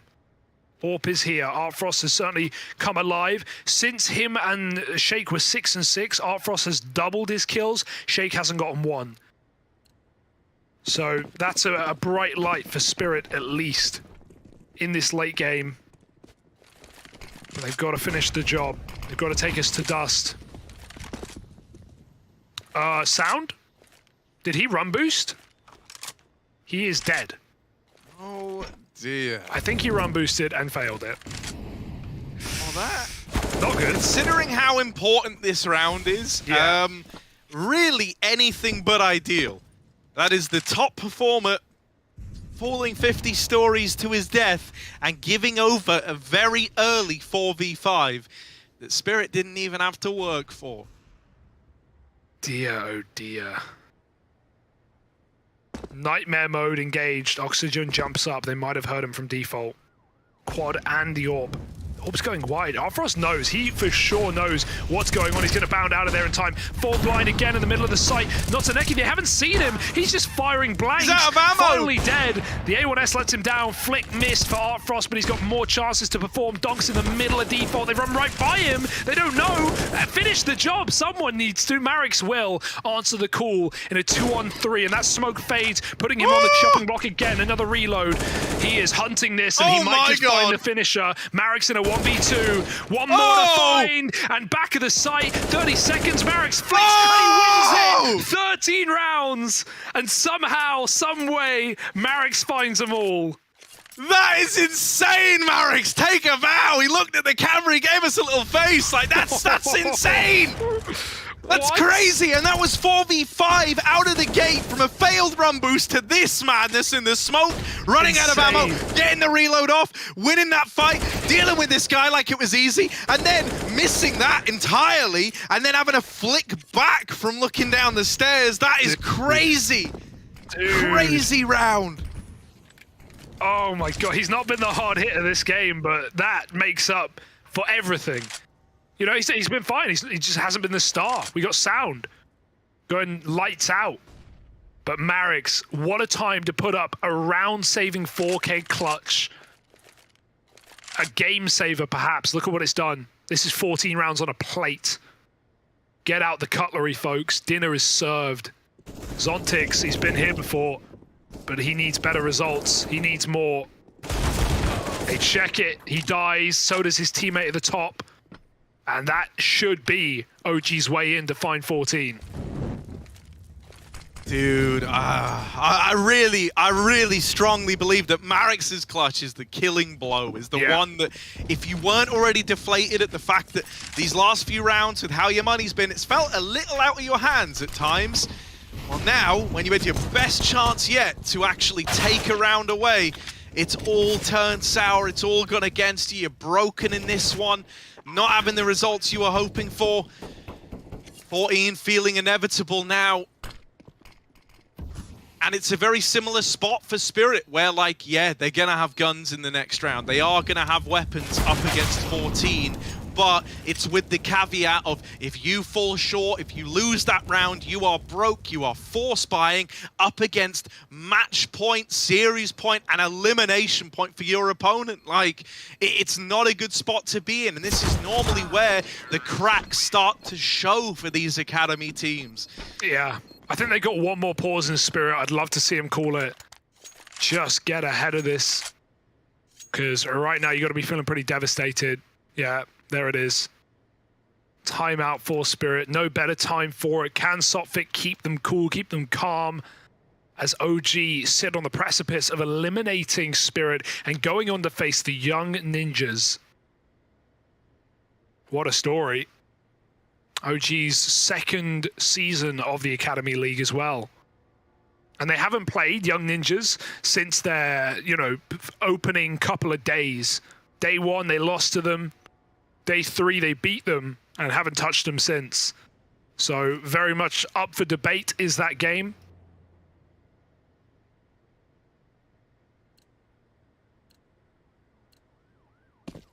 We're back in. Can Spirit keep their cool? Full rifles now. Shake's not feeling it on the AWP, and I don't blame him. He did at least get that one kill in Marix's 4K.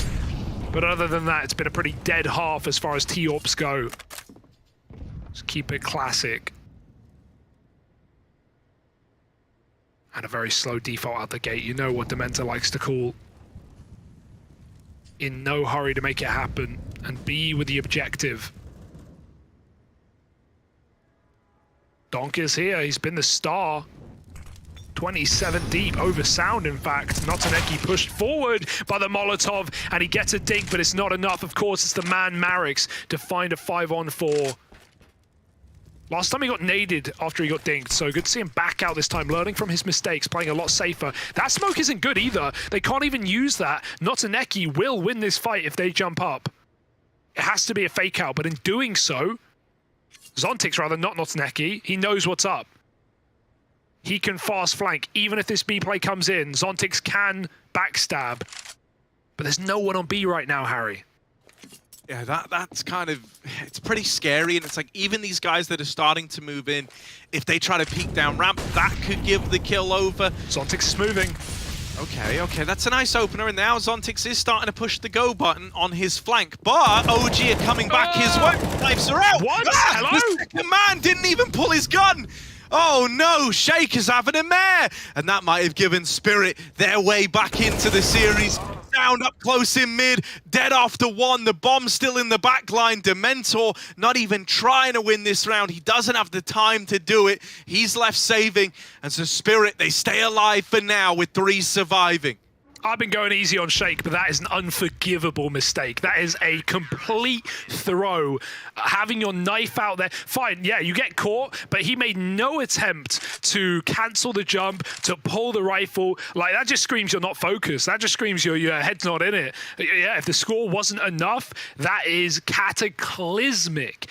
Even a trade there would have at least given OG a chance. They had a guy through B. They could have gone for an A play, had a flank. There was a world, there was a way, but he didn't even try and pull his gun out. I don't know. Out of the game, and not the time for it. Spirit have been saved. A lifeline given by, again, this flank from Zontix that has been going on all half. It's not news. It's not new. But OG keep getting caught by it. And now, these are the hardest rounds to call for someone like Dementor. Do you want to risk it all back to B? It's what's given them so many rounds gone by. Oh, and would you be shocked to hear the Zontix is pushing A ramp? You shouldn't be. Yeah, he loves it, man. I wonder if that's something he's going to keep doing. Nah, I don't think so. You should just turn your back on A. Yeah. It's fine. Right. Up towards ramp, Marix looking for a way around this smoke. Oh, Neki's waiting for exactly that. Oh. Deep breath, Oxygen. Oh! Through smoke! How? There's still a trade, but they're coming through. They're not waiting around. And Donk, he's only been good for one on these B defenses. They've been trading well. Artfrost, he's had a chance here before. He's got to do it again. Oh dear, there's a gap in that smoke. He's going to try and use it. Artfrost clean with his second. Out with the AWP again. Artfrost trying to give us something spectacular. Hat-trick in the round, but still has so much more to give. There's Where's this Zontix? ramp flank for Zontix that's looking to seal the deal, and so it will.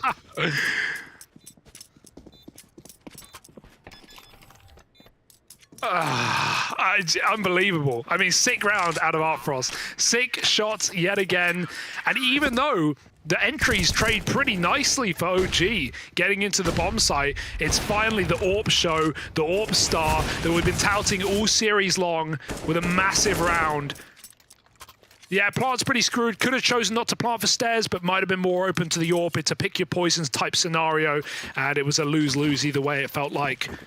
But my God, do they need to just kill Zontix, or at least hold for him? Like, why, you know, even around with a defaulting player towards A, someone holding T-spawn, it would just win you around. If you kill Zontix in T-spawn under A, you just run A, and there's no one there. Those rotates would be so late. It's what's allowing Spirit to run these mid and B stacks, and this round is no exception. Donk, on an island, needs a multi-kill as to not give his opponents weapons. Oh, smoke over. He's going to try dodge flashes. He does. Good spray. Lovely shots. And Zontix is actually there to help out as well. Easy does it. Marix with a trade, but no more off the Tech 9. Unless Oxygen has a good time, and he might. Quick gun pickup. Damage is key here. Yeah, if he can get it down to 2 surviving, that is brilliant for OG Academy in terms of keeping the pressure on Spirit. But I like that they're not swinging, they're not taking any sort of risk here. It's a double-layered peak. He can't win that fight. He can't do anything more than that one lick of damage he was able to lay out onto Owner. And so here we are, 14-all. A tie game. Whoa. Heading into the final 2 rounds of regulation. Even a pause called out from OG. Yeah, their last one. I'm pretty sure Spirit have one more in the bank. So there's that. keep in mind, this streak of 3 from Spirit came off the back of their paws as well. Just getting a breather. It's not even necessarily what the coach says to you. Sometimes that can be extremely valuable, but it's often just the chance to reset, to put a punt in the momentum of your opponent, let them overthink it, catch your breath. And Spirit have been reminded what they're fighting for, a 3rd map to avoid elimination here in the Gauntlet. They can win Vertigo right here, right now. Dust 2 suddenly looks attainable, achievable, perhaps, especially with the Orb battle continuing to go more and more one-sided in favor of Spirit as rounds go by.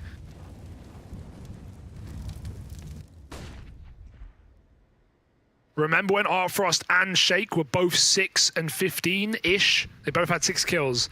Well, Artfrost now tripled it. And he's looking for another. Oh, he's dead. Surely. All right, the Molly's displaced the Orb. Not a Neki, blinded, only good for 1. Artfrost, that's a clean old flick, isn't it? And Donk's even here to help out. Yeah. Oh my God, I'm tilted. I'm tilted now. Now I'm tilted. They didn't check Zontix, Harry. He's played the same spot every round of the game. You'd think as well that OG would try an A play. Like, we are on Vertigo. They haven't gone A in 10 rounds. Am I crazy? It feels like it's been 10 rounds. Dude, it's problematic because they were getting so many good results at B that the pattern just became go B, and then they ended up having that first round sail past them, but they go, well, we still got into B, we still made it like very, very close, it's where we're doing all the damage, and so they keep trying to go back to that to like relive past successes there, but it's not successful anymore because it's not the same Spirit anymore. God. They've warmed up to what you're doing, they know your tricks now, and they know that you love these B plays. Bruh, OG just run boosted the 1 AK in round 30, and when last time they did it, Sound died, and they just did it in round 30. You gotta admire the balls on OG, but they might drop the ball here and now in map 2 without an A play in sight. And I don't know, I would have liked even just getting their eyes on that A site, but no surprise, Zontix is there, shooting through smokes and finding opening kills. Sound about to be smoked out. He can go over it, look for a kill. The boost has come up on the wood as well. Notaneki doesn't know, they're so close, he turns. Good recovery from Notaneki, and now a 5-on-3. The Spirit are ready to close. Donk back at the site. I mean, they've already rotated everyone around. They know it's the B play. They've got full ramp control. Just Sound left standing in the 1v5 clutch. And, well, he's good for the first 2. They're clean, but he's getting wrapped. That will seal the deal. Notaneki pushing through the smoke. Finds 16 for Team Spirit Academy. And this series rages on. Yeah, I'm a little disappointed for OG, man. It was a really, really nice T-side. But it was like, it was also really ugly towards the end. Like, no one to quit, you know? You know, the kind of like, the fact that they never wisened up to the aggro down ramp, despite it being the thing that started this whole comeback for Spirit, is kind of mind-blowing. They kept falling prey to it. That's unforgivable. But even past that point, it's like, I don't know. I'm kind of freaking out a little, Hugo. Hang on. Yeah, go A. I don't know, go A. Yeah. Also, like, the position you're giving up, it's not like you're letting them, like, I don't know, play the boost at A ramp every round or something ridiculous, or like play sandbags every round, not checking it. No, you're letting him take deep ramp. That literally means everyone else can go play B, and that's why every time they went B, they ran into 4. I couldn't have put it. I could not have put it better, Harry. Yeah, it's not just the one site drama. It's the way that every round went as a result. Every flank went, and it did honestly to me, because keep in mind I'll keep this in mind. They don't have all the info we have. They only actually saw Zontix on that corner once. Until the last, I think, 2 rounds, they saw him twice. They only really saw him once in that comeback. But what they did know is he was constantly flanking, and he's an A player. So that's I feel like there's enough info to piece together. I mean, what's also, going on. Also, you didn't like, feel like you tried and kill him before you continue to hit B round after round. It was just you like were running repeat syndrome. into quad stacks as well. So it's like, you know, when that's happening, something has to give. There has to be, like, you know, less attention somewhere else. There has to be a player taking space. So I feel like you had enough hints, enough clues to piece together. That's why early on it wasn't even problematic that Zontix was getting away with all this. There's nothing wrong with an aggro lurk finding success. That will happen. It's the fact that it happened every single round. Yeah, that's for the about issue. 10 in a row. Yeah, and no one caught. It's a shame, you know, because Dementa, I was really liking the calling, and I think OG were very calm, and every TeamSpeak calm round we heard in this map. But it did feel like they were just trying to brute force that last round just over the line. Just come on, one more WePlay. We've done so many. They've worked so well. But yeah, you've got to be able to adapt on the fly, and that pressure absolutely melted OG. After some clutch rounds like this, look at Marix, he went on a tear. Sound had a phenomenal game. I will say Shake also, like, just massive underperformance, at least on Overpass, where he was the quietest player in his team. He was finding a lot of opening kills on T side with an AWP. Very hard to do, but was consistently doing it and winning a lot of rounds that way. But I don't think he didn't offer anything in this map on either half, really. I think he had one 2K on CT side on short.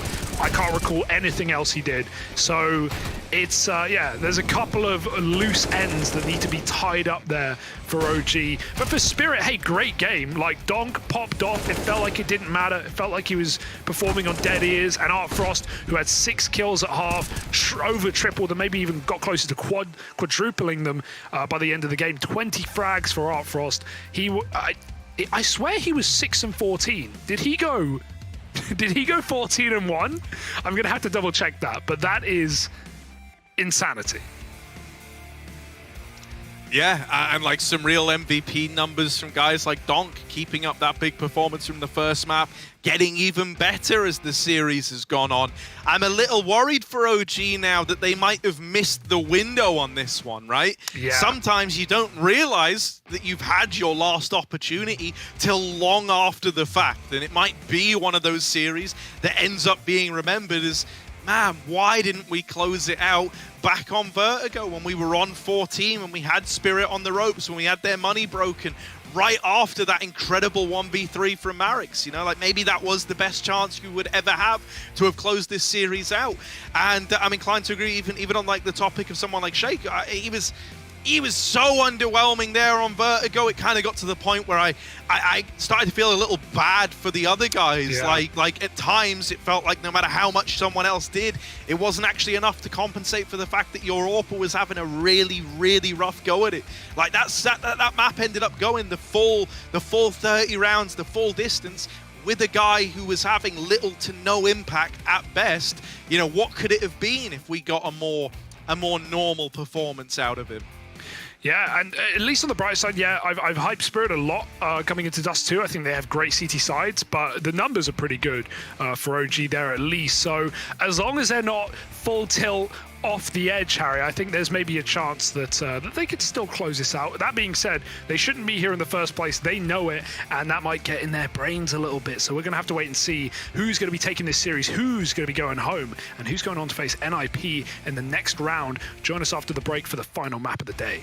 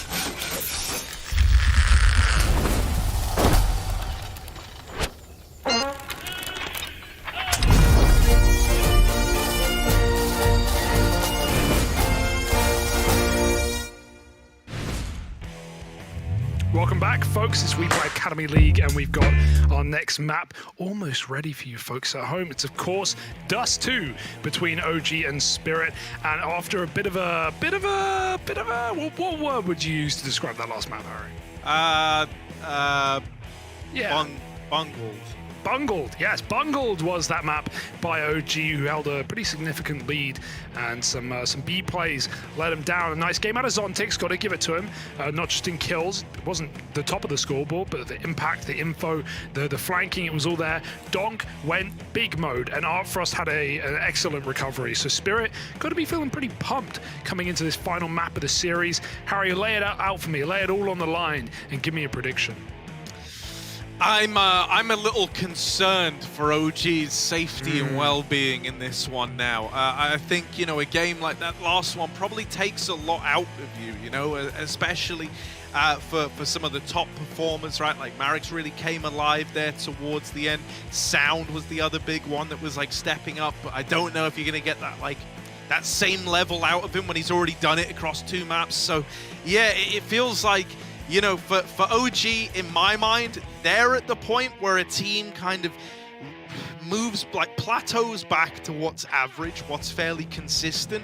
Whereas for Spirit Academy, it feels like they're on the up and up and have been since the start of this series, right? It was a very slow start to the day for guys like Artfrost. Donk has kept up, and he was dunking on people, to be fair. Like he got even better. He like matured like a good cheese or a wine between map 1 and 2. So yeah, you know, on one side you've got cheese and wine. On the others you've got grapes, you know, and if you age grapes, you get little shriveled raisin looking things. Pretty tasty. Disgusting. And then on the other side, you know, you age a bit of cheese, you age a bit of wine. It's delicious. It's How do you age porridge. cheese? If I leave cheese out on the worktop, it gets moldy, Harry. You have to, you know, there's like a whole process. There's layers to cheese refining. Cheese layers, yeah, it's like a sandwich. Yeah, okay, I get it. So, you know, for my money, I'm gonna go with the cheese and wine, which in this extended metaphor, that's Team Spirit. I'm glad you clarified. All right, let's see if OG are all shriveled up and disgusting, according to Harry. I love raisins, me. I love me some raisins. So I'm gonna see if OG can do it. I'm pretty sure, Harry, we have a sub as well for Spirit coming into this third map. We're gonna have to wait and see once we get in. I changed my prediction. Okay, actually, I'm confused, right? Because if I look at HLTV and I look at the server, Hasanator is in the server. This is the 6th man for Spirit Academy. This guy does swap out with Notaneki in certain maps. We've seen in the past in this season and in the last season. So we'll see, because Notaneki is also in the server. We'll see if they're swapping or if they're having an argument there. Maybe there's a debate. I don't really know. We'll have to wait and see. But as the Tetris piece gets put in place and we find our feet in Dust 2, we will find out who we've got on either which way, either side. Oh, no. And it's secret option, I don't know. Hasanator's in the server. They kicked Notaneki. Sorry, buddy. Thanks for coming. Not a necky, more like not a playing this map. Get it? You're benched. Oh, that's sad. But he isn't actually benched. Yeah. Well, I guess actually he kind of is, but on a map-by-map basis. So I mean, legally, right, here's the confusing. Legally, I think Notaneki is listed as a sub, but he plays more maps than Hasanator. So, not going to try and work out how that makes any sense, but happy to have you, Hasanator. Welcome to the server. Map 3, folks. Let me give you some context. Let me give you some numbers. OG, since the creation of this roster, have won 5 out of 6 Dust 2 games, only losing in round 30 to the Young Ninjas. So, good numbers for them.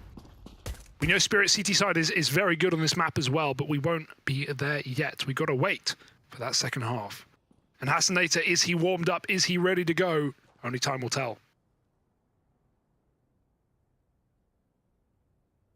Yes. Time telleth all wounds. Don't think that's how the saying goes. I almost called him Demonator, which is not his name. Is in mid. But he has lost a teammate, hasn't it? Dead out towards long. Shake trying to hold back the cross. Now, let's be a lot.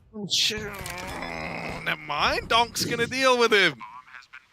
Bomb now down. And planted and ticking away. That's an important fight for Sound. Oh, makes it 2! Come on then. Come on then. Give us a third. Why not, Sound? Do it to him. Yes, it's clean. He taps out Zontix, and it's all left onto Art Frost in the clutch. Long range. He's not got the health for it. One shot. He went from 2 health, Harry, to 1 health in a bullet. Oh my god, is 1 bullet not enough when they're at 2 HP? They will find the finishing shot though, and the defuse comes in for Dementa. So OG take that pistol round. And they run wild. Donk, he runs right into the second with an AK-47. You love to see it. A big old buy for a big old guy.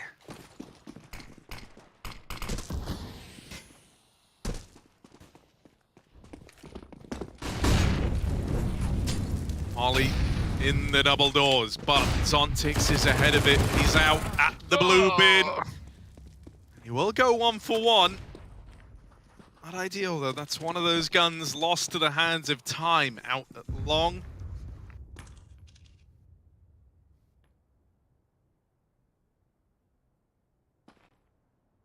Mid-play on the cards. Smoke in CT. They might just all in this.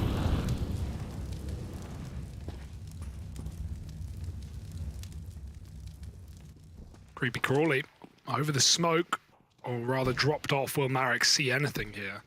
Can't wait forever. This will fade. Smoke shots going through. Sound's going to get a kill from B, but now the site has been corrupted. Marek has got to stop that cross, but stopped with no ammo and no scoped by Art Frost. They're going to run down these mid players. No room to relax for Spirit as Owner tries to own this situation in a 1v2. He grabs that kill, but he didn't get the bomb. Fakes his retreat, goes back loud, and Oxygen's ready just to end this entire round. Ooh, he spots him, and now this is getting very uncomfortable for everyone involved, but the flash is perfect, and so the kill comes through. 3 in the round for Oxygen. Unequivocally the star of the team in this series. Actually, I'd say alongside Sound. Those two have both put up stellar maps here for OG. And no time like the presence to keep that going. We got round 3, and we got a rebuy for Spirit as OG get tested. Let's listen in. I have no mid-scout, good. I take care of long. Mid-scout. Scout left side. Right side, he saw us. He saw us, it's okay. They smoke Xbox as well. Flash long. We have tunnel. Out dead. I'm smoking. He's Leave me alone, flashing. leave me alone. Go there. Mid Leave me clear. alone. They bought. Two outside B, 1 suicide. 2 outside B, 1 suicide, guys. Give up tunnel, give up tunnel. Coming to play short with you. Can be Yeah, okay. mid is clear for now. Manix, I drop you. Take I'm just playing A side, spotting long. I can flash for mid zone. No, I'm out. You see anything? How many smokes do you have towards A? You have to Uh, block the long. We You have to- one on shake. One short. Only one. It's okay. Just Play. Purple play. hold mid, Shake, and just the other short. play towards A. If they exec, One out long, long. just smoke there. Just I smoke have like no smoke. Gandalf. If they exec. I have only Might be in molly. pit. Might be in pit. Okay then. I have only molly. It's Scout. long scout. Don't peek. Yeah, I'm not. They can go The out. moment they throw smokes, smoke Gandalf. Shake, smoke I'm Gandalf. Smoke Gandalf. I'm all drum. I'm all drum. Nothing mid. They smoke twice on I'm long. pushing or- slow. I'm flash behind you. Ram, Flash. take rest. Let's go short. That's side. Goose, One is goose. goose. Goose One with is bomb. goose. Goose with bomb. He's gonna have to cross shake. Ramp and goose one. I'm coming. Taking top mid weapon. I'm elbow. Moment, there's no weapon. Planted. Can you hide, son? Just hide. You have a flash? I don't see. Just hide. Can we peek on the pack? Plant all 3? Yes. Goose scout. Caught, dead. Nice. Sick. Be ready. Car. On the plant, hey. Dead. Last Scout long, scout. scout long. I'm picking him. AK side. Nice. AK side. AK side. Hey. Sound took the timing. knew that Oh, I I'm was- so. I saw it. They get out like bandits in that round. 3 rifles, 2 AKs. Feels pretty good, man. And OG don't look lost for confidence after that bungling, as you called it, Harry, on map 2. Still in high spirits.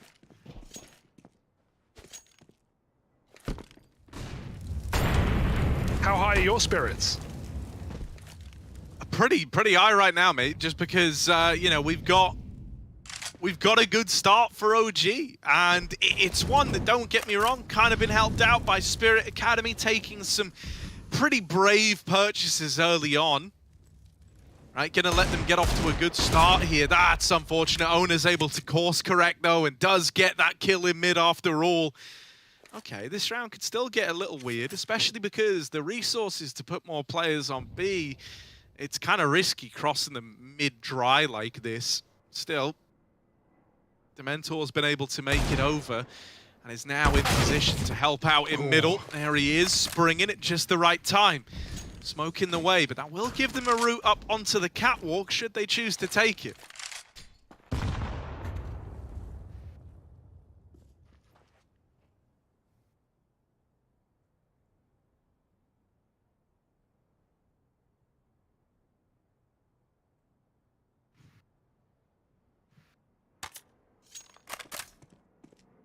Creepy crawling out. Cat. Shake's going to stop him here. Deeg's out. Ammo also out. Got to get that quick reload in. And Long finished off is going to mean 1 kill for Artfrost and maybe a plant if he can tuck his tail. But nice shot for Oxygen to deny that cross. And 4-0 for OG. Looking good right now to start this game. Spirit. They had a couple of early force buys, right? That's delayed their AWP, it's delayed their full investment. And my eyes are somewhat on Artfrost to start strong, as he failed to do so in both maps prior, but at least in last map popped off.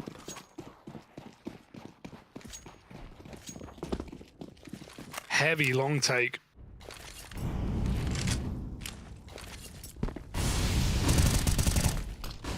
Oh, trying to get out. Oxygen's going to remove that first man from play. Hasanator on the receiving end of this A1S. Now, there is a second man, but he's not going to fare well. The third guy goes running out with the bomb. That's Owner, who is traded after getting one of his own. That's the bomb tumbling away from Spirit Academy. Oh, this is kind of dire. They're trying to smoke walk, trying to regain some control at long so they don't completely lose this bomb. A good kill from Zontix, honestly. The fact that he gets out with 1 there, but it was never going to be enough. Just Artfrost left. He wants to make a mad dash to try and get this bomb back. Deals with the first. Oh, and the second. Artfrost on the scene, and he's here to make a big old change. 2 in the round.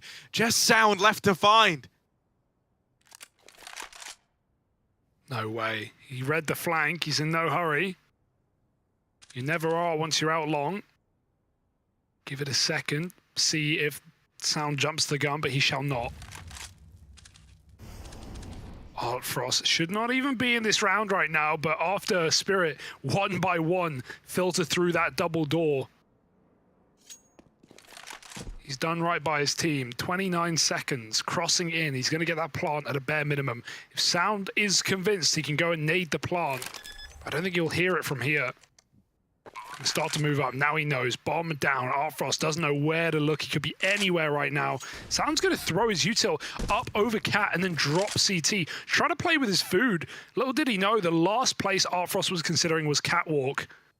Now he's looking at long at least. Checking spawn. I think Sound might have made his job harder here, trying to get tricky with it. But at this point, Artfrost knows it's not Cat. Tick-tock, and Sound misses the shot. It's Artfrost with a flick and the 1v3 to boot. That is one way to get on the board. We wanted him to start strong. Well, that counts as strong. Yeah, and kind of a disastrous one on the other side of things, right? For OG, they had that round in the palm of their hands, but they let the AWP get away from them for a moment. They have to swing it a little out of time, right? Not able to peek together for the trade. And Artfrost now coming alive. He's taken this as a bit of an invitation in the map. They don't even get Oxygen out of there. This is starting to get pretty dire. Dicey, man. I can't believe Artfrost hit that shot. No wallbang, just clean. Quick, jump, go.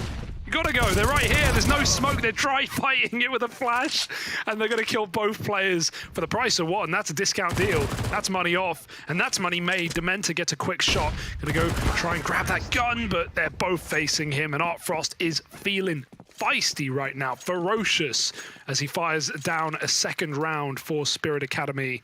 And brings OG to their knees economically. 2K a player. Look at this. That's so hard to hit. That is so fast. That's like a 100 millisecond reaction time.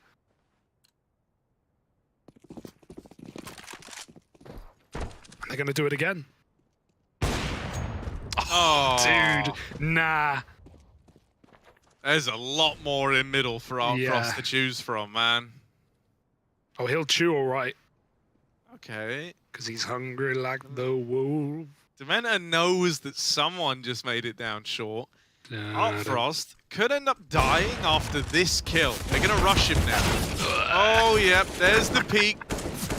Owner's here to pad the stats and collect all the ecos. There he is with 3. Lovely.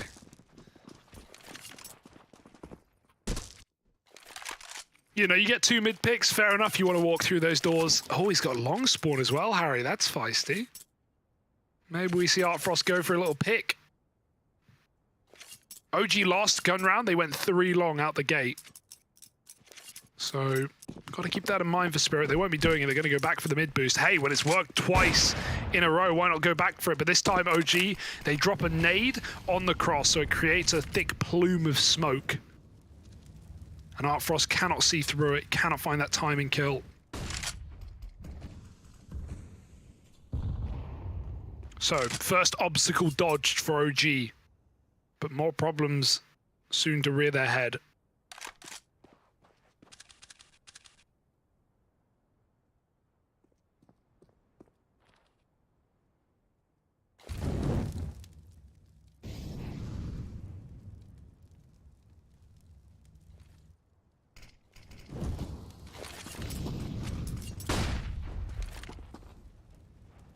All this util getting lobbed out over in mid, but in reality, this is an attempt at the A split. Majority up through catwalk with 1 man. I'm assuming going to late lurk long. This util getting lobbed in. They're taking catwalk now. Shake on the angle will light up that first man in with the AWP. He's waiting for a second point of contact now, but flashed off the angle. Does eventually have to concede it. There's still this long component, and Sane are going to deal with the first man. Artfrost helps him out with the second. Very, very quickly, this A play's taken shape. Oh dear, caught on the jump as well. Gun not ready. Sound is a long way away. 1v4. Cut down the first, but this is a save already set in stone, it seems. Spirit up to 4-4, and yeah, looking really rock solid right now is Artfrost, 11-5. Might even find this exit as well. Sound, ooh, sneaks back away, but they're all here. Zontix is already top mid. Sound knows he needs to fight for the save, and he won't be able to get away. So 4-4. Nothing too crazy on this T side for Spirit, but they're making it look good. They're making it work. They're keeping it dynamic. Dynamo, as OG are lit up in flames yet again. No money. It's been burnt to a crisp. 3K each. Just pistols. And it's Dust 2 after all. You're going to see a couple of long takes at least.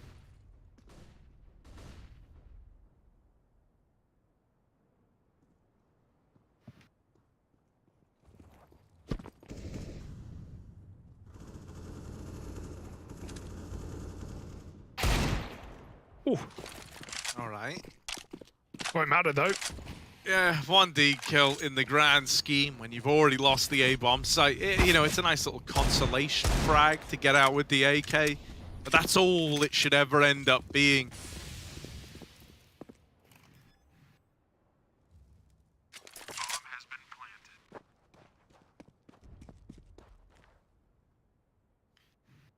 Oxygen also wants his hands on a gun.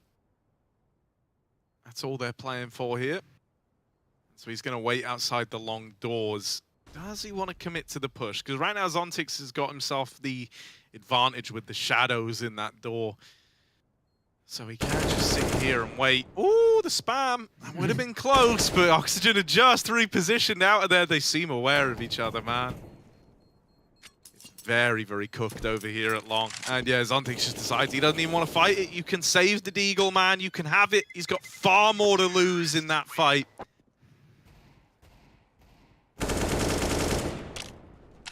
So Spirit up in the lead, starting to find their footing here. Started with Art Frost coming alive, but now you're starting to get a real supporting cast around him.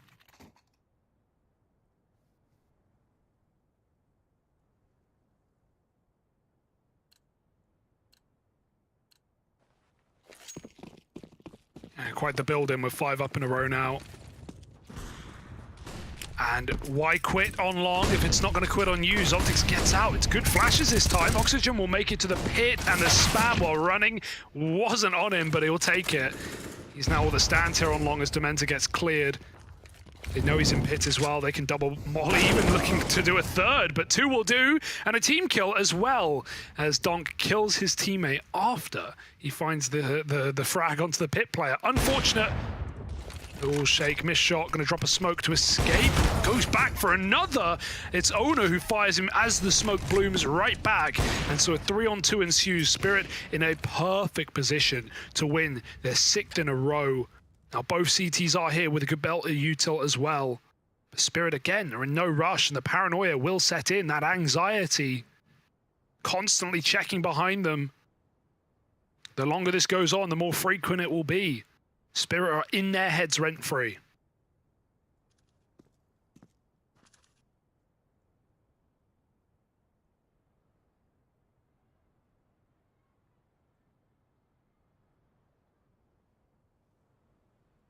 Oh my god. No one's looking right now. No one is looking at long. Oh dear! Well, that's a freebie for Art Frost now. Marek's having to deal with this one all alone inside of the site. They don't know about him, but Art Frost is still going to cancel him out with a double.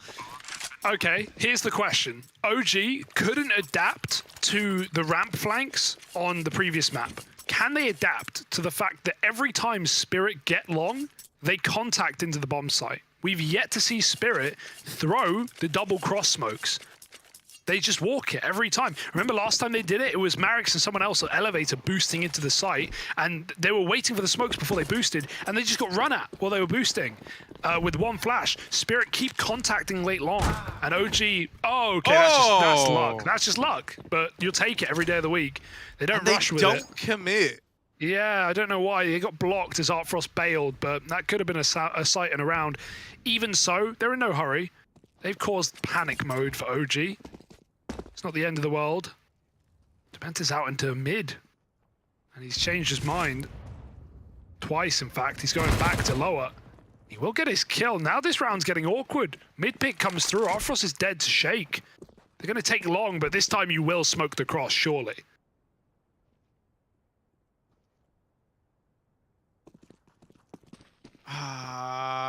They haven't, and that's a decision that they are going to come to regret. They've left this sight line open for the AWP, and Shake has torn the round away as a result. A big one from the OG AWP. We kind of, you know, we didn't really have a good look at him in these first 2 maps. Overpass, he was good in opening fights, but, you know, bottom of the board overall.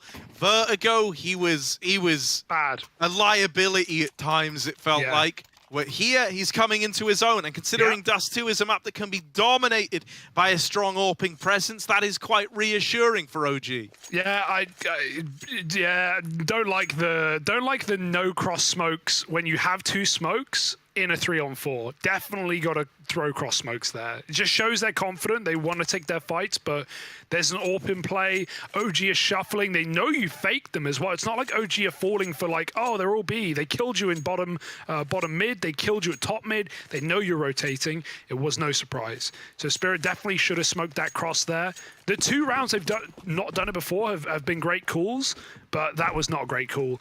And yeah, they get punished for it. So, you know, learning their lesson. Lovely shot. Shake has shown up, absolutely. Another kill. And onto Art Frost again, removing the T-side AWP. Shake's even following, man. He's doubled down. More of that, please. I like what I see. A good grenade, but it won't finish the job. 3-on-5, OG in a very good position here.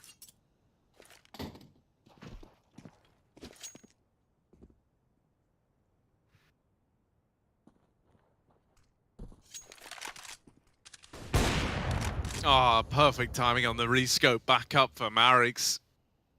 Spirit just going to be left to kind of wandering towards the B site.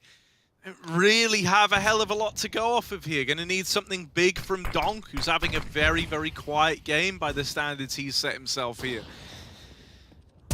Towards the site, but Marix catches him on the cross, and there's the closer for Sound. So once again, we tie this up at 6-all. The double AWP is looking good for the side of OG, right? It started with 2 from the AWP over at long. Then in mid, that second AWP on Marix was just harassing the mid players and being annoying there, even moving up to catch a second man on the entry out through B. So very, very nice from these 2 AWPs that currently find themselves in the hands of OG. Spirit wanting to go back to long. I mean, it was what was working for the longest time, but now the tune has changed, right? Out towards the long doors, they get mauled. And have now got to go back to the drawing board in a 3v5. When OG have started 3 long, it's been theirs, right? That's the difference maker. Winning it every time. Don't get me wrong, there was that one round with Artfrost clutching, but other than that, they certainly win that early long battle. Don't know how that missed. Artfrost going to go back for more might spot if he goes over. With the flash, looking for this mid kill, and nothing to be found. Shake gets pushed off, but he's got the util to keep A alive for OG. Delays Spirit from committing. They've got 2 smokes, no flash though. Luckily for them, Shake, given he's low, has gone all the way back into spawn, so won't actually be able to stop this A attack. They're going to boost, but there's no picks right now given unless Marix swings. Oh, he swung all right, and he did 92 damage in a bullet through the head of Artfrost. Spirit Academy, 40 seconds. They've got no option. This is all their util out. They've got to make do with it. Yeah, they've got no choice but to fight forward, right, and look for a route into the A site. They are deeper up cat than Marix was ready for, but now that he's got that info, he doesn't need to re-peek this. He's got a teammate at long and Oxygen who could even try set him up with flashes. And it looks like this might be a combat save for Spirit Academy, man. Like, they are in the bomb site right now, trying to hold on to these guns. Crosses back on a short, so Zontix is going to get out at least. But OG find themselves up in the lead now.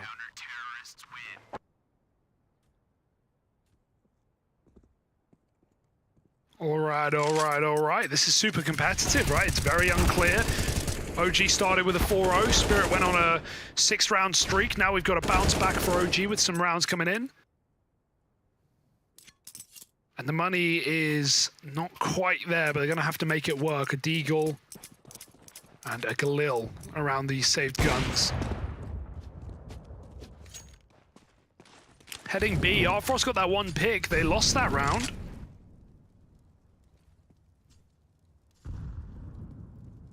Shake on a boost as well. This is lovely. Easy kill.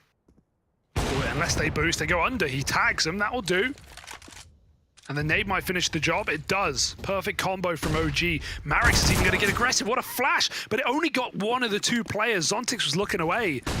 And so Marix gets traded. And we're in a 4-on-4 where Spirit take mid.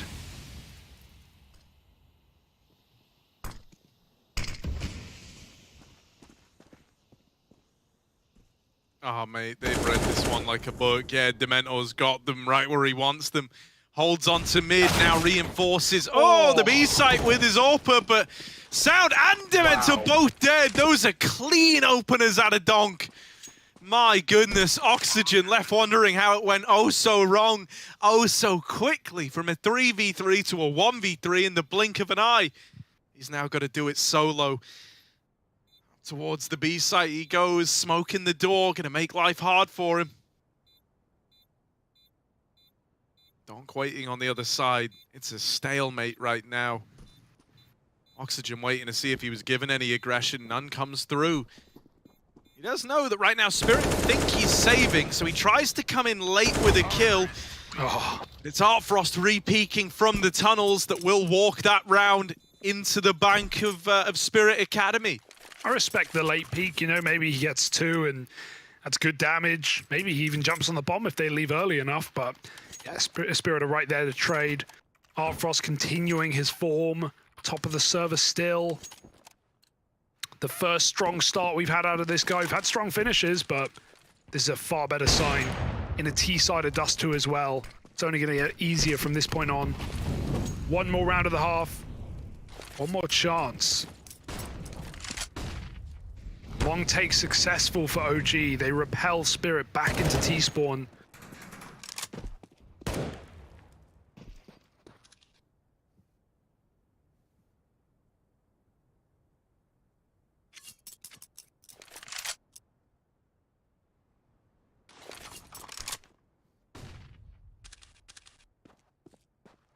And I've rather liked the calling on this T side for Spirit. It's been default heavy, either defaulting late or just taking long immediately, and to differing results, depending on OG setup at long. They've gotten a lot of cat takes off as well. Shake.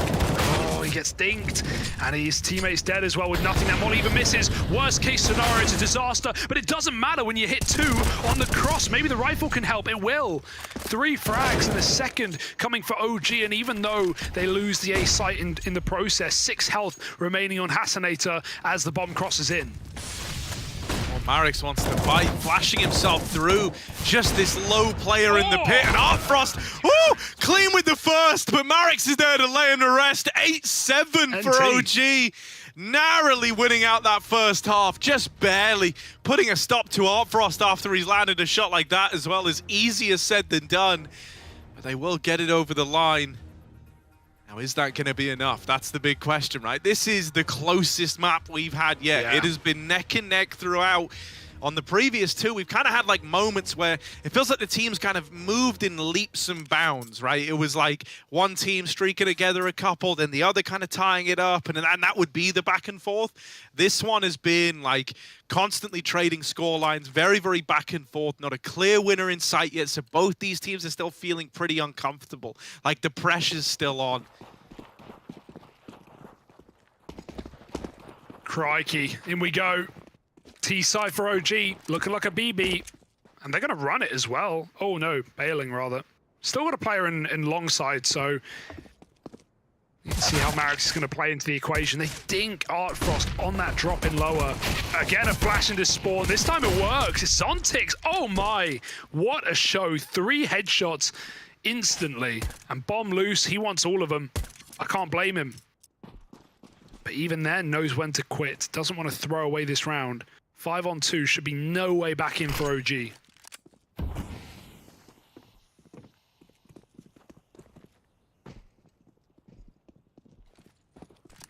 they've been heard coming up the cat. There's 3 players here with a 4th man in CT. Like, you're not winning this one, Marix. Hate to break it to you. Hassanator and Zontix steal away the pistol damn near single-handedly, or at least, I mean, double-handedly, which would be 2 hands, but it's a pair of hands, 4 hands total. 2 pairs of handedly between the 2 of them. Not sure that one will stick, but nice try. You want a fun fact, Harry? You've been liking my fun facts. Spirit is the sickest, and the 2nd youngest team in the entire Academy League out of every roster in this season. Average age of 18 across the team. Only 1 team is younger, Na'Vi. Average age 60.1. That's quite the difference. Yeah, that's crazy. That's because Na'Vi have 2 14-year-olds. Yeah. That's so low, though. 16 average age. Na'Vi's like tiered academy system is always going to help them in that regard, right? The fact that you have like a path to progress throughout different ages in your playing career is a pretty big deal. It means their academy teams are probably going to be no joke as this season's kind of showing off. Absolutely. Yeah. Worth noting as well, the guy we've been hyping up all day, Donk, 15 years old. What a talent. Crazy what kids can do nowadays in the server. Makes me feel old, Harry. Ancient. You are, bud. Oh. Artfrost down here in lower, wanting to farm up some AWP money. Ka-ching. That big green gun ain't going to pay for itself, and he knows it. Go on, they're saying go on, Artfrost. Get him. Go on, bud. If you get like 1 more, you are so solid to bring that AWP out. And he said 1 more? Why would I stop at 1 more? What about all of them in 1 mag? Boom. That's an AWP crowdfunded right there. Yeah, and the crowd is just him. He's loud enough. Crowd now, loud now. AWP now, out now. 10-8. Oh, he will be meeting Shake on the other side. Shake's had his best game yet. And we're already 18 rounds in. So, let's see. Cross shot connects. Nice tag. Not a kill, but it will do. Zontics flashed out at long, trying to peek late. One player almost made it. Marix gets shut down on the way to the blue bin. Dumpster fire at long. OG gonna have to bail. Back to that drawing board. Did they bring their crayons?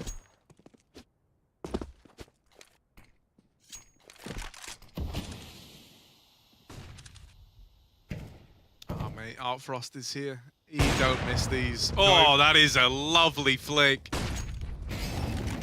Dude, he's so fast. Like, there's something about how he plays. It's very, very cool to watch. Every shot feels like it could be a world away, and yet he'll flick to make it happen. 9 points of health left on Shake as he's narrowly escaped death at the hands of his AWPing counterpart on the other side. But it does leave him looking real worse for wear.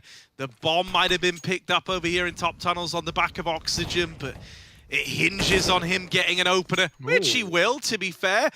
But doesn't want to take it any further than that.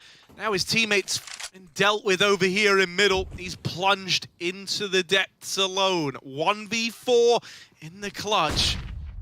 With a kill to his name already, he'll need the ace. Oh my goodness! Okay. Not too far off getting it though. This second man up through top mid should seal the deal.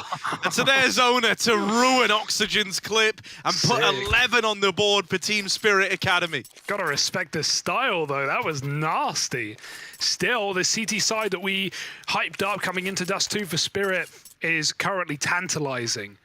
It's testing OG. What was a very close game is now getting a little bit out of control, Harry. Little eco here. OG with a timeout, they're first in the map, and yeah, fair enough, it's been competitive all the way through. Finally, they're starting to feel uncomfortable as this game slips through their fingers.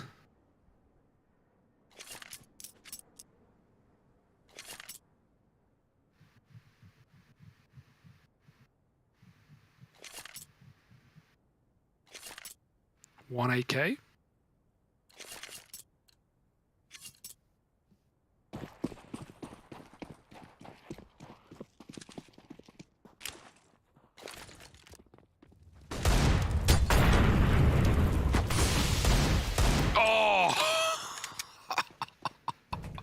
Okay. That's just dirty. Timing shot. Assassinator's had a bit of a trial by fire in his, welcome in his back, coming buddy. into this series, hasn't he? Joined in map 3 when everyone's all warmed up. How unfair is that? No amount of pugging can get you ready for this level. You gotta be right there in the thick of it.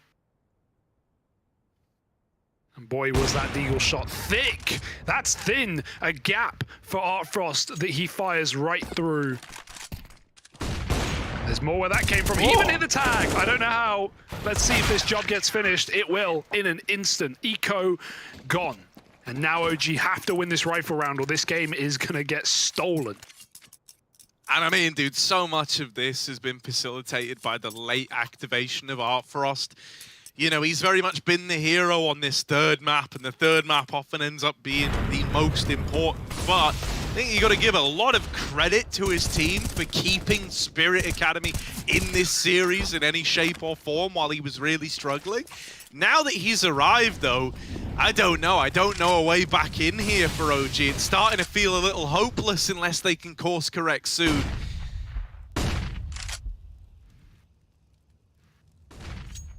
Might have been Donk and Owner lighting up this scoreboard throughout. But now with Art Frost as that third man, the trinity of this Spirit Academy squad is complete. That triangle's looking right back at you, Harry. It's Illuminati what they're doing to him.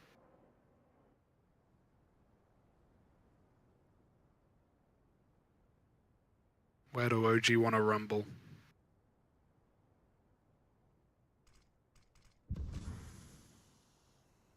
Out mid, huh? A little contact for Dementor. Gonna get flashed though. That's good. It will push Owner off. It's the clash of in-game leaders here in the middle. With smokes coming down, Owner is locked out. Will there be that second one? The one that you often throw, but you don't always need. If it doesn't go down, maybe someone climbs over the top. It will go down late. They kill Owner manually in middle after a trade. Shake dead. OG gonna up and lead. Get back to Cat. 30 seconds and that smoke comes down. Unfortunately, you can't respect it. You've got to go. Oh, blind. Artfrost, ferocious flick to find nothing, and they're running right at him. 20 seconds. He follows up. Artfrost looking to put on a highlight reel. Second shot misses. They're getting closer. 12 seconds and he goes wide. A bit too hungry for my liking, and that might give OG a way in. Bomb planted. Retake on.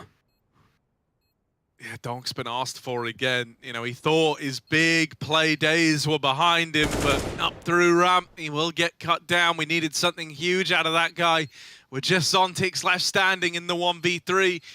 Odds stacked against him in this one. And as he backs up, each step he's taking closer to death, Oxygen's going to beat Dementor to it.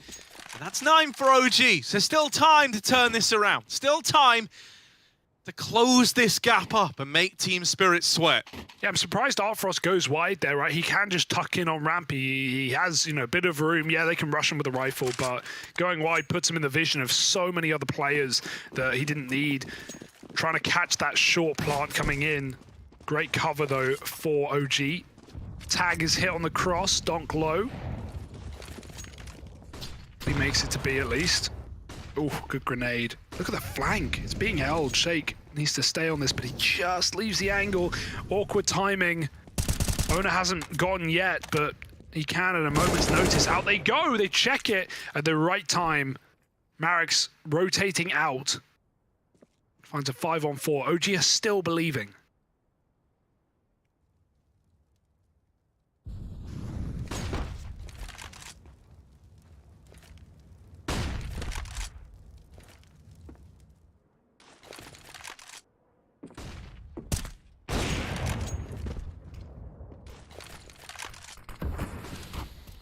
Flash over. Artfrost really wants to fight this, and I can't say I blame the guy.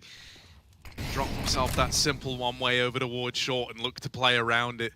That means he's willing to give up a lot of this control. Meanwhile, his teammates actually they want to fight for this. Sound's been flashed in. Only good for one before he's traded. Dementor up the ramp side, spots the AWP on short, and the mid-crunch nets success. This is looking good for OG. Yeah, might have to save again. Like, no real way back in. Got the kit, but no temptation here for Artfrost. Out he goes, and OG in they come with a 10th round. Just when they were ready to roll over. If Spirit win that round, that previous round, this game's probably done, but OG have kept it breathing. Some clutch rounds right at the end on this A split.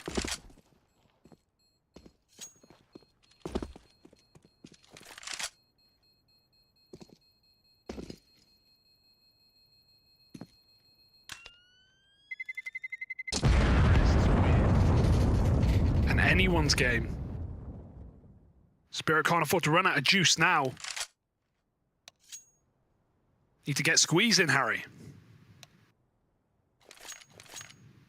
Yeah. Oh, mate, this is all up in the air again, isn't it? Like, OG have really kind of broke the mold by coming in with these couple of rounds. Suddenly, the money is gone for Spirit Academy. The kind of whole foundation that they had to fall back on of, you know, a nice little backlog of money. Well, that's been forgotten about now. Artfrost might have saved this AWP, and he still has cash to bring one out in the next. So that's actually quite a nice feeling for your AWPer. He can be a little more free in this round, you know, be a little bit more aggressive if he wants to. Not have those same ramifications of, you know, normally when you come into this round, you kind of don't have AWP money. Right, so your AWPer tries to play it a little bit on the side of caution. Maybe you have guys protecting him as well, just to keep that AWP in play. But you don't need to do that right now if you're Spirit. He can play it very fast and loose, and even if he dies and the round is forgotten about, you're still bringing that AWP out next anyway. So I'm assuming we're going to see Artfrost go for some wilder scenes here.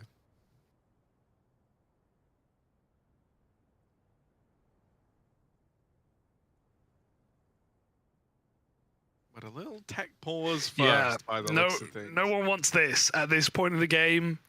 Deep in a long series. Adrenaline coursing. I wonder if they use this B spawn. It is the best B spawn I've seen all half. Don't always like to rush B though, especially not when they're slow default, or not defaults, but you know, A-splits have been working pretty well on this T side for OG.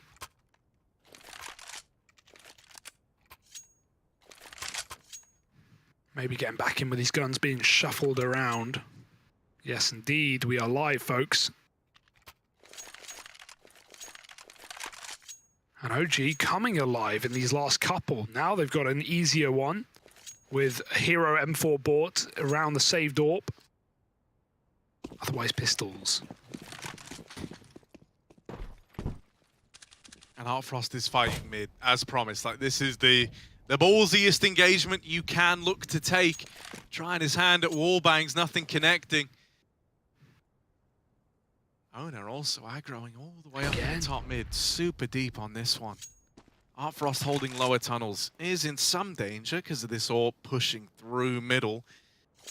That's where it's complemented quite nicely with this top mid player. He can't go deep enough to actually spot this AWP on the mid angle. Oh. Now that you've lost owner, things do get a little more hairy in middle, and Artfrost has to concede this ground that he was holding. Instead, waiting to see if he can catch this AWP crossing on the deeper angles in mid. Pushing the smoke. Oh, it's punished. I love how OG call these rounds when there's no economy on the other side. They're so patient. They're so ready for anything. They're literally holding top mid. They're holding upper tunnel smoke. They're holding lower push. Everything is covered. There's no gap. And so Spirit feed 2 into OG. Artfrost is here, but as soon as they see the AWP, they can leave. They're just quite committed at 40 seconds. They might have to double down.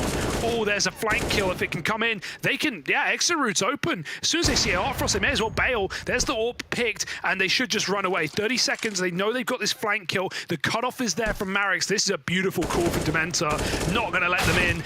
Even after that, they know both players are in B, and OG, this is a guaranteed round. It's one that Artfrost should yet again save in. And that's going to hurt for Artfrost. He had so much impact in the early stage of this half, but now they're avoiding him. Now they're really being annoying. Donk's even full sending. Yeah, don't do it. You need the money more than anything. And yeah, with this AWP getting avoided, OG are putting on a show with a late game comeback.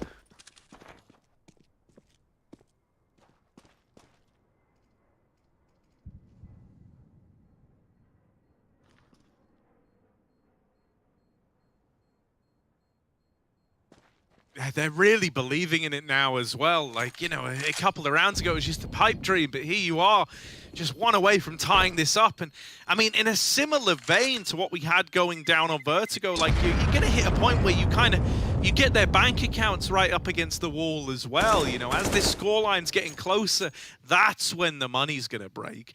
You still actually have enough cash with the saved guns to lob another investment in your Spirit Academy, but that might lull you into a bit of a false sense of security here. They're super close to getting broken. They're up against an OG that's very much believing in this comeback again. I don't know, things are a little bit scary now.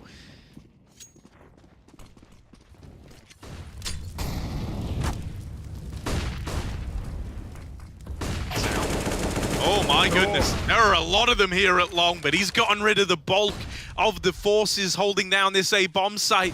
Artfrost swinging it wide is out on an island.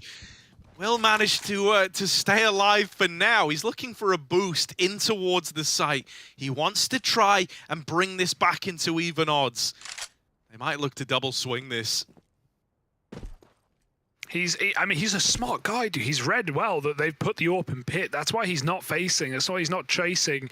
That flash was just to get Shake set up, and they won't give him the time of day. Oh, they're going to flash back for a repeat. Art now owns the angle. Not forever. Shake was going under the scope, changing sides. He's going to give over his smoke. Meanwhile, Marix keeps on the mid pressure, keeps on the fake, and it actually draws Spirit out of position.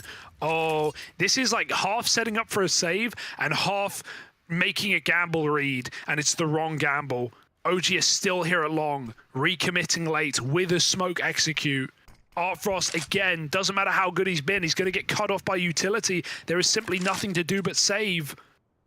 Unless he gets a random cross shot through the smoke, there's no way you can retake this round. OG are doing it. Is this I think this is 4 in a row now. And Spirit have given it up time after time. Bomb has been planted. Ooh, mama. This is scary. 4 in a row indeed. After that streak of 5 from Spirit. Damn. And you know, you kind of feel bad for Hassan in this one, like coming in. Having, as you say, like everyone else is already super warmed up. He doesn't have that same room. He needed it to be really good right away. And I think the fact that he found himself on the back foot at the end of that first half, it was only kind of destined to keep that way. You know, everyone else just a league above him in terms of how warm they are, how ready they are coming into this series. Everyone else is kind of familiar with the tendencies and like the little micro things that their opponent likes to do once you're, you know, almost 90 rounds deep of playing against them. I mean, I guess it would have been 60 coming into this game, but you know, yeah, point still stands. And yeah, I mean, right now, I don't want to put it all on like 1 or 2 players, but I kind of feel like Artfrost or Owner need to just have like a massive multi-kill moment to reinvigorate Spirit again, just to give them a round, something positive to hold on to. Because they've not had it for a while. Uh-oh, 2 players trapped in pit? That's not pretty. That is, in fact, ugly. Sound's been tagged. Shake hit a cross shot on Donk as well. Credit where credit's due. He's been hitting the tags consistently on Donk, but he's also been left at B, has Donk, and saving in so many of these rounds. There's been no B hits for OG, other than mid takes where they often back out. Hasanator gets out of the pit with a kill. Very important 5-on-4 for Spirit that they need to convert. Sontix reinforces B, and it might finally be an actual B commit. It's been you know, good 6 rounds or so since we've had one. Actually, I think it was their first round on this streak. Oh, good timing on that re-smoke as well. If you wait for that to fade, you're going to be looking at like 20 seconds left on the clock as you're coming through. And I mean, there's still some util to come into this choke point, right? To try and slow it down. You got a molly on Zontix. You got flashes for the rest of the gang. They're going to be able to keep harassing you long after that smoke has faded. Dog. And so now that util goes in, it shut out the B play. That's not happening. OG, 1 versus 4. Marix with a second, trying to add another big clutch to his tally. He just wasn't ready for a 3rd man over towards B. And so there's that 1 round we were looking for. It's found by a name that we haven't had to say too much here on Dust, but one that we were talking about a lot earlier in the series. Donk with a big multi-kill round from the back of B. I think he's just happy that they finally came to his bomb site. Yeah, right. He's, as I said, just been getting tagged on crosses and saving in post plants, but finally they give him a reason to lift his head up again. That was a perfect flash from his teammate into the tunnels as the smoke faded, and he just mauls them. Lovely stuff. Hasanator breaks a silent streak as well. 13 rounds for Spirit, closer than ever. And finally, after 4 in a row for OG, the curse has been lifted, but the game has not been saved yet. More orbs, more chances, more money, more rounds. But not a lot more money.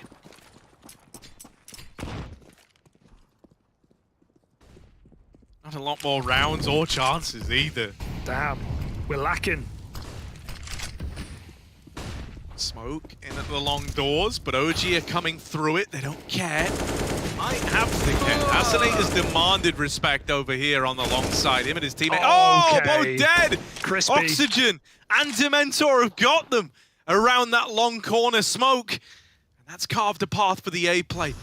Frost here. I want to see him hang around a bit more. Offa been quick to get out and save, but now he needs to be the point man to pull this round back from the brink of defeat. Trying to take short control, trying to give himself an angle to play around this bomb, but he hasn't cleared deep enough. He hasn't cleared it the whole way. And oh no, that's Marex with the kill, and with that, that's likely the round. OG have kept it competitive. They've tied it up again at 13 all.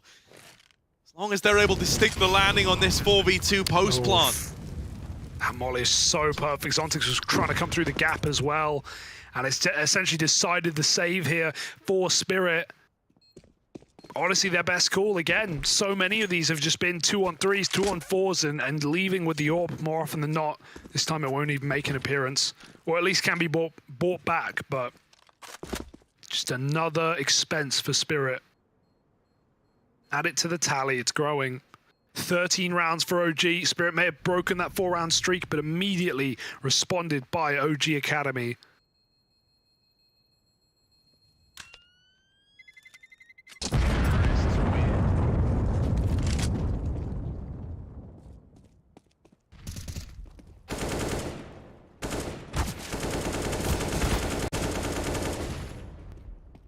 Dude, that's nice. Oxygens and aimer. No doubt. Bulgarian Beast. 23 and 15.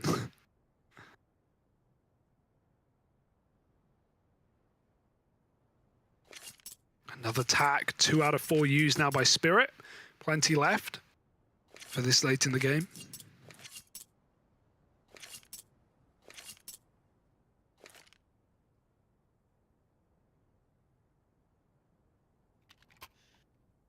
Yeah, they need to figure out how to get a bit of a handle over this long control, really. Like, that's been a bit of a reoccurring problem. You know, whether or not that's like having Frost kind of hang around nearby to offer some actual assistance here, because whenever he is the point man in the site, as mentioned, you know, he's had to lean on the side of caution. Tag for the cross shot, yeah, once more. And this round, we do have Spirit dedicating a lot more resources to taking long, which is nice at least, right? They haven't had this usual thing, which is like losing 1 or 2 of these long players, going a man down, and then always being, you know, lacking in terms of the actual manpower when these execs are dealt their way. Now they've kept it even in the 5-on-5, even with this tag. That's a big bit of breathing room to have.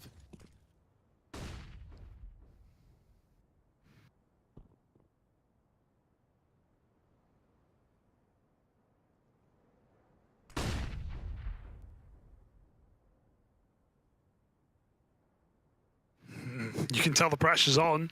Minute on the clock, no one's even faced. Missed molly. OG get up cat. They've had this control for free whenever they want it. Not seen any cat boosts, not seen any quick picks from this position in a while. And they're going to just run and execute and hit it. 30 seconds on the clock. Frost, it's now or never. Yeah, this has to be his moment. If not now, then when? Oh, they're super deep because of this util. He's not in a great spot for this, is Frost. Made it into the site, getting that bomb down in a 5v5. It's like a retake server here over towards the A bomb site. Oh, it's super weird. Oh. What the hell? They gotta go. I said now or never, I mean it. Creeping up cat, or rather CT, half the bomb ticked, flashes over the top, in they go. They need these kills quick, it's a cat plant. Frost finds first blood, he won't last long though. They haven't got util to cut off this short play, they've got to kill him. Manual mode, Marex, he's swinging and he's winning. 2 more kills, Sound helps out, and back in spawn, Zontix just trying to get out with his gun, and some embarrassment to boot. Well, not today. 14 to 13, Marex does it from the back of the site, and they never checked it, there was not enough time. They had to get on that stick. And while they covered cat, that was not the objective for OG. 14 first. To think they have taken the lead out of Spirit's hand this late in the game. Unbelievable. And they've broken the money while they've done it. Only the AWP for Frost. And it feels like he's gone from multi-kill man to one and done every round.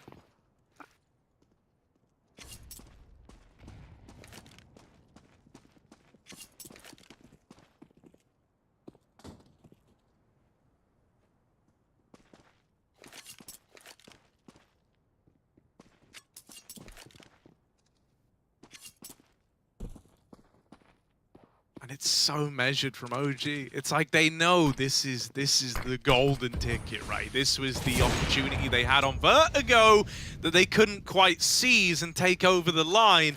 Well, now they're looking to stick the landing here on Dust, but Artfrost has made it a bit more complicated with that opener. Ooh, make it a double! This hero AWP is getting very involved from the get-go. Artfrost, why stop there? 2.5 ain't bad, but go back and finish the job. Hell, let's see if he can. Playing it from back inside of the site, this AWP scoped in is restricting his angles somewhat, making him feel a little more claustrophobic, but he'll just go through the motions, play a different angle, little further back. His teammate's Deagle lights up one through the smoke. OG can't catch a break. They're getting bodied on this one by a hero AWP, and now the pistol's even chiming in. Everyone's getting their licks in on OG in this round. Up through ramp, Marix with one, but he's going to need to do a hell of a lot more if they want to right their wrongs here. Frost dead, Marix with two. Another man out the long side. Marix sticks the landing, back along again, a missed shot. They're moving in, getting ever closer, and there's the Deagle to close. 14 for Team Spirit, but what a round. That was absolute madness. Like we all expected. Hasanator, big smile on his face. That's a sexy round. The Deeg through smoke, and then double headshot coming up the ramp. Lovely stuff. Save that when Marix put up so much with that AWP, but not enough, Harry, not enough. That was a 2-on-5. The Hasanator close out in a 2-on-2 and 14 apiece. Who the hell is going to win this game? Someone's got to eventually. I could not tell you. This is unbelievable.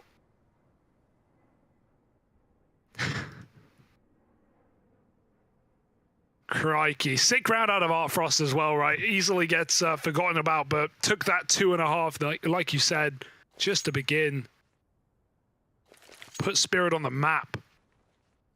And if they win this game, it's only because of his performance earlier in this half, and even in that T side, he was lights out.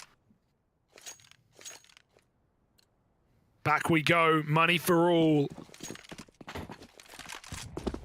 Nothing like winning an eco.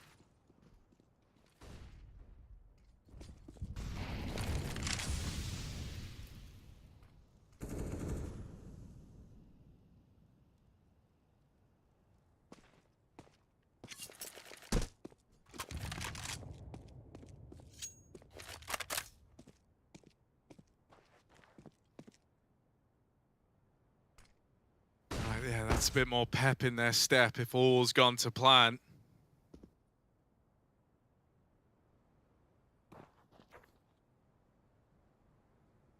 Holding the mid crossed. Artfrost waiting in the right place at the right time again. Gonna flash him off the angle, make it by, make it up and over onto the catwalk. I'm still waiting back in tunnels. OG are not committed on the idea of this being an A play, not by a long shot. Gonna lob in this volley of util, but this is looking more like a mid to be to me. Admittedly, they don't have a second man back in the tunnels, but I'm assuming that's what Marix is there for, right? Gonna try and drop a man into CT, and the Mentor getting away with that kill has set them up nicely for this mid-to-B play. Here it is, starting to take shape before your very eyes. Wow. Dead in the door is Zontix, and now trying to hold on. Donk's done what he can, but it's not enough. One and done was not going to cut it here. Saving for the other two on Spirit. They've got to run for the hills, hold on to this AWP and M4. They're the best guns they're going to bring with them into this next round. By saving, you will be able to get a third gun in play, so it's very important that both these guns stay alive now for Spirit Academy.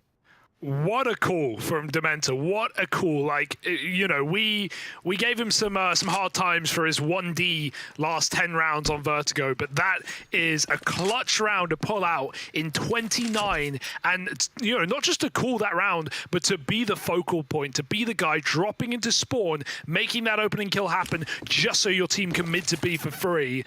That's beautiful. Well played, excellently called, excellently played, and 15 rounds for OG. They're certainly not done. That much is true. But man, that's not an easy call to make, to pull that out in round 29. This is it, folks. There's money for Spirit. There's nothing holding them back. There's no excuses. We've had highlight round after highlight round. Final tack time up for OG, just trying to get things clean. And then we see if these last hours of work were worth their weight.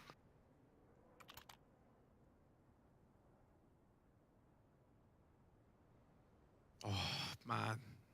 I mean, in a series like this, one that's raged on like this and been so close throughout, it feels like, you know, you do feel bad for whoever ends up losing. The fact that it's gone the full 30 in map number 3, only going to hurt that much more if this really is the end for Spirit Academy here at this season of the WePlay Academy League. They need to do everything they can if they somehow want to stick this out.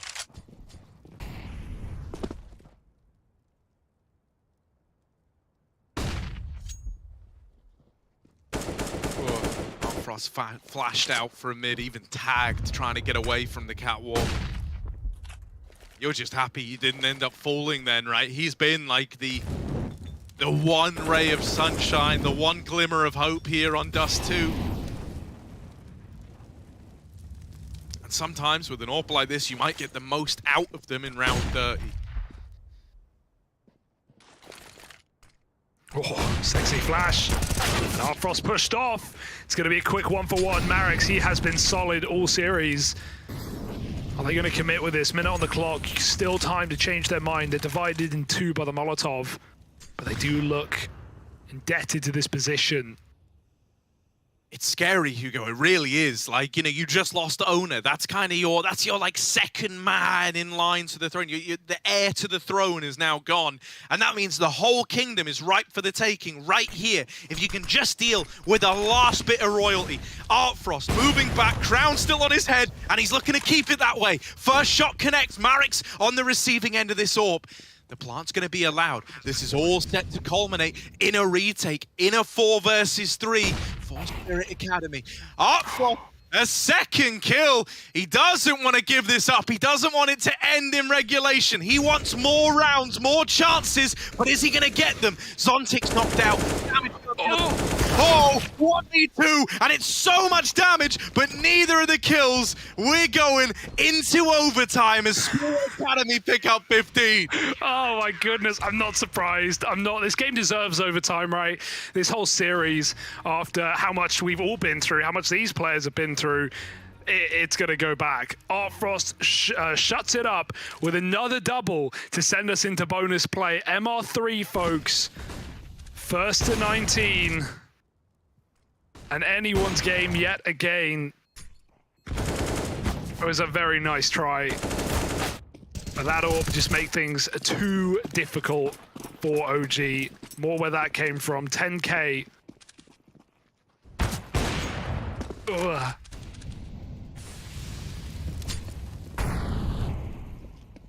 Rather 12-5. Shake can see the blood as well, like after that wallbang tag on the AWP, so he knows he just hit someone, and he knows it was likely Artfrost looking to challenge mid. That's a nice bit of info to have. You've really softened up someone who's been causing you nothing but problems. Maybe now forcing a bit of respect out of this CT AWP. Yeah, look at Owner's position. Can easily get mollied, spammed. There's safe ways to throw this Molotov. Are they going to bail? Is this a fake out? The bomb's still at long, so after this molly, let's see if they decide to actually try and play with it. Owner might just get room to hide out of the back. He's got a nice little cubby behind the car. They have no idea. Now they've even spotted the Molotov. They think it's empty. On the bright side, this is a fake. The bomb is resetting. Not seen many B plays through the tunnels at least. OG want to keep things fresh. They have come out with a couple of spicy calls near the end of this matchup. Here's the fake out. 1 long smoke down. 2 long smokes down, and Spirit surely got to be falling for this. It's only Donk at B right now. They still don't know about Owner, though. He can get all this info. He can confirm and deny the entire round. There's the frag, and he spots only a second. He can tell his team, guys, this is not a commit. Already rotations are running to B. Donk's alone. He gets 1, sprays down 2, and Oxygen trades, but it's not going to be any further for OG, as Owner in his position allows Spirit to move right back to the bomb site in time. Wow. They hold on. They take the first in bonus play. And all off of a molly that didn't go far enough. And I mean, dude, this little matchup here might end up being like a real case study in why we talk about experience with the team, right? Obviously, Spirit, they've been around in the Academy League for a couple of seasons now. They've just had that tiny bit more exposure to these circumstances than this iteration of the OG squad, and it's super kind of evident, right? They had that ability to close out the second map, even though OG were the ones in the lead, the ones that were at the finish line. Dust 2, now the 3rd map in the series, getting very, very similar vibes from it, right? Where OG, they had their chance, they've had their opportunity now, where they were at 15, where they were at match point, where they could have eliminated Spirit Academy. They couldn't seize that opportunity, and so now it might be one that gets forgotten about. I mean, a devastating way to go out. Yeah, especially after that last map, as you say. That would hurt, especially when OG have pulled up with some incredible... It's felt more like Team CS than Spirit. There has been a couple of players in the right roles, in the right spots, in the right halves, putting on monster performances, be it Artfrost here, be it Donk across both previous maps in the series. And Owner's not been quiet as an in-game leader in his own right. He has been, like you said, that second man. Oh, it could have been a collab, but you'll take 1 and done. Artfrost gets out low. Hasanator wins his fight on the cross. They're just running at him, and they'll finally get some revenge. You can't let Artfrost get a second. Oh, but of course he does. Always defying expectations. Out in mid, Dementor does what he can. It's a 1 and done, but that is not enough in situations like these. And I mean, even if he'd gotten 2, even if best case, you know, he'd found both of those frags, it still wasn't a winnable spot to be in. OG have to let this one sail on by, and that puts Spirit Academy well and truly in the lead now at 17-15. They're looking for a flawless first half of OT. Yeah, that's, you know, you can't call GG in overtime off of a half. The steamroll effect can certainly flip, but at the same time, 3 rounds on CT after 8-7 halves, that would be bad for OG, who have shown some serious grit today. But it might all be for naught. Shake in middle. B lean, Oxygen defaulting, the power player of OG.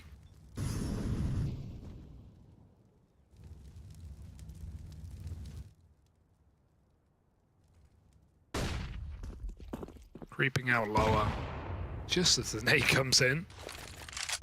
Artfrost has long, he has Hasanator turned into a corner as well, playing anti-flash, letting that up take the reins, but there's no one riding out through these doors.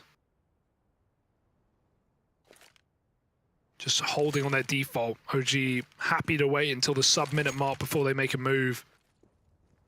Flash over mid to try and get them up cat. They take it dangerously, jumping with no hinge smoke. But they've not seen the AWP in mid, really, other than the start of the round. Here it is, up on cat, waiting to be found.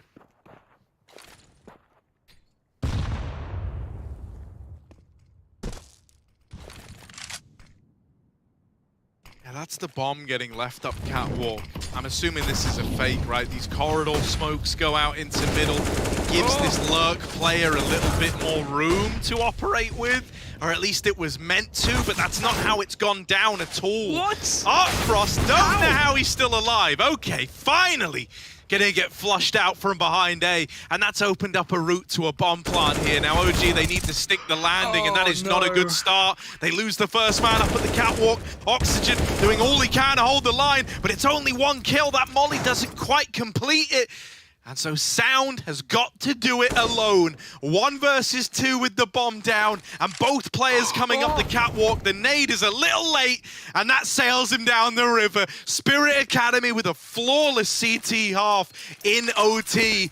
18-15, and just 5 kills away from eliminating OG Academy and continuing to fight on for a chance at the playoffs. It feels inevitable, doesn't it, with a 3-round half like that? I can't believe they robbed that round right at the end.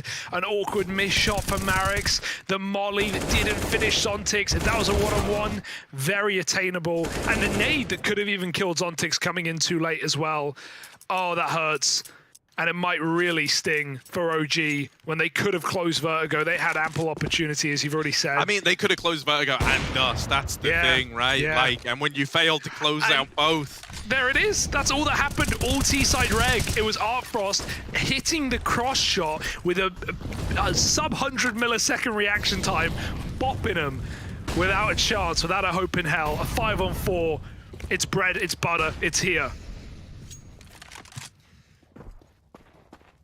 Oh, mate, and even then, they weren't committed to the A play. They might have got that pick on a mid-cross play. They might be 5-on-4 up. They might have got all this mid-control, but they don't use it willy-nilly, man. They take their time with this one. Oh, Shake boy. Dead in middle. That's opened up a route for the mid to be. Now the utility coming in. It's going to hinge on a bit of spam doing it all. Oxygen needs something on this cross. This target-rich environment for him. Just the tag right now. Marix helping out from in the window. Dead after the first, and now just Oxygen left to beat. There's the closer. Team Spirit Academy win this one out in overtime without dropping a single round once we got to OT. For OG Academy, this is devastating. That is one that is going to sit with these guys for a long while, you imagine. 2 big opportunities to close out this series.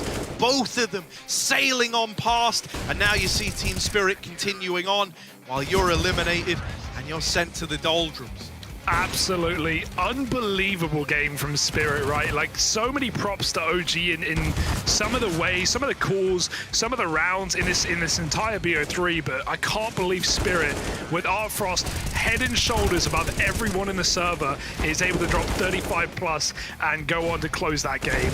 Unbelievable match for Spirit, and you can't say it's not well earned, right? They shredded them in overtime. They absolutely decked them. So Spirit go on.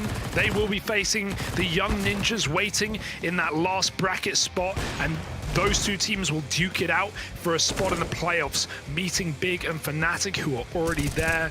Wow, we've gone from 8 teams to 6 today. We've said goodbye to OG, we've said goodbye to FURIA, and my oh my, we've got more bloodbaths tomorrow, Harry. You know, this was legit from Spirit. Nothing else to say.